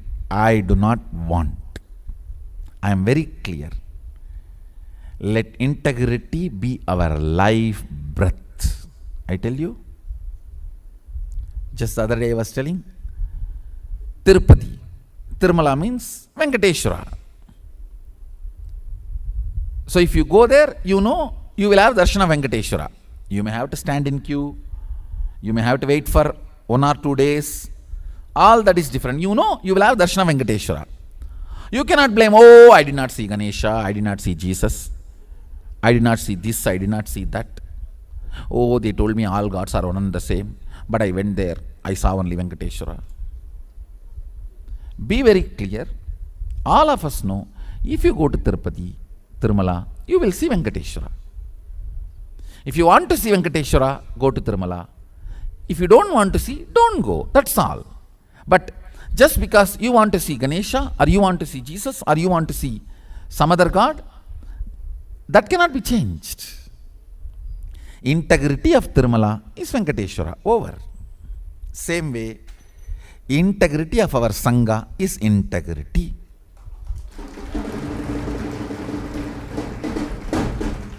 If you like, come here. If you want to have darshan of integrity, come and see here. If you don't like integrity, don't come here. Over.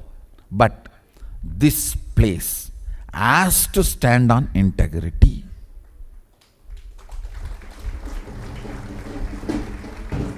If we have not aligned ourselves to integrity in some corners, some places, there's blind spots.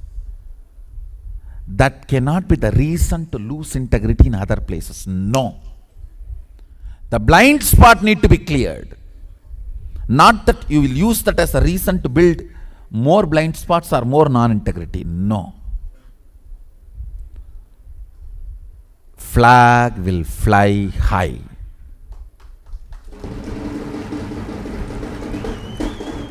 Standards will be highest, uncompromising. Even if 1 or 2 people only reach the top, also it's okay. I am not bothered about quantity. It is all about quality.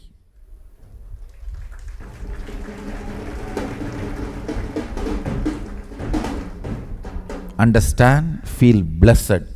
You have a guru who is uncompromising on integrity.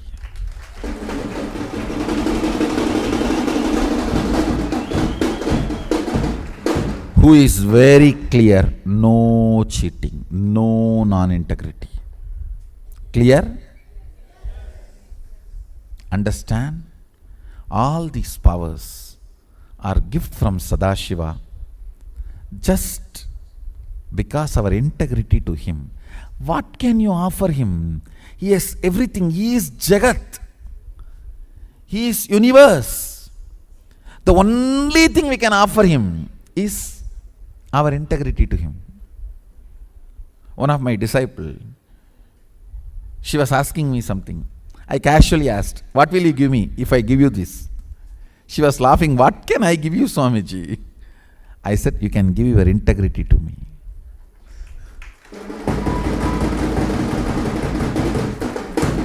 That is the only thing disciple has to give it to master. Understand? That is the only thing I felt I can give it to Arunagiri Yogeshwara. When I was in love with him, I said, oh God, why are you so sweet? What can I do? Finally, I melted into only one thing. I should be integrated to him. That's all.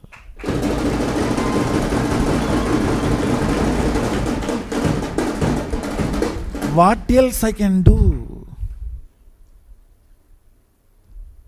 And throughout my life, I know for sure I am integrated to him.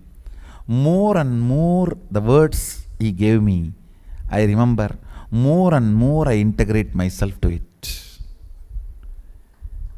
If I remember today something he told me, it will not take more than 24 hours for me to integrate myself to that. Then, next day he reminds something else. Understand, everything is pure gift from Sadashiva, Because we are integrated to Him.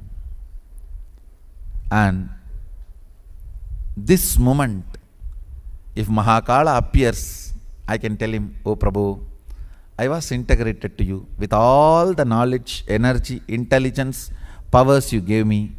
Come on, I am ready to be inside you. Take me, I am ready. My accounts is clean." Understand? Being in that space is what I call integrity to Sadashiva. Keep your accounts clean. Whatever He gave, knowledge, intelligence, powers, understanding, body, mind, relationships, everything, align it to integrity to Him. Over. Understand? We have nothing to give Him other than our integrity. What else we can give Him? You can pour water to clean the deity. You can pour milk to clean the deity. But He is not going to drink it. It is going to come back and you are going to drink it. It's going to come back as prasadam and you are going to drink it. What is the only one thing you can give Him? Your integrity to Him. When I fell in love with Him, that's what I decided. Mahadeva, I'll be integrated to you forever.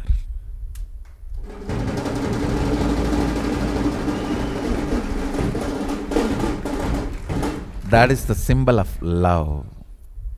That is the symbol of love. So in all power manifestation, make sure we are highly integrated. We are highly integrated. Not for anybody else, but for Mahadeva, but for Sadashiva, but for Mahakala.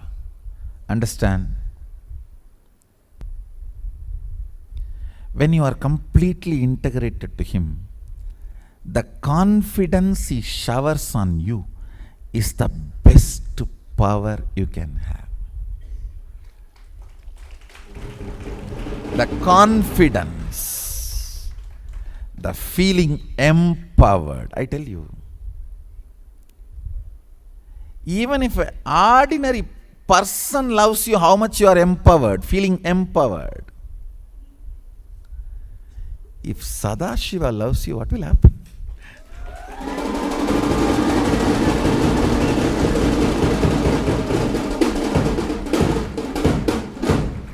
Whole universe empowers you. Whole universe is empowering you. Understand? His love is the most empowering, intoxicating, new word, not intoxicating, intoxicating.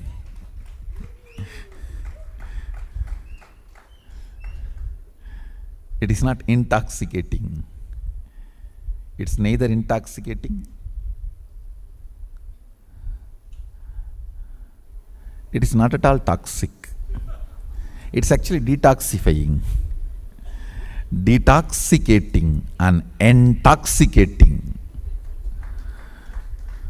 Love, feeling empowered by Him.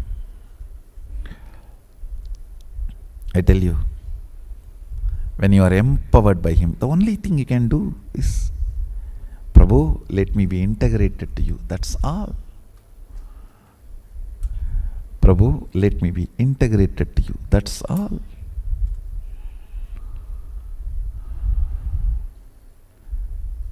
I tell you, more and more and more integrity to Him, more and more empowers your being, strengthens your being. More and more you feel strengthened, empowered. Just causeless ecstasy, causeless joy. causeless joy and ecstasy manifests as powers and causes your reality. So, essence of today's satsang. Use all power manifestations every moment. Ultimately, what is power manifestation? The strength of your oneness with me. That's all. The powerful declaration of your oneness with me. Use that every moment to manifest what you want in your life. Declare what you want in your life. Oneness with Swamiji. When the self-doubt comes, complete it. Again declare. It's a war between you and your self-doubt. Till the self-doubt becomes powerless, go on declaring. That is what I call manifesting.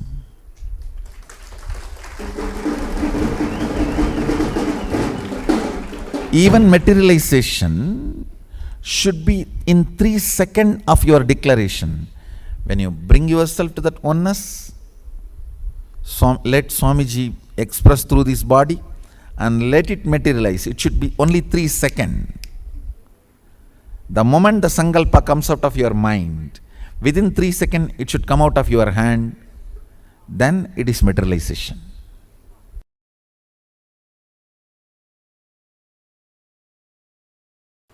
I am receiving messages. I am having initiation, Swamiji. I am manifesting power. Sometimes it is clicking, sometimes it is not clicking. It means you are still in the mood of dating, not in the mood of permanent, settled, long-term relationship. Still you are in the mood of, let me see how works. No. Sadashiva is not available for dating. He is available only for a permanent, eternal relationship.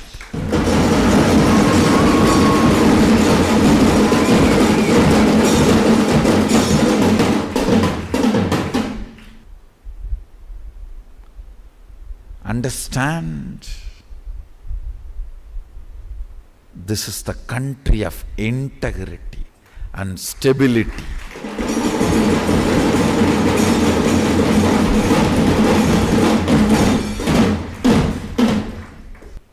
The society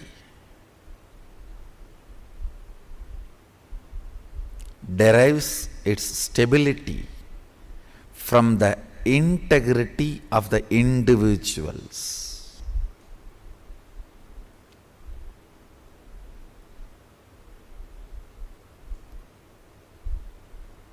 Understand? Bring responsibility in your enriching and causing. You will see the intensity in your power manifestation.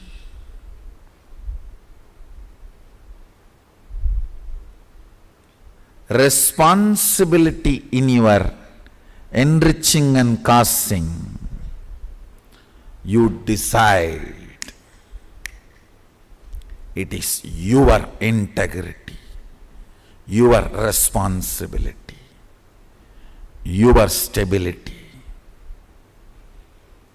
That is going to manifest as powers in you. Understand, the sacred secret you need to practice is integrity to responsibility of enriching and causing. If you feel you want to manifest this power more strongly, become a committed causer. Sambhavana is Kailash currency. It is a pride you receive. Nothing wrong in it. It is not currency, it is Kailash currency. So develop responsible, enriching and causing thought current intensely.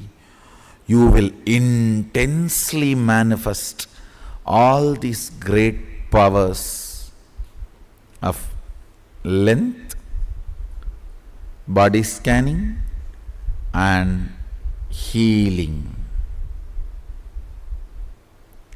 This will manifest so intensely. You will be able to do all this remotely. You will be able to perform spiritual surgeries remotely. You will melt tumors, break kidney stones, melt the fat. You will perform even beauty surgeries just through the third eye. Just through the third eye. Understand? You can alter the DNAs just through the third eye. You will manifest intense powers of logic. Again, I want to remind you, it is your intense responsibility to enrich and cause. It is your intense commitment to enrich and cause opens your being to Mahasadashiva. Understand, Kailash currency is spiritual power. Along with Kailash currency, you receive spiritual powers. Manifest intense enriching and causing. You will manifest powers. Let's continue. Enriching and causing. You will manifest powers and Kailash currency. With this,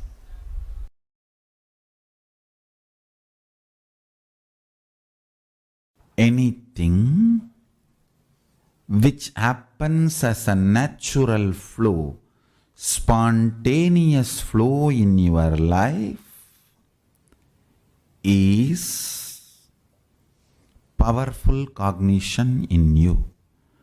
Powerful cognition never struggles. That is the law of life. If there is a struggle, some part of you is not having powerful cognition. Whether you want to manifest wealth, health, life, beautiful relationships, enlightenment, joy, anything you want. If you manifest powerful cognitions,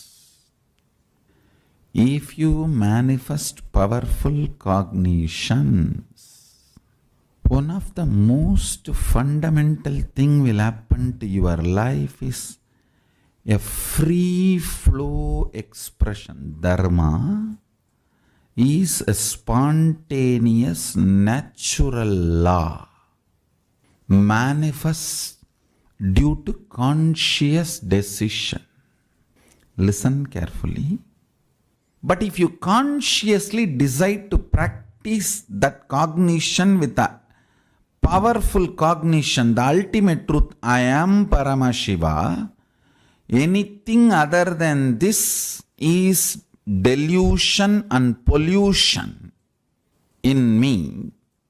When you start practicing this powerful cognition, first it will start expressing in the form of peace. You will find more time you are spending in peace, then more time in bliss, more time in the space of completion, more time happiness, more time settled, more consciousness, more alive, more active, more brilliance. You will naturally manifest all this in your body language, in your biology, in your chemistry, in your physiology, and you will automatically inspire this oozing powerful cognition in others' life, people around you, a natural organic enriching. Natural organic enriching always happens just by your free flow with the life, tirelessly, understand. So now, I gave you one example. Again and again and again, infusing the ultimate cognition, I am Paramashiva, into your buddhi. Every possible way you can cognizing it. Every possible way, manifesting it. Every possible way, living it. Decide from now, let Paramashiva reside in this. Understand, never doubt the power of your powerful cognitions. They are 10,000 years you might have abused your body. Even 10 minutes if you invoke Paramashiva, he possesses you. He owns you.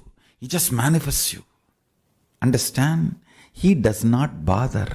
Light does not bother whether the room was in the darkness for 10 years or 10,000 years. It just comes and lights up. Paramashiva does not bother. You lived in ignorance 10,000 years or 10 years. The enters and just manifests. Immediacy, instant effect of Paramashiva's powerful cognitions is not dependent on the longevity of the practice, but the quality of ability to cognize.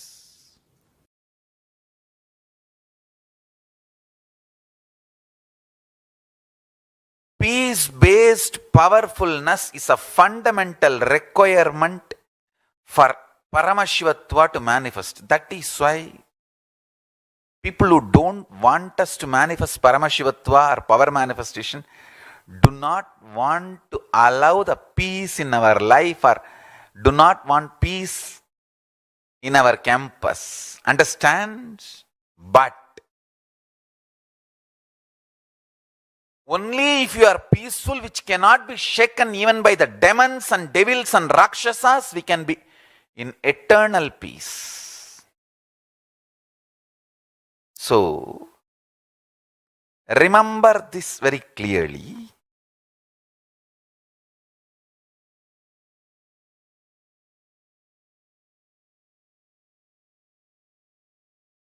Peace alters the very DNA structure, genetic structure, the core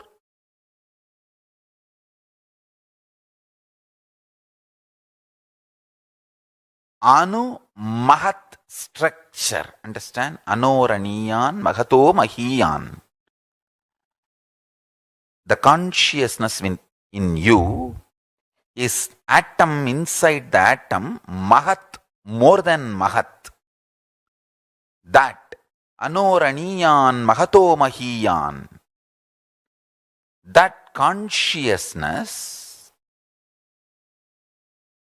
starts growing in you with more and more peace-based powerfulness developing in you.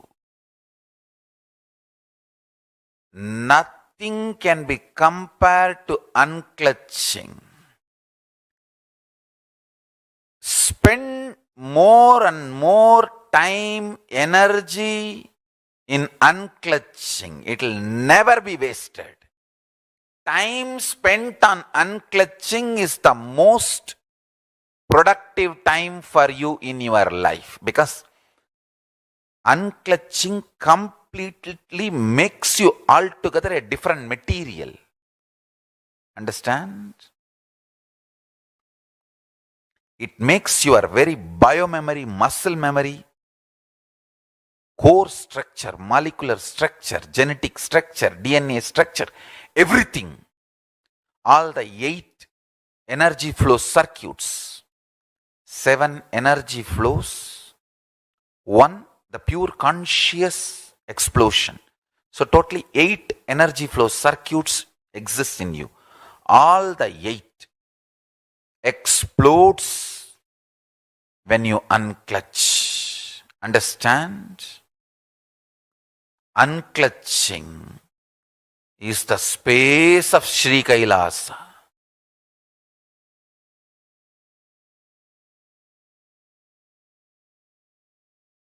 Power manifestation is too simple and really too powerful and too useful for your day-to-day life. It's a most useful spiritual practice. It is intense prayer, intense Advaitic oneness, intense yogic samyama, and intense Shaktipada and Shaktinipada. All put together I have given as one method, power manifestation. Just three things. Listen, Paramashiva is inside you, cognize it. And he is endless resource. And he is waiting to manifest for you. And you just need to connect with him, declare your integrity to him, and make Satya Sankalpa. That's it. That's it.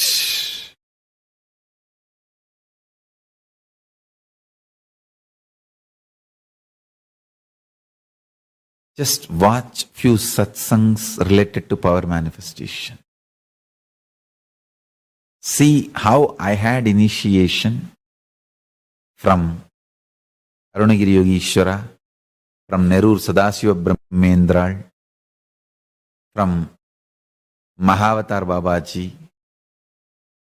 All those stories, just read. How I had initiation from Annamalai Swamigal, Isakki Swamigal, Raghupati Yogi.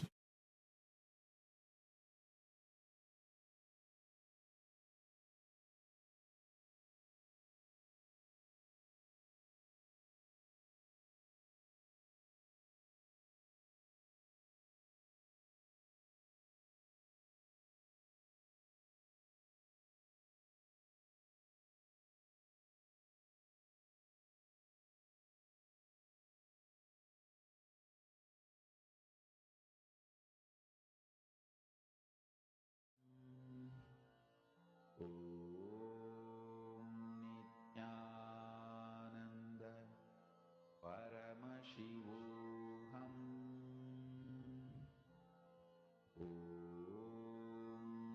Nityananda Paramashivoham Nityananda Paramashivoham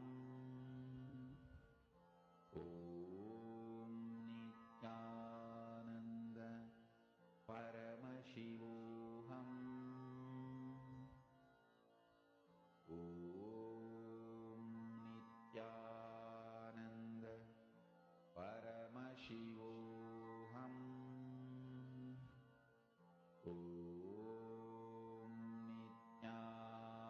Nityananda Paramashivoham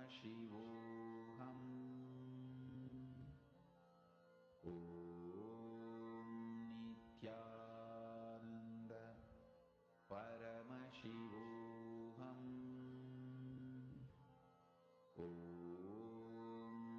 Nityananda Paramashivoham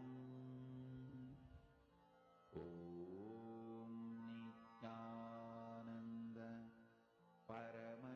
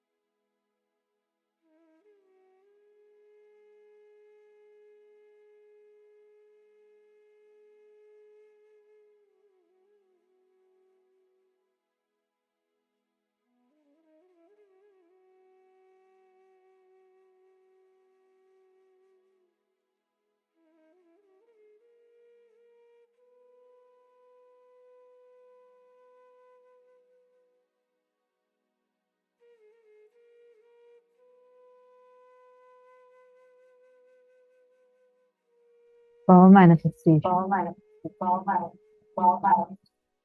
The royal way to integrity and oneness. Very, very beautifully, Swamiji had revealed to us how even casually you need to keep playing with power.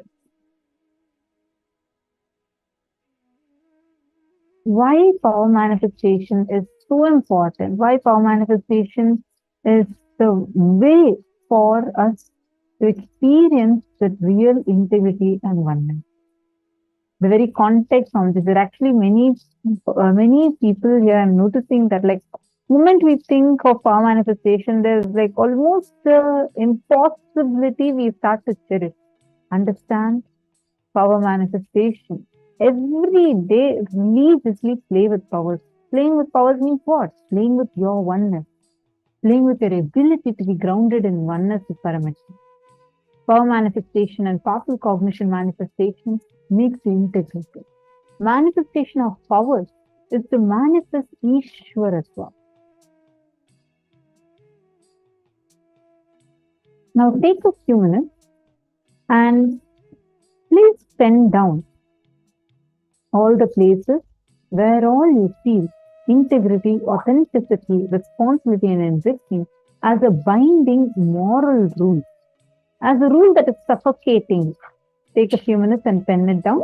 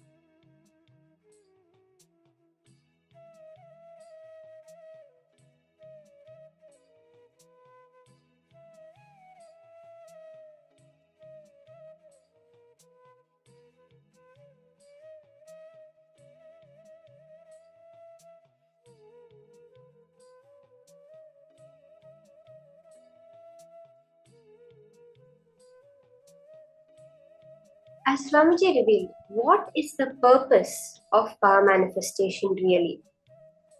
We are not manifesting powers like some tricks, right? What are you going to do? If you have to break a coconut, you can just break it. That's exactly what Swamiji said.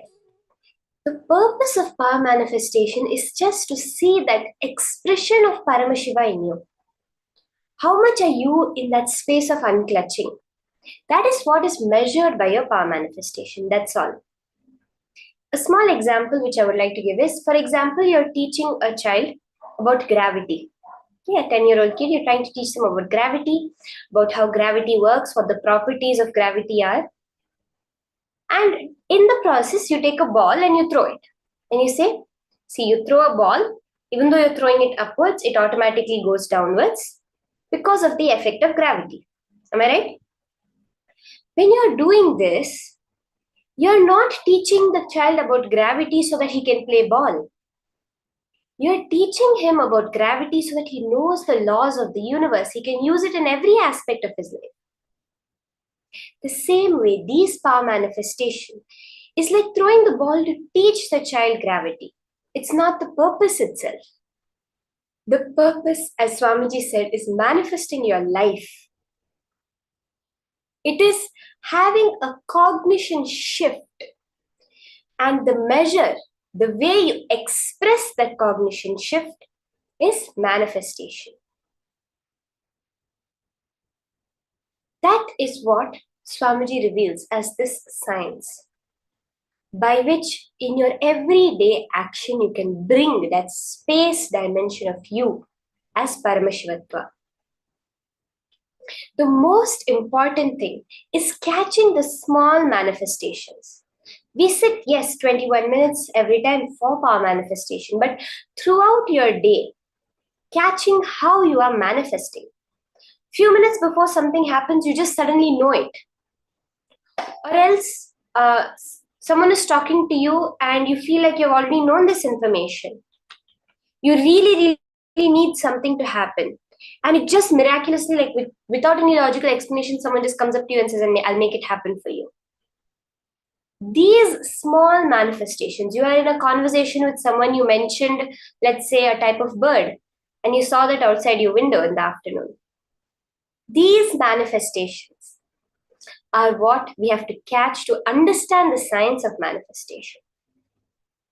For that, let's all take a few minutes now and pen down where all we see integrity as binding. Swamiji said, power manifestation is the royal way to oneness. The rich way, as Swamiji says, when you're consciously rich, it's a way of life.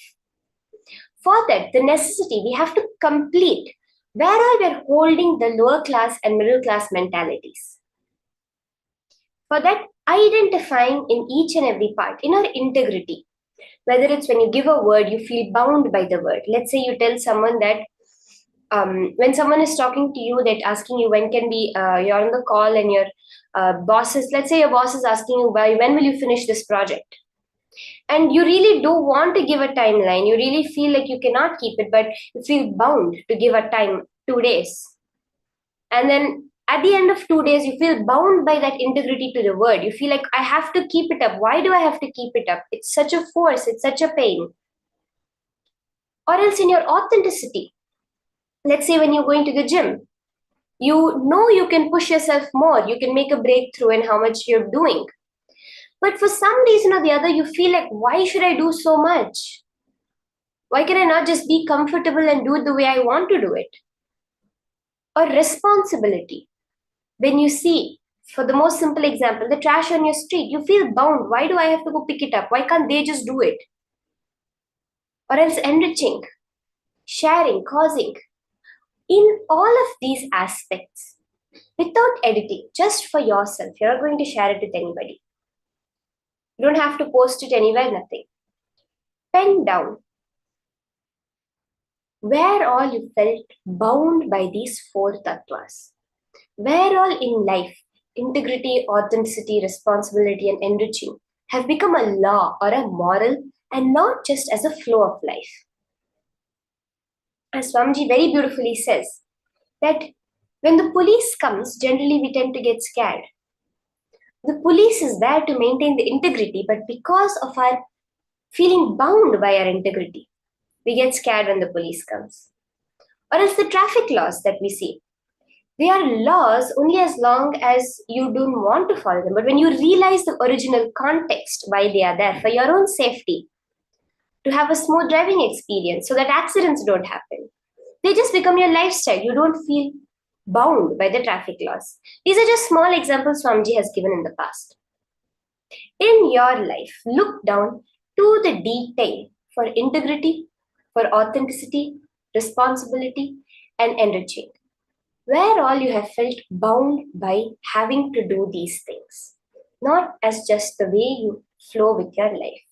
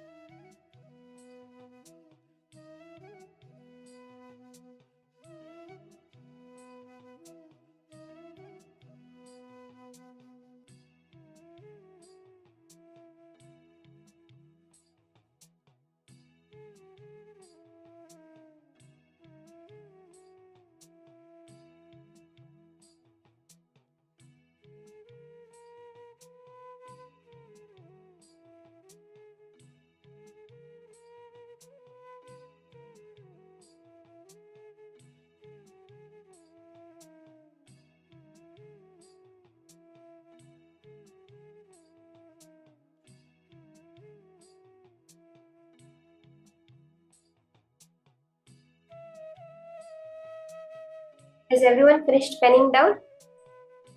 Just as much detail as you can, whatever you're able to immediately see within you.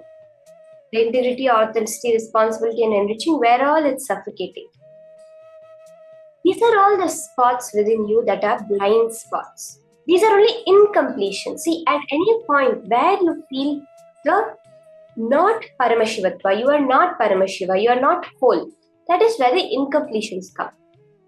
And the only thing that is necessary for incompletions to be completed is to get a powerful cognition, to change your cognition, to realize integrity is a power, authenticity is a power, responsibility is a power, enriching is a power. They are not morals, laws. Swamiji once says, they are not even principles, they are powers. Integrity is the power of words, the Vak Shakti. Authenticity is the power of thoughts, Mano Shakti. Responsibility is the power of feeling, Prema Shakti, and enriching is the very power of living itself. When you cognize these powerful cognitions for each and every step, for example, Swamiji gives the example. Let's say you find it very difficult to wake up in the Brahma Muhurta because you feel more powerful sleeping during that time.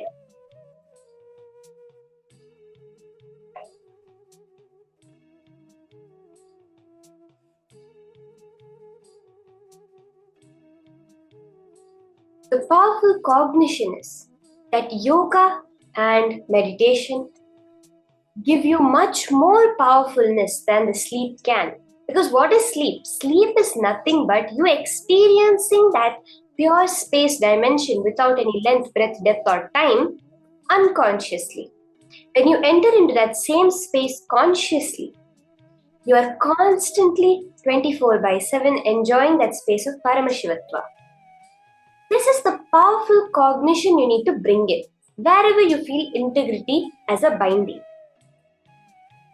Now, let's do the next step where all of you are going to be writing down in your notebook where you have written down for each place where integrity, authenticity, responsibility or enriching have been binding. In each place, pen down the powerful cognition for it.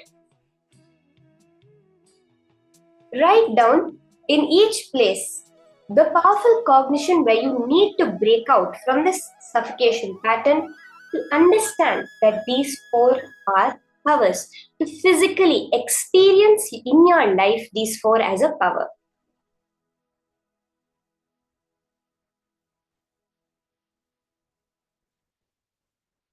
This is the second step of this process.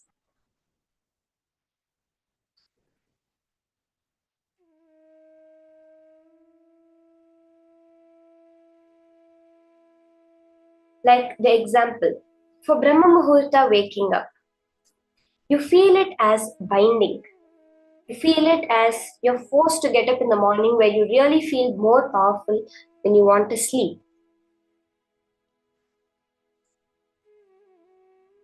You feel that sleep will empower you at that moment.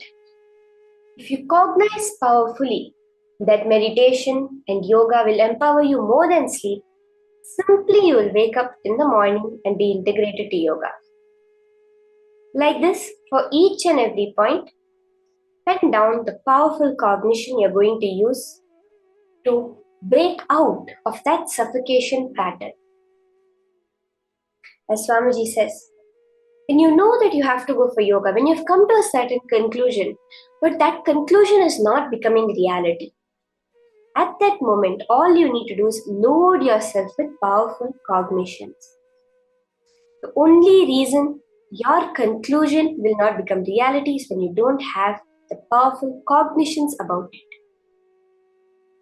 When we do not understand the conclusion of integrity, authenticity, responsibility, and enriching as power, then we're not manifesting these powers.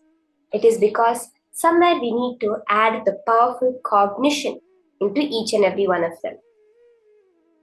So now, pen down the powerful cognitions for each and every one of these suffocation patterns.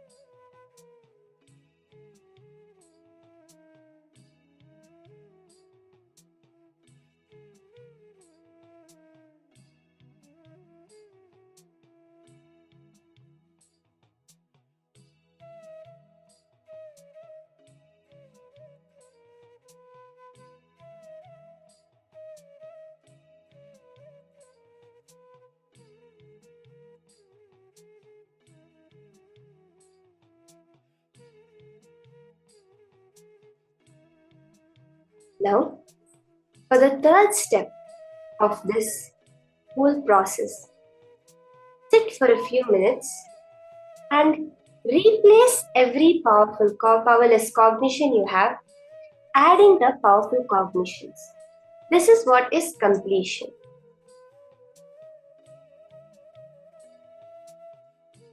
Realizing that your integrity, authenticity, responsibility, and enriching is a power, not a bondage, is living enlightenment. So now, let's take a few minutes. Bring yourself to the space of pure, powerful cognition and experience that pure completion.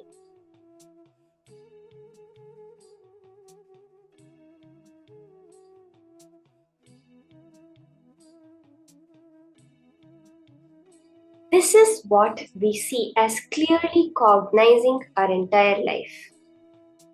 Where Paramashiva reveals in the Vijnana Bhairava Tantra, Sutra 63, Dharana 40.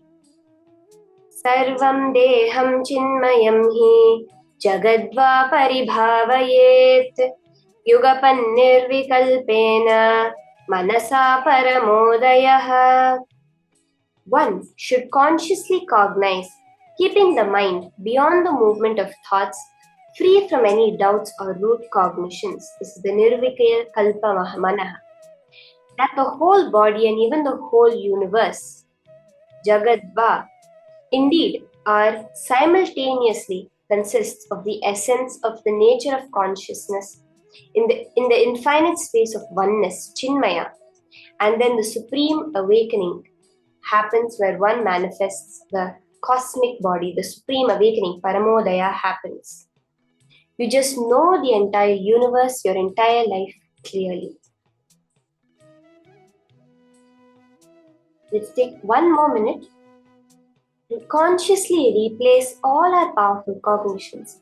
Reattach the powerful cognitions to our integrity, authenticity, responsibility, and enriching as a power and living that space of enlightenment.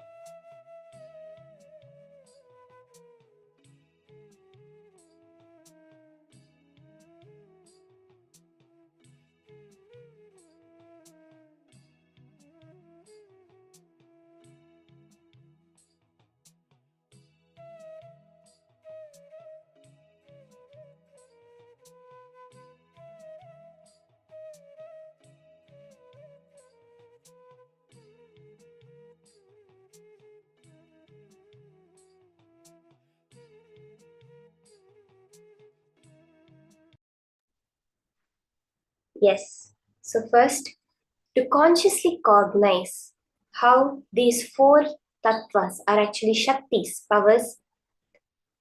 We did the first, we identified where all we are finding integrity, authenticity, responsibility, and enriching as a bondage, as a suffocation. Then we found what are all each the powerful cognitions we can use to load ourselves to make these conclusions as our reality. Spent a few minutes actually internalizing that and making it happen. This cognition shift now is going to directly manifest as powers. How many of you are excited for this? We are going to be doing the power of moving a deity on silicon. We are going to start off with connecting to the silicon by moving a deity on the silicon object.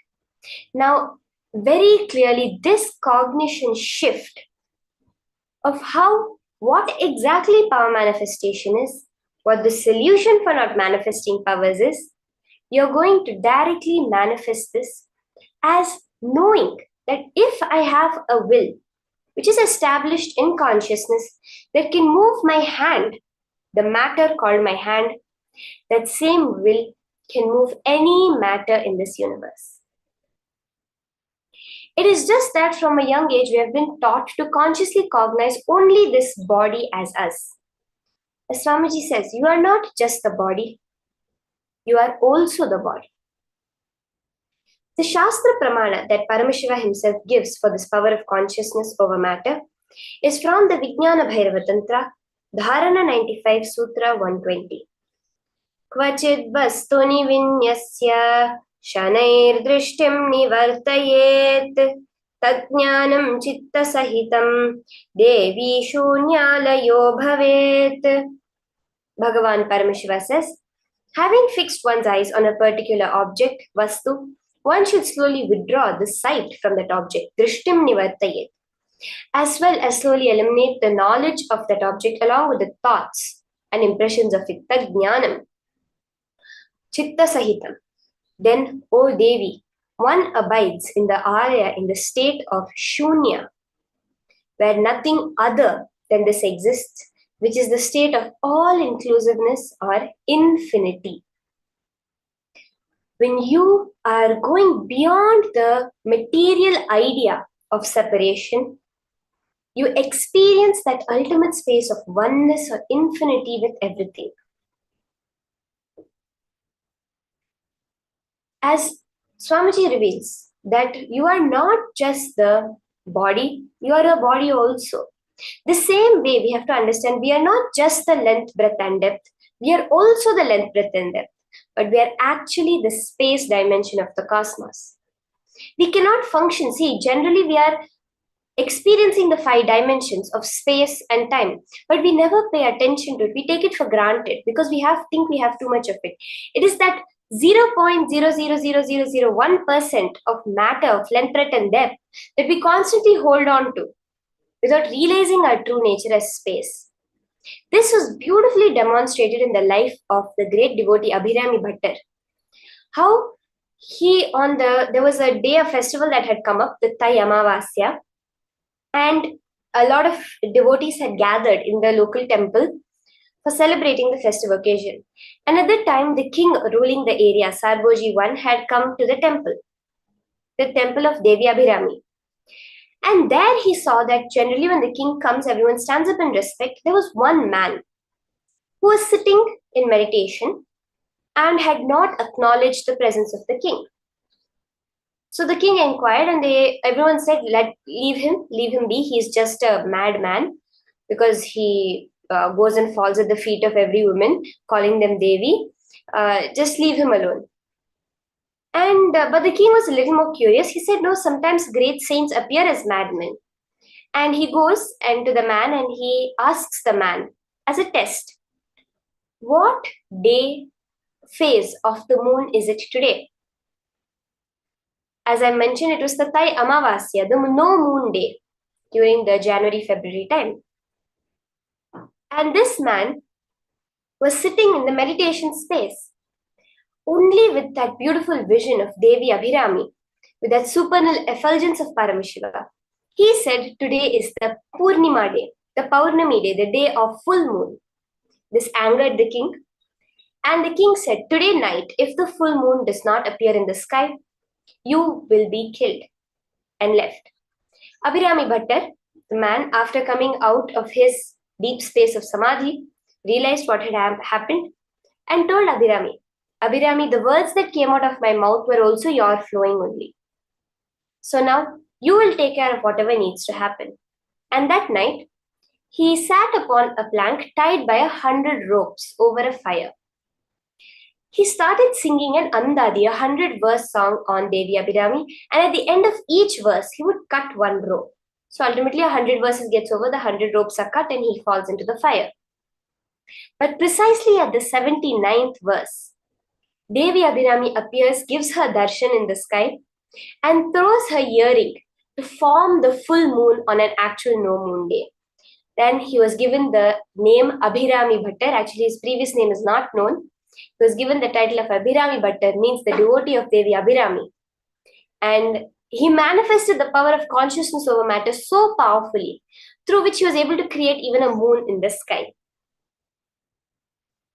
We have a very beautiful incident where Swamiji shares how he manifested this power of consciousness over matter.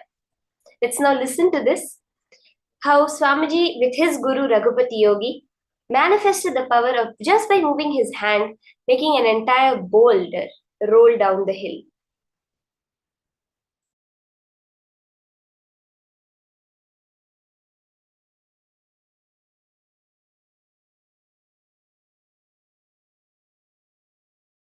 Raghupati Yogi will do all kinds of this weight lifting and everything. He's a amazing yogic body. He will show visibly the power of yogic body. He will tie the iron rope in his chest and break it, blast it just by breathing. And lift any size rock, just like that he will lift, or he will roll. There is one huge rock in Arunachala hill which has rolled, and at least some 200 feet it has rolled and stopped. Nobody knows how it happened. I know. It's Raghupati Yogi's work.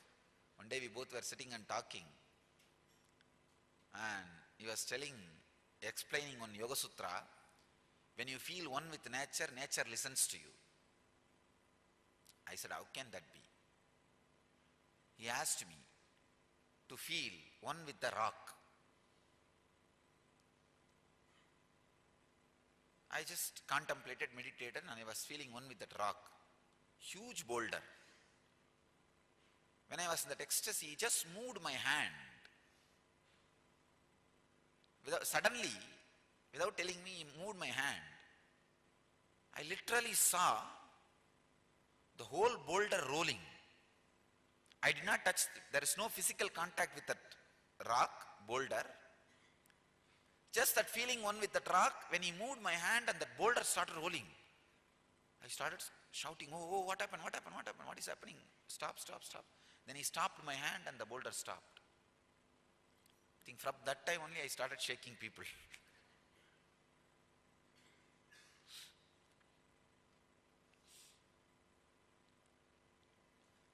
That was the first object responded to my movement.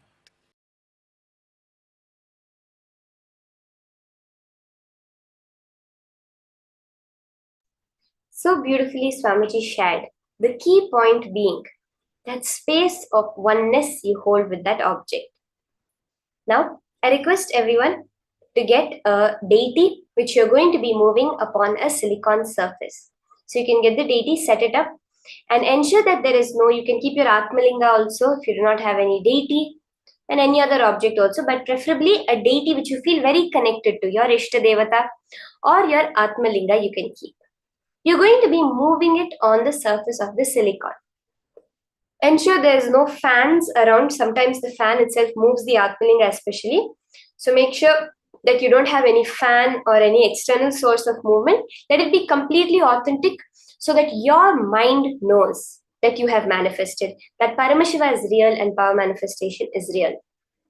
as you're setting up, let's hold this space of oneness, doing exactly what Paramashiva said.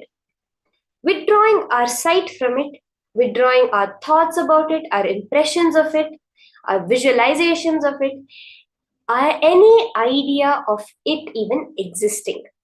Because power manifestation happens from the space of oneness. As long as we feel as there's an object and there is me, there is duality. But when we do the power manifestation, all you are doing is establishing yourself on Paramashiva as the only truth, the only reality. And whatever else needs to happen, he manifests. So let's start. You can make the intense sankalpa, the will. Paramashiva, Swamiji, is now going to move this object. And then completely sit unclutched, only enjoying that feeling connection with Swamiji, vibrating intensely with the Mahavakya. So let's start this round of power manifestation.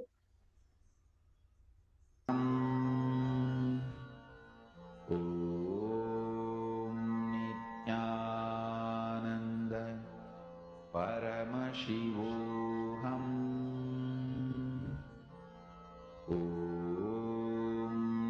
Nityananda Paramashivoham Nityananda Paramashivoham Nityananda Paramashivoham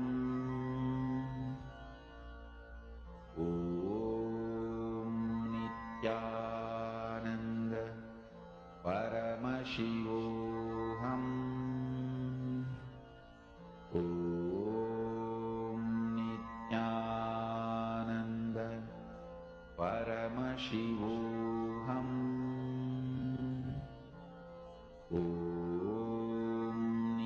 Nityananda Paramashivoham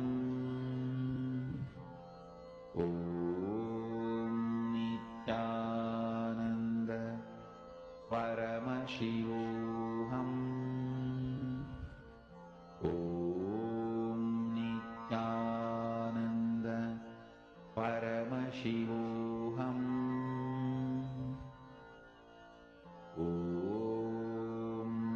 Nityananda Paramashivoham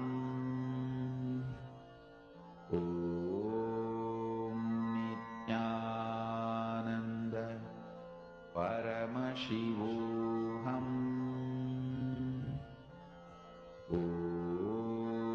Nityananda Paramashivoham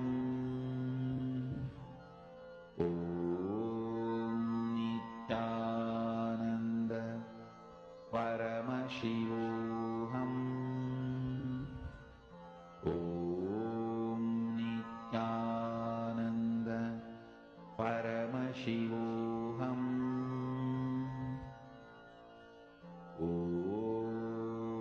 Nityananda Paramashivoham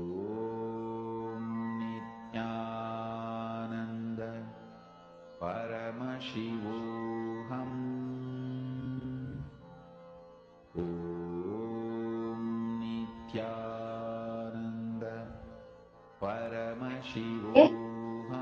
Slowly relax. And verify. Paramashivoham is saying that the object is not moving. Paramashivoham. Om Nityananda Paramashivoham. Om Nityananda Paramashivoham. Om Nityananda Paramashivoham. Om Nityananda Paramashivoham. Om Nityananda Paramashivoham. Om Nityananda Paramashivoham. Om Nityananda Paramashivoham. Om Nityananda Paramashivoham. Om Nityananda Paramashivoham. Om Nityananda Paramashivoham.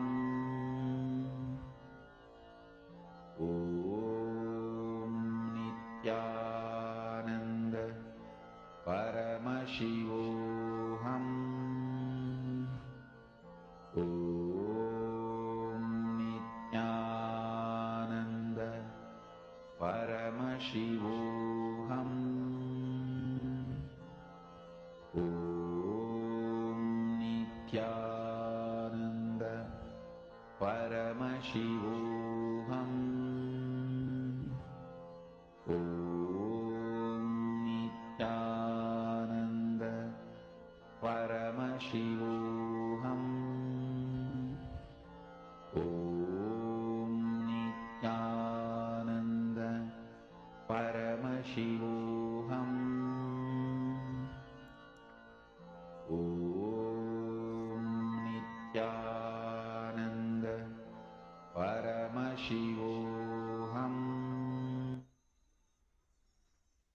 So, Ma Maheshwaramaya, you have posted saying it's not manifesting. That is exactly what Swamiji says. It's impossible for you not to manifest. Because only Paramashiva is the only thing living in this world. Anything Paramashiva does is a manifestation. That means even the world you are seeing right now around you is a manifestation. Not just the object moving is a manifestation, the deity being there in the first place is a manifestation. From that context, look at it, Ma. It's not possible for you to not to manifest. Just say, Paramashiva, please give me that intelligence, that clarity on how you are manifesting. Everything in this universe, the minute you have thought of it, imagined it, cognized it, has already happened. It is about you tuning into the frequency of that happening and seeing it physically as your reality. That's it. So now, when you are doing the power manifestation, you're just increasing your frequency. You're remembering Paramashiva. You're chanting the Mahavakya. You're unclutching. All of these are just raising your frequency to connect with Paramashiva and see the reality that you want to see. Okay, Ma, you understanding this? So never say it's not manifesting. Just say that, Paramashiva, please give me the intelligence to witness your manifestation. That's all. So, Ma, this next session will be for you also. Manifest powers with your conscious choice. That is what Swamiji is going to be revealing. How by just our conscious choice, we can manifest all the powers of Paramashiva.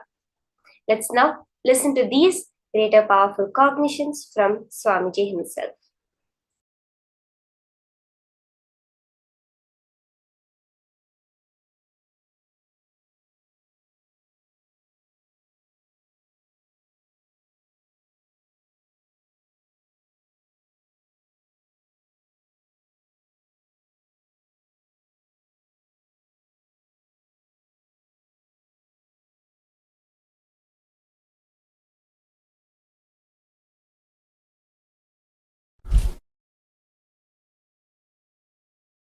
Understand, I will reveal 3 important words and the truths.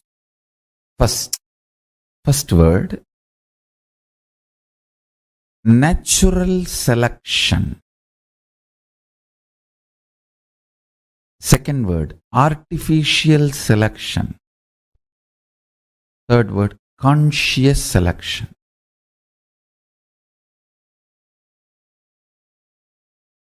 In evolution of life, fish becoming tortoise is an example for this conscious natural selection process. Second,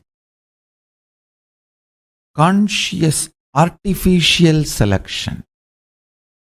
Example for this is human beings breeding various types of dogs, various breeds and varieties of dogs. First,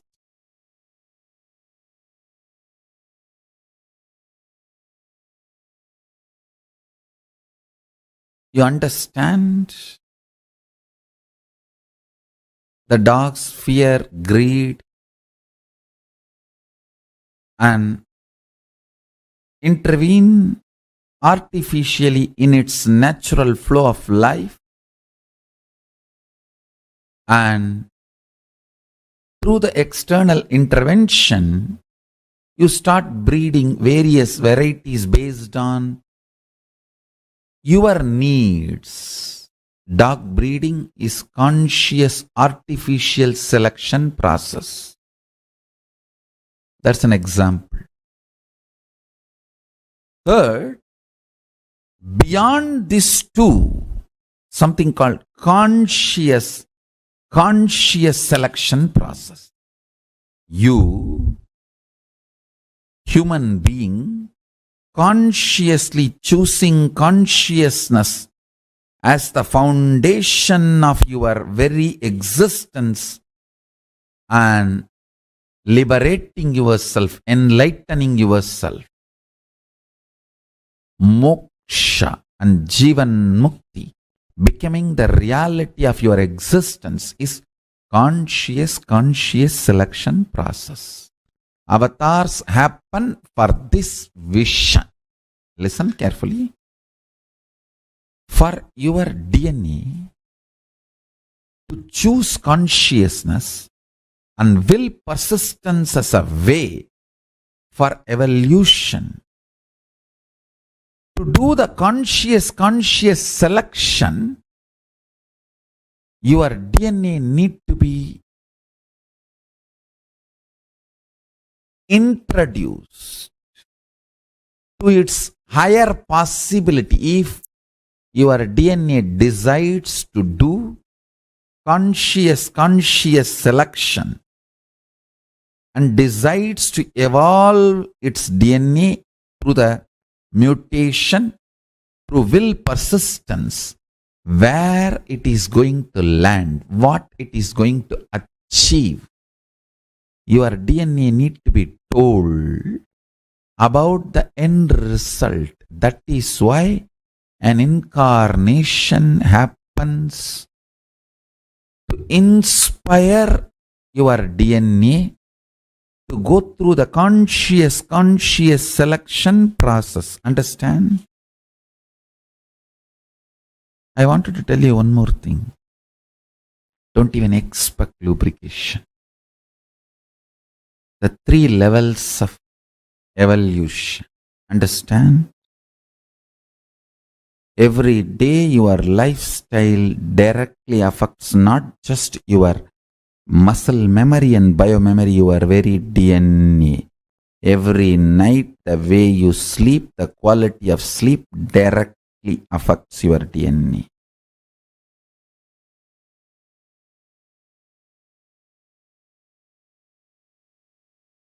You need to understand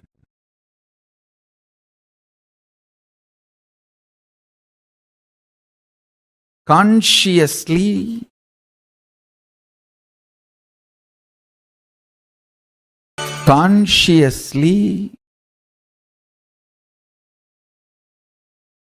day in and day out choose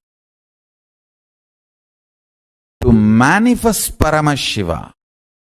Understand?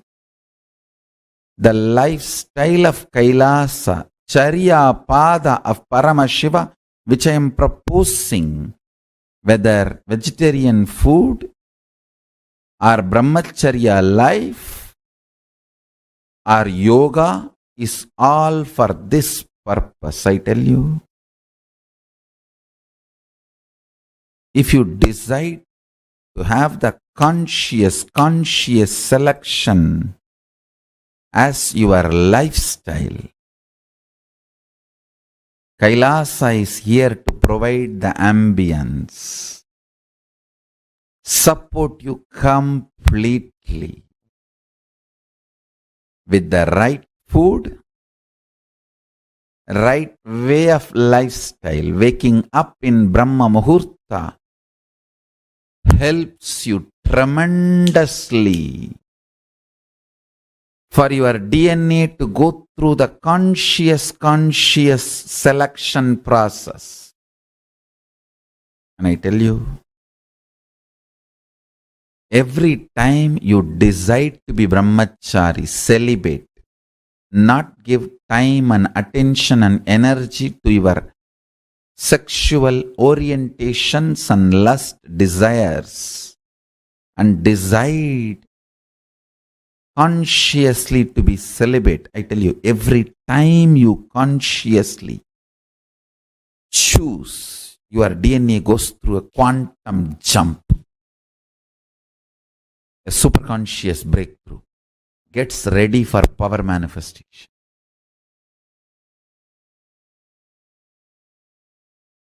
Especially with this powerful cognition, with this understanding, if you choose, I am choosing now brahmacharya celibacy because I want my DNA to have a conscious selection process and go towards Paramashivatva, Paramashiva. With my will persistence, I am proceeding. Let my muscle memory, biomemory, very DNA have the superconscious breakthrough and manifest powers, state, space, powers, being, superconsciousness of Paramashiva. Understand? 3 ways of life. Evolution. 1. Natural selection. A fish becoming tortoise, tortoise becoming pig, and that natural selection. Then artificial selection. Human beings breeding dogs. Then conscious selection. Understand? Very few human beings choose the third kind of a lifestyle. If you choose the third lifestyle, which I am saying, conscious selection, then choose Kailasa. I am here for you. Choose Kailasa. In Kailasa, every instruction, every lifestyle you are expected to live. Waking up in Brahma Muhurta, brushing your teeth with a neem stick, or haritaki powder or charcoal powder or salt, from that to enema, jalabasti or yoga, everything is for conscious selection with will persistence, altering the very way you exist and manifesting superconsciousness. Understand? That is why I am saying anyone struggling or enjoying, even if you live in Kailasa with your will persistence, you are moving towards superconscious being, superconscious breakthrough.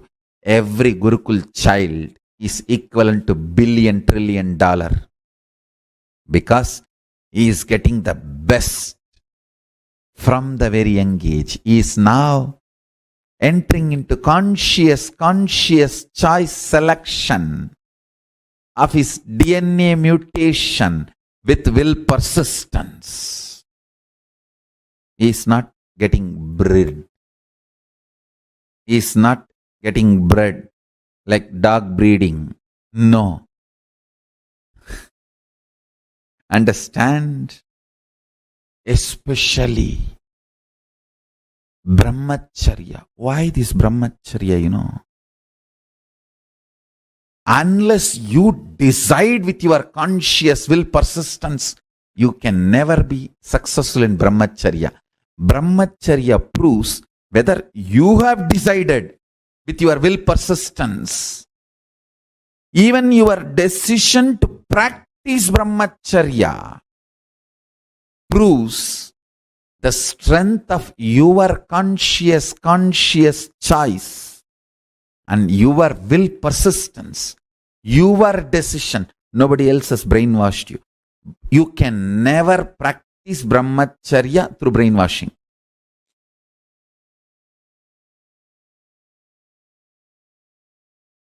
Can leaders be created? Are they born? Listen, both.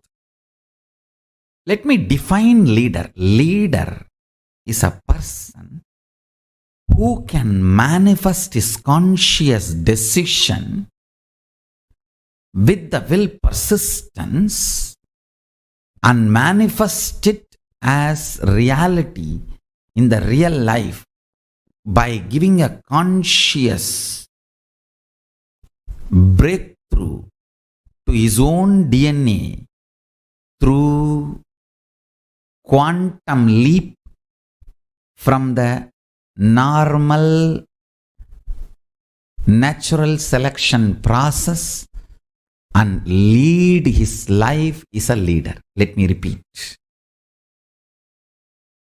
Your DNA goes through a natural selection process called growth. Leader is a person who can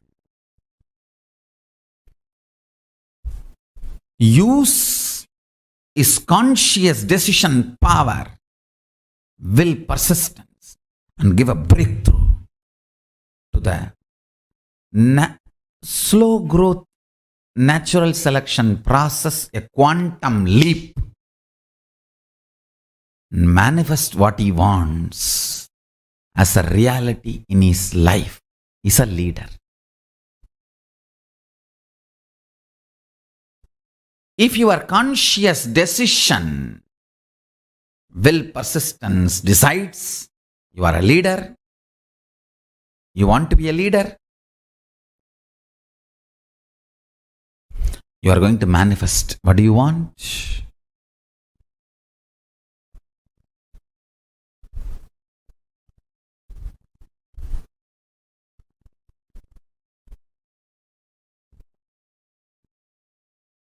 I tell you that always gives a quantum jump to your natural growth.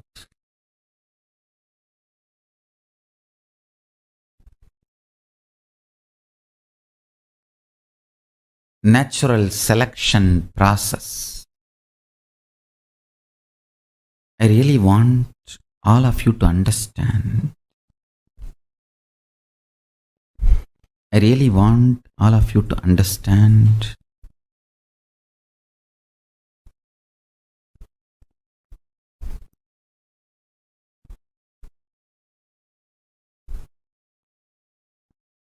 the natural selection process which your DNA goes through, that slow growth is not compulsion or mandation or fate of you. Understand? Till you use the conscious decision power, it can be fate. Once you decide to use the conscious decision power, you can just alter, change, delete, rewrite anything you want. Anything you want.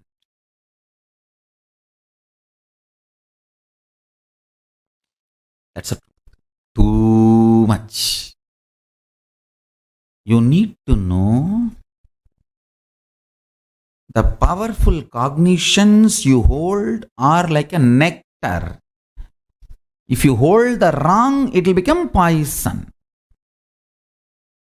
Every Upanishadic truth is a powerful cognition.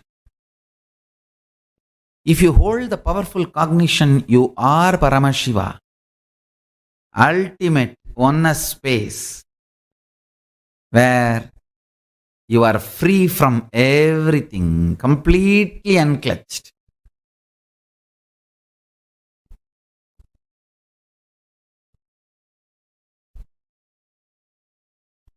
Manifesting Mahatattva, Mahatattva, manifesting macrocosm, universe comes out of you, lives in you, relaxes in you. Universe comes out of you, rests in you, relaxes in you. Hold the truth. Hold the truth of enlightenment. Hold the truth of enlightenment. Hold the experience of powerful cognitions in your being. I tell you, when you hold the powerful cognition in your being, I am Paramashiva, use that consciously and break your tiredness, boredom, sadness, depression, blind spots, reasonless guilt, reasonless feeling low, all this stupidity.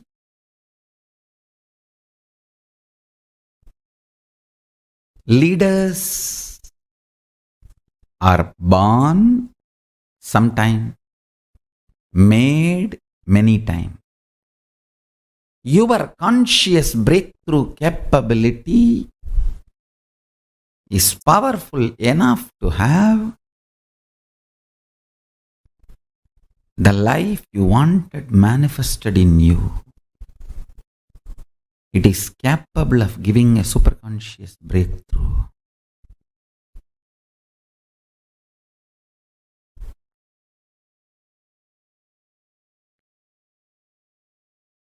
Understand our Vedas and Agamas, Dharmashastras. In every level, they teach you how to hold the powerful cognition and manifest leadership consciousness in you. You should know Advaita is not something like a remote possibility you will practice later on. No. It is as simple as having a morning breakfast. You can get enlightened by holding the powerful cognition, before your next breakfast. How the death is possible every minute, enlightenment is possible every minute.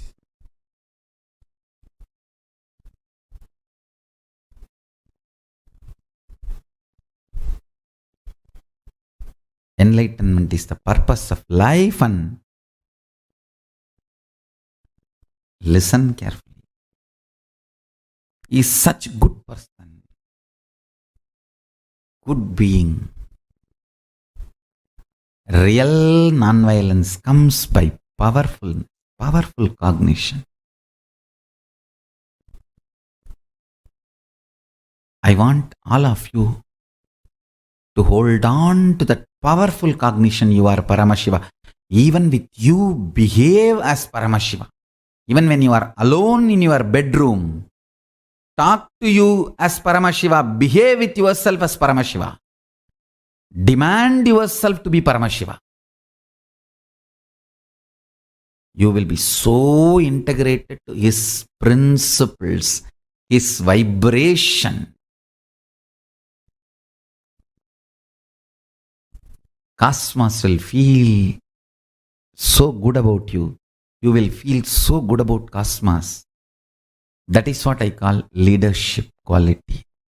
Feeling so good about you and the world and life and everything is leadership. You will feel Brahmanyam Bhaguputratam. I am the favorite chosen one of the cosmos. Brahmanyam Bahuputratam. I am the favorite chosen one of the cosmos. I tell you. Feeling that is what I call leadership quality. That can happen just by holding on to the truth. You are Paramashiva.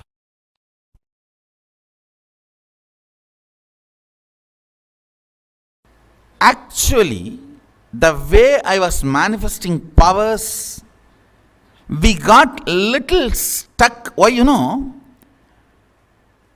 most of you guys are already corrupted by the Western logic Vatavarana.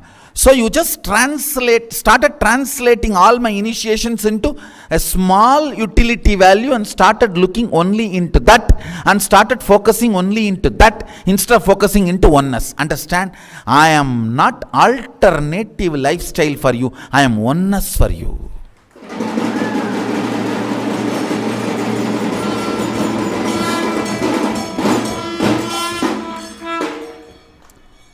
When the power manifestors, whether balasans or adults, have started looking at a small, narrow view and started perceiving me as an alternative lifestyle, you stopped looking at the source, and power manifestation has stopped with the one or two manifestations which has happened.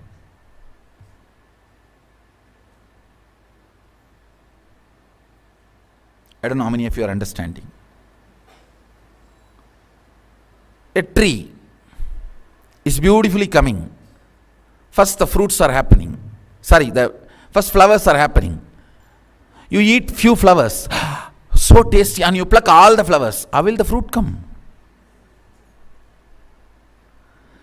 So when I initiate you into length, your ability to solve all the logic questions is one flower. But you are so glamored about the flower,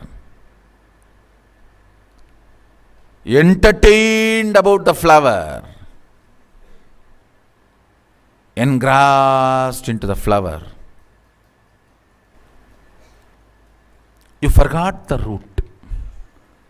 When you forget the root and remove the flower from the source, how can fruit happen? Now my job is getting you back to the original length dimension, not just logic. Logic is one aspect of length. Chemistry, biology, geology, all are part of the length dimension. Through the length dimension power manifestation, you can tell how many drop water is in Ganges now. from Tapovan, where Ganga originates, until Ganga Sagar, where she merges into ocean, you can count until the drop. Understand. I am not telling you stories.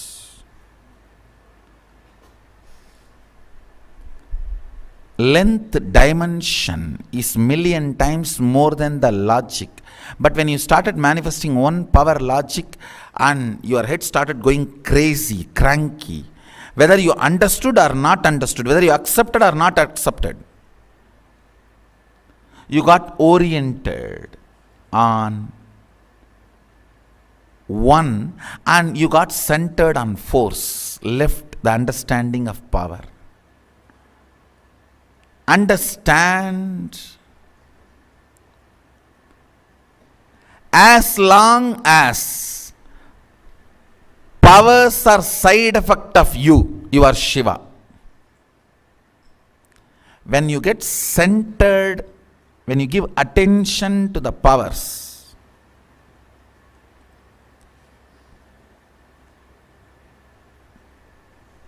gone. Then they get converted into force. All struggle is when you put your focus on the force. I think power manifestors should know now. This is one of the important click. Whether you manifest or not, focus should be on the source. More and more on oneness, more and more on rotation, swapradakshina, your existence, your reality.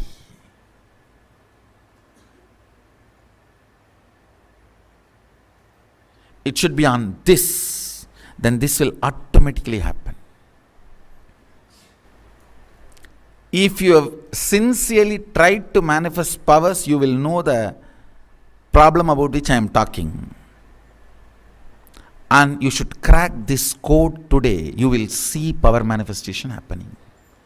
Anybody who thinks very strongly, power manifestation is not for me, means you are completely centered on force, logic.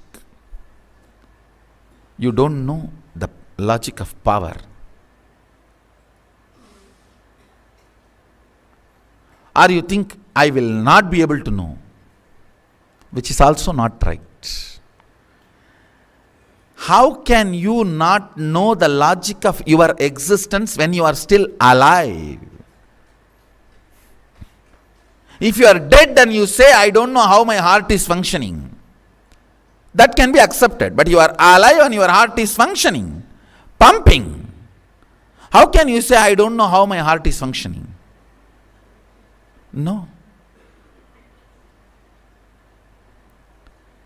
When you are alive, you may not know. You can't say, I will not be able to know. How many of you come to the conclusion, power manifestation is not for me, I cannot manifest? Now drop. Today understand. Focus on the happenings of inside when you declare oneness. The fears rising, anxiety rising, inability rising, all your past failures rising, frustrations rising. Focus there. Bring more completion there. Bring more oneness there. Bring more trust there. Bring more understanding there. You will crack the code.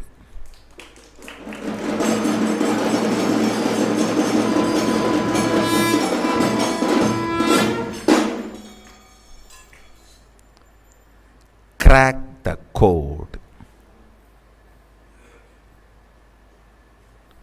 If you crack the code, you will manifest powers. The difference between Siddhi and Shakti. Siddhi is force, Shakti is power. Shakti is mother, Siddhi is Chitti, stepmother. Understand, force is different and powers are different.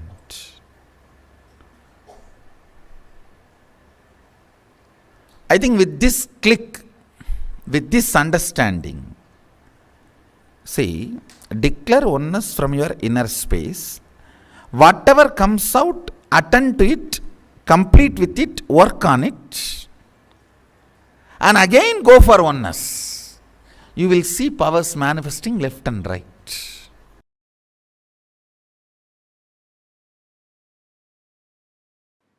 Let's have a conscious breakthrough, recognizing this as your purpose. The moment you recognize this as your purpose, conscious breakthrough starts. The superconscious breakthrough starts. Decide to recognize this as your purpose. Do not wait for your mind to be convinced. Listen. If you are waiting for your mind to be convinced and you want to start the journey, you are waiting for the waves to settle down to take bath in the ocean. If you are waiting for your mind to be convinced to have a conscious breakthrough, you are not going to achieve it. You just have to take a step and break from the mind. That is what is conscious breakthrough. Now, if you are waiting for your consciousness to be convinced, this is your purpose. Manifesting Sadashiva is your purpose. Your consciousness is never going to be convinced or giving you permission. You decide and understand this is my purpose and have a breakthrough. That breakthrough is what I call will persistence. That breakthrough is what I call will persistence. With will persistence, decide manifesting Sadashivatva. Manifesting Sadashiva is my life. Becoming Sadashiva is my purpose. Do not wait for your mind or consciousness to be convinced. If you are waiting for that, it is never going to happen. With your will persistence, decide to enter into Sadashivatva.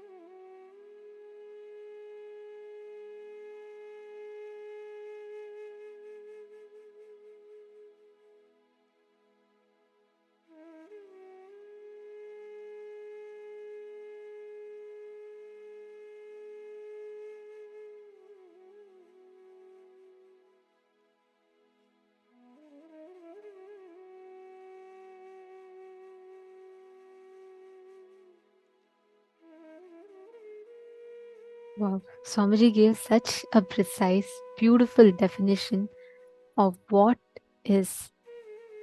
exactly is manifesting powers with our conscious choice. Having the strength of consciousness over your individual will. Having the strength of consciousness over your individual will. Such a precise, such a beautiful definition of what it means to manifest the superpowers through a conscious choice. Every one of you that are sitting here right now, can I request each of you to share your understanding of what you see or what you understand as the manifestation, the signs of manifesting the superpowers? See, if your conscious decision, the will persistence decides you're a leader, you want to be a leader, you're going to manifest what you want. You're going to manifest that space of leadership. Till you use your conscious decision power, it can be fate. Once you decide to use your conscious decision power, you can just alter, change, delete, rewrite anything you want, anything that you want to manifest.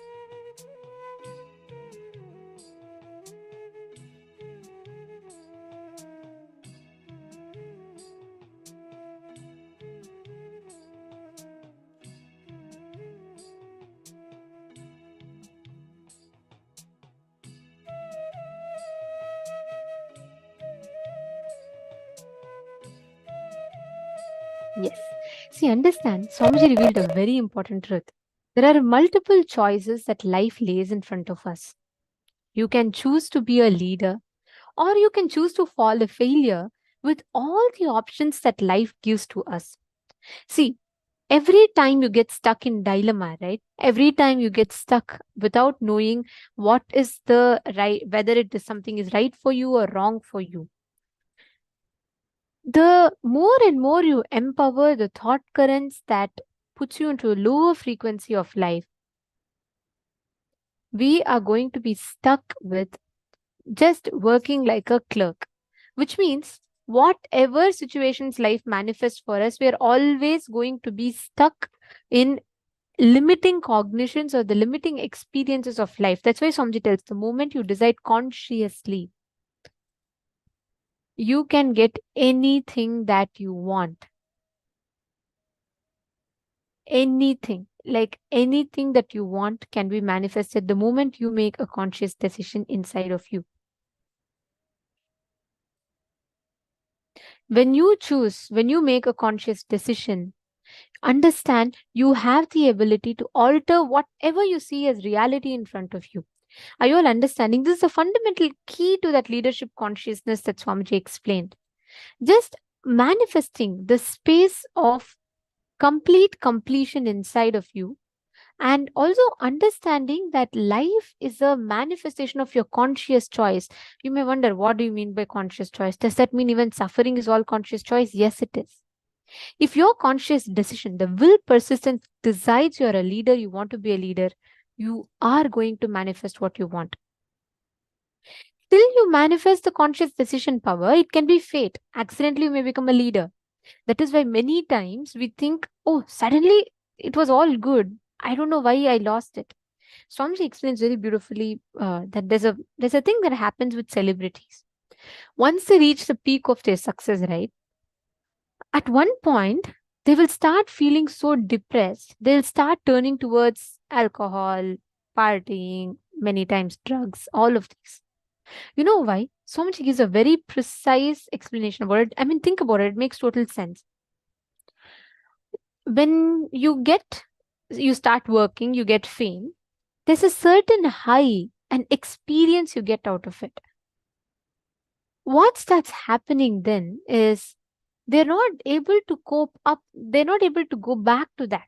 When there's a, let's say, when there's a low, when there's a flop, or when the fame is not as much, they are not able to cope up with that. So they start turning towards something else from the outside that will put them into that temporary high. Are you getting it? See, all of us have this exact same thing that happens inside of us. Once you decide, once you use a conscious decision power, you will be able to alter and change anything you want. But till you use your conscious decision power, you are going to be stuck in the same loop where you put yourself into powerlessness again and again and again. One of my most favorite lines that Swamiji tells is this.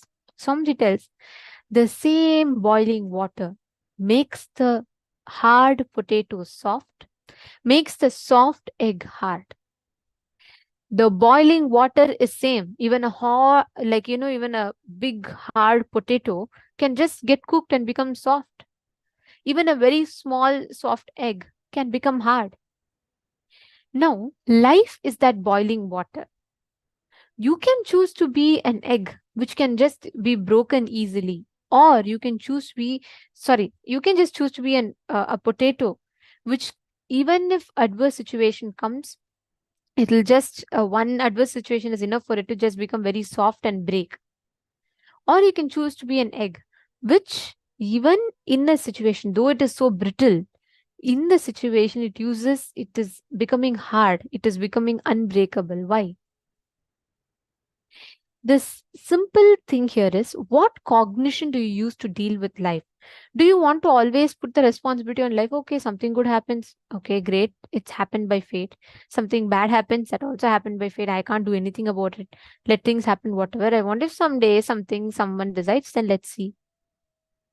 Understand, this is precisely the problem. This is exactly what happens in life. The moment you decide, the moment you start making all the decisions, the veto power to make your decisions, the moment you start giving it to outside, to the life, to external situations, you start collapsing, you start losing. The moment you take control of your life, the moment you decide, okay, let me take things into my control. I consciously decide what I want to manifest. You may think, what is it going to make a difference? It has a phenomenal difference in the way reality manifests for you. The moment you decide you're going to take things in your hand, you become a leader. This is the simple, straightforward technique for anybody who wants to manifest leadership consciousness. You just become a leader the moment you decide to take things in your hands, the moment you decide to take things in your control.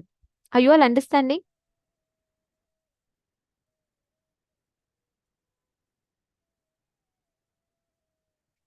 Can I request each of you to post your understanding?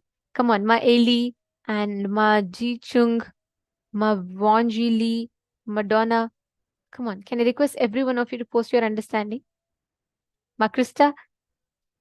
Ma Krista has posted. Out of all your conscious decisions, even as small as the food you eat, every choice changes your DNA every day into manifesting Paramashiva. Absolutely right.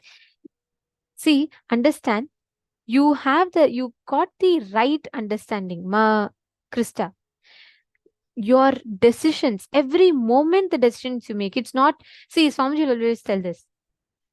At the end of your life, what you remember is what you're going to be manifesting in your next life. At the end of your life, if you remember laziness what is the last thing you remember, in the next birth, you will be born as a buffalo or a pig that can just lazily laze around.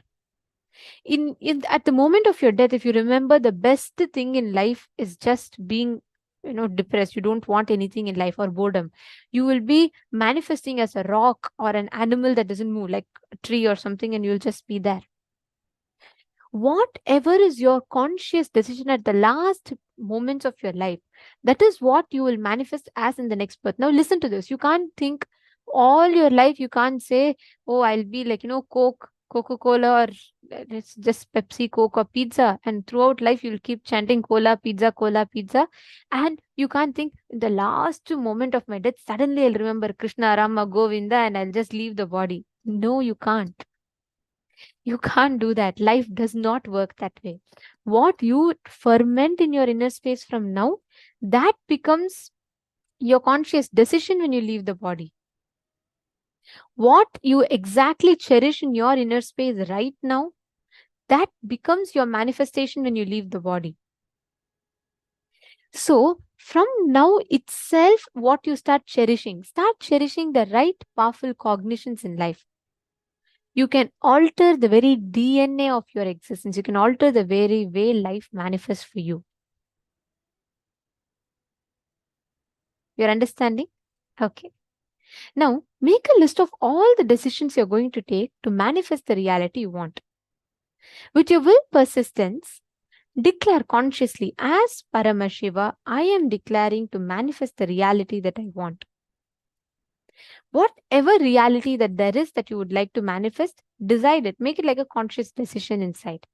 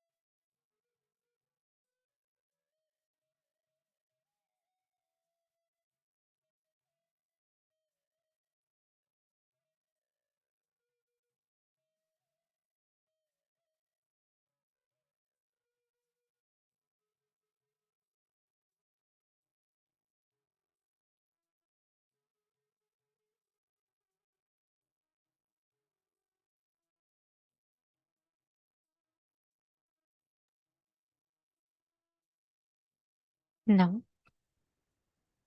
in this same decision, with this same decision in your inner space, let us enter into the power manifestation. The same way that Swamiji explained, consciously decide to manifest the power. And listen very carefully, you will be able to manifest that exact same experience right now. Consciously decide to create the reality that you want. Declare you're going to move the matter in front of you. Make this as a conscious decision in you. And you will see how the whole matter will respond to you. It will just move. Keep any deities you want. Actually, you all can even keep you can all even keep bottle caps or any other objects that you have. If you have Atmalinga, you can keep Atmalinga also. Can I request everyone to please keep your phone in front of the camera in such a way that it's visible? Madonna, come on. Just put any silicon device, ma, and you can keep any object on top of it. Anything of your choice.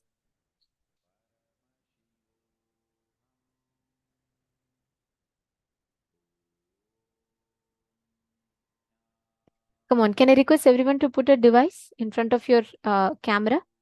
Place any object in front of it. Ma Fatima Dehastani, intensely connect to Swamiji, declare and manifest. You will very easily see the reality simply manifesting for you, ma. Just sit now. Each of you just sit, put the device in front of you. See, the whole thing is about conscious decision making. Consciously decide. You can just alter the reality that you see in front of you. Just declare that the object has to move. And one thing, continuously please chant the Mahavakya inside you. See what Mahavakya does is, it energizes your whole inner space literally. It'll, if any self-doubt comes, automatically the Mahavakya will make sure it is removed.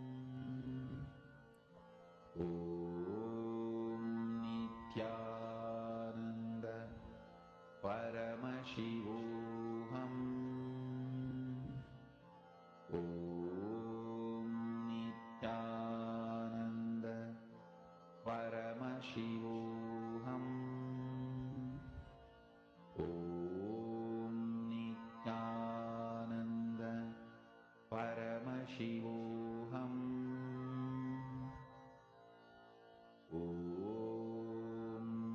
Nityananda Paramashivoham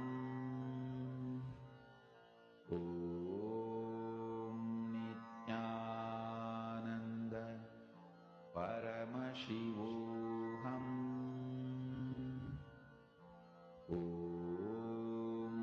Nityananda Paramashivoham Nityananda Paramashivoham Nityananda Paramashivoham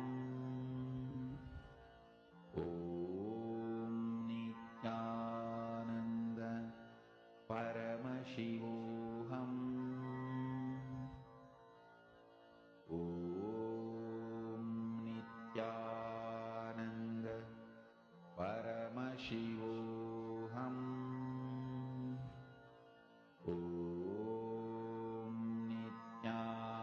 Nityananda Paramashivoham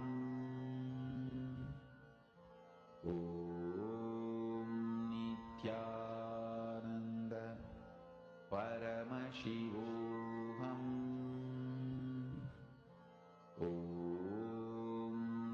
Nityananda Paramashivoham